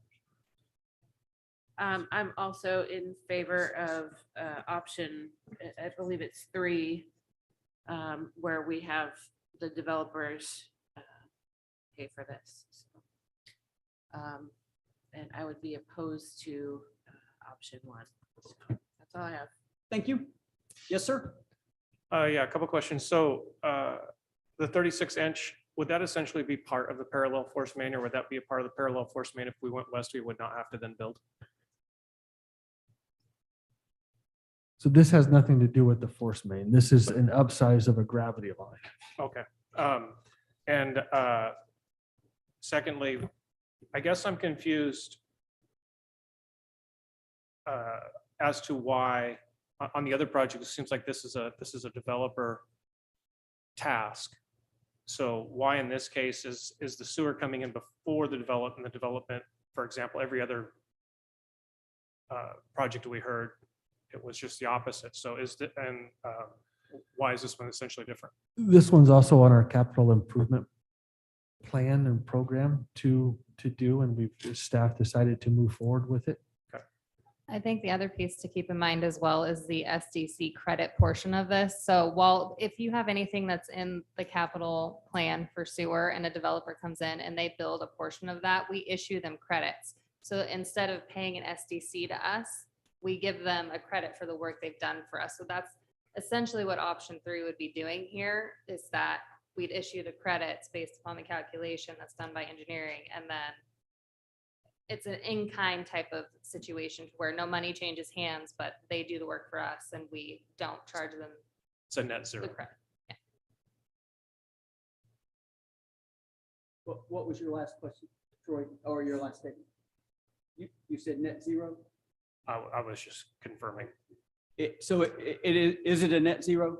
It's not exactly a Well, I net mean, zero, from just the SDC from the thing I SDC, meant, yes. it's like if we either front the money and get the back in SDCs, or we credit them the SDCs. I meant from that aspect, not the whole project. Sorry, that was unclear. The Cedars development was actually an excellent example of that. We issued $1.6 million worth of credits due to the infrastructure they put in place for that subdivision. And so while we didn't collect those SDCs in cash, we wrote down that credit to where they used them all for that subdivision. So we didn't actually collect a whole lot of SDCs from that subdivision because of the infrastructure they put in place on our behalf that was in the plan. Okay. Mr. Cortez, sir. Yeah, but we really shouldn't have council meetings past 10 o'clock because no good decisions happen past 10 o'clock. Again, we're not giving a freebie to developers, right? We've done this many, many times. We're going to be collecting more SDCs if we go with what's the motion that's on the table. And to Councilwoman Walter's point, I mean, do you know what your grocery bill is going to be in 30 years? No, nobody does. So what they put in the ground probably 20, 30 years ago, that's what met the needs back then. And so we're doing what meets the needs now Well, and into the future. I didn't even know when they were put in. That Yeah. was my question. But it's like, you can only project what you're going to have for a certain length of time. You can't guarantee that it's going to last you into perpetuity. So I want to make sure we make the right decision here. We've done this before. There's nothing out of the norm on doing this, so. Go ahead. Yeah, it's getting late. So, is there only one portion of the city that's using this area, or is it multiple places all over the city that we're using this pipe? It's not just a select area, right? It's a good, if not the whole chunk of the northwest quadrant of town. So like 20th Avenue West, South. I'm trying to remember my sewer basins. I know it goes 20th and west, south towards Maine. So a good portion of everything behind Albertsons. Yeah, yes, that would be correct. And I think the other point to keep in mind as well, and Ryan can speak more to it, is that typically your infrastructure, it has a useful life. That useful life ends. When you go to replace it, you typically want to be thinking about the future, exactly what you're saying, Ms. Walters. So you do want to upsize it. And essentially that's what this is. It's a section of pipe that's reached its useful life to the point that it's being required to be replaced. Therefore, that's why it's in front of you. And then no one else, but one final. What's the city's preferred? One or three? One. Okay. At least they'll answer the question. I'll answer any question. No, the only question to me that's not asked, that's the stupid one. What's the capital of Alabama? Moving on. Okay, there's a motion on the floor. There's been a second. That motion is for number one. Is that correct, Mr. Cortez? That is correct. It is getting late. You were correct. So all in favor? Aye. Any opposed? Thank you, council. Hearing none. Well, we've got to sort through what we've got to sort through. Oh my gosh. it's really long. So, well, moving on now to Mr. Bowman. Mr. Bowman, you had made a what seems like a day ago to add to, yeah, exactly, to add to the agenda. It is your turn, sir. Thank you, Mr. Mayor. I think each one of us had the opportunity to sit down with the city over the last 2 weeks and hear from our city manager and from her staff about doing nothing and what that will do for us as a city. In fact, one of the emails that the mayor received over fireworks also complained about our roads and dogs and all kinds of stuff. So that guy wasn't happy about anything, but in talking with the city manager at AWC and what we came out of the last meeting, I wanted to bring back the 0.01%, and I would like to make a motion to approve the 0.01% sales tax to go to the TBD and to put a 0.02% on the ballot in November of 2024. Second. Point of clarification, I don't know if we want to revise the motion to be 0.1% and 0.2%. Not sure. 0.1%, 0.2. What? 0.1% and And two then- tenths. He was too busy building cities in school when he should have been paying attention in math. 10 basis points, 20 basis. Yes. 10 basis points, that's correct. So yes. Mr. McCoy. Yeah, I'm also in favor of this, and I thought about some of the comments from the meeting, and one from Councilmember Walters that got me thinking. And although I don't think we can do it this meeting, but what I would like to propose is that we pass this 10 basis point increase and we commit the first $500,000 of that sales increase towards Southwest 20th. We just had a discussion of adding 190 apartments right along there. We can show a project, we can show going forward. It's something that's desperately needed. Just like the accidents that we're talking to the Cedars, I believe there's been 2 right there on 20th. I know that the city, Eaton is getting built out to 3 lanes. There's going to be sidewalks to there. I just think this is an opportunity to do that. If we wait on this, we're looking at least 18 months if we don't do something councilmatic. And then secondly, what we can do is by getting the 10 basis points through, we can see where the county vote comes through on the public safety tax. We will know where we are from a revenue standpoint, from a tax standpoint. And then that second motion to go to the voters, if it passes the 0.2, we could roll back part of that 0.1. There's a myriad of things we could do at that point. Additionally, if the county vote passes, we're essentially at the 0.2. So I just think waiting on this puts us too far out. I believe some of these projects are just too important to push out. Thank you, Mr. Mayor. Yes, sir. Yes, sir. Thank you, Mr. Mayor. Yes, sir. I support this. I wish we would have actually tackled it this way last time, but I support going out to the voters so they can have their say. I think the time frame is adequate. I think the urgency of our roads is something that is very obvious. I was just this past weekend, I was in my garage. I had a neighbor walk up to me that I have actually never spoken to before and was asking me, what are we going to do with some of these roads? And he was naming off all these different roads. And I said, we need to double up our emphasis on our roads. And so I think the citizens are definitely would definitely be in support of this. And so I will be voting in favor of this. Thank you, sir. Ms. Davis, please. I need some clarification. Sorry, Troy. My concern is if we do this before the county,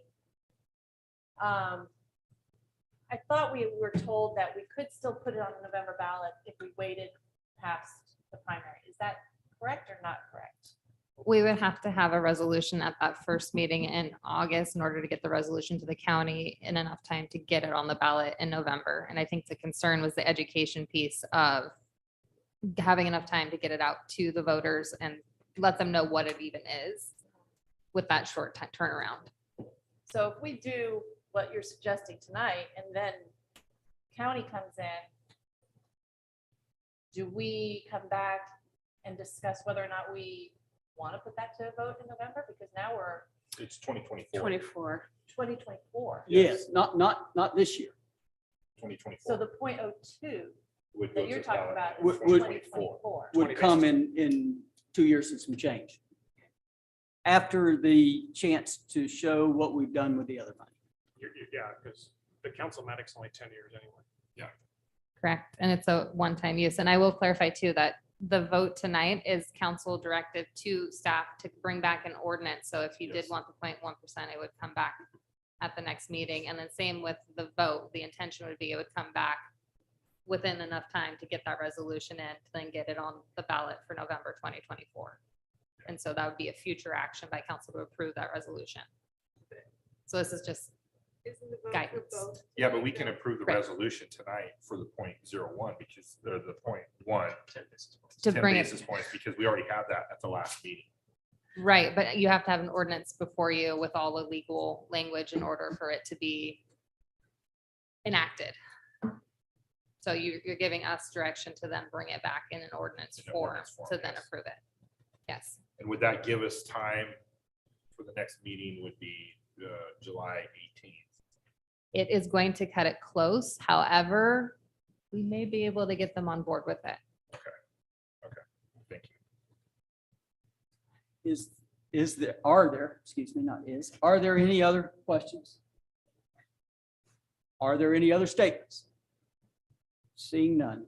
The motion on the floor has been seconded. Let's do a voice. She wants to do it. Oh, okay, we'll do a touchpad.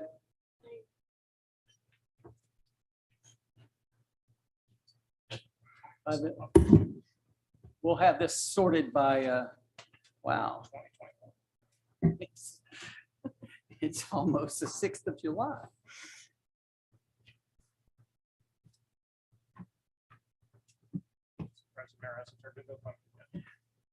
Well, I will state, well, I will wait.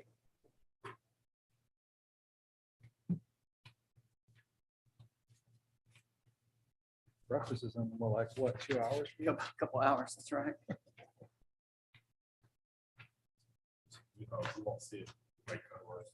Yeah, you get to see it first, Mayor. No, it's not coming through. Oh, there it is. 5, 1, 2, 3, 4, 5, 5 pass, 2 no, it stands. Okay, moving on. Is there any administrative reports? Ms. Lowry? There there are any? none. Are there? Wow, my language is not bad. I have forwarded all the emails. I haven't forwarded all the calls I've taken about fireworks or being stopped at the various stores and told about fireworks. I will say, as I told Ms. Lowry this morning at 12 minutes of 2, I know it to be a fact because one of my neighbors dropped 4 mortars. I can see why people are pissed off. My wife was very unhappy. I was getting up in an hour, it didn't matter to me. But at some point, I'm going to bring up with Ms. Erdman, we will again look at fireworks. Whether we decided, whatever we decide to do is whatever we decide to do. But at this point, there seems to be a general lack of respect for neighbors. And so we'll talk about that maybe in September. Does anyone else have anything else? Hearing none. Next meeting is July 18th at 7 o'clock. Do you know if there's a 6 o'clock meeting? There is a budget advisory committee meeting, so it will just be the 3 We'll ladies. see the 3 of you at 6 o'clock.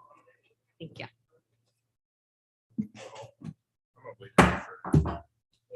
Staying here till midnight. You have the shortest meeting ever, the longest. I meeting had the ever. shortest meeting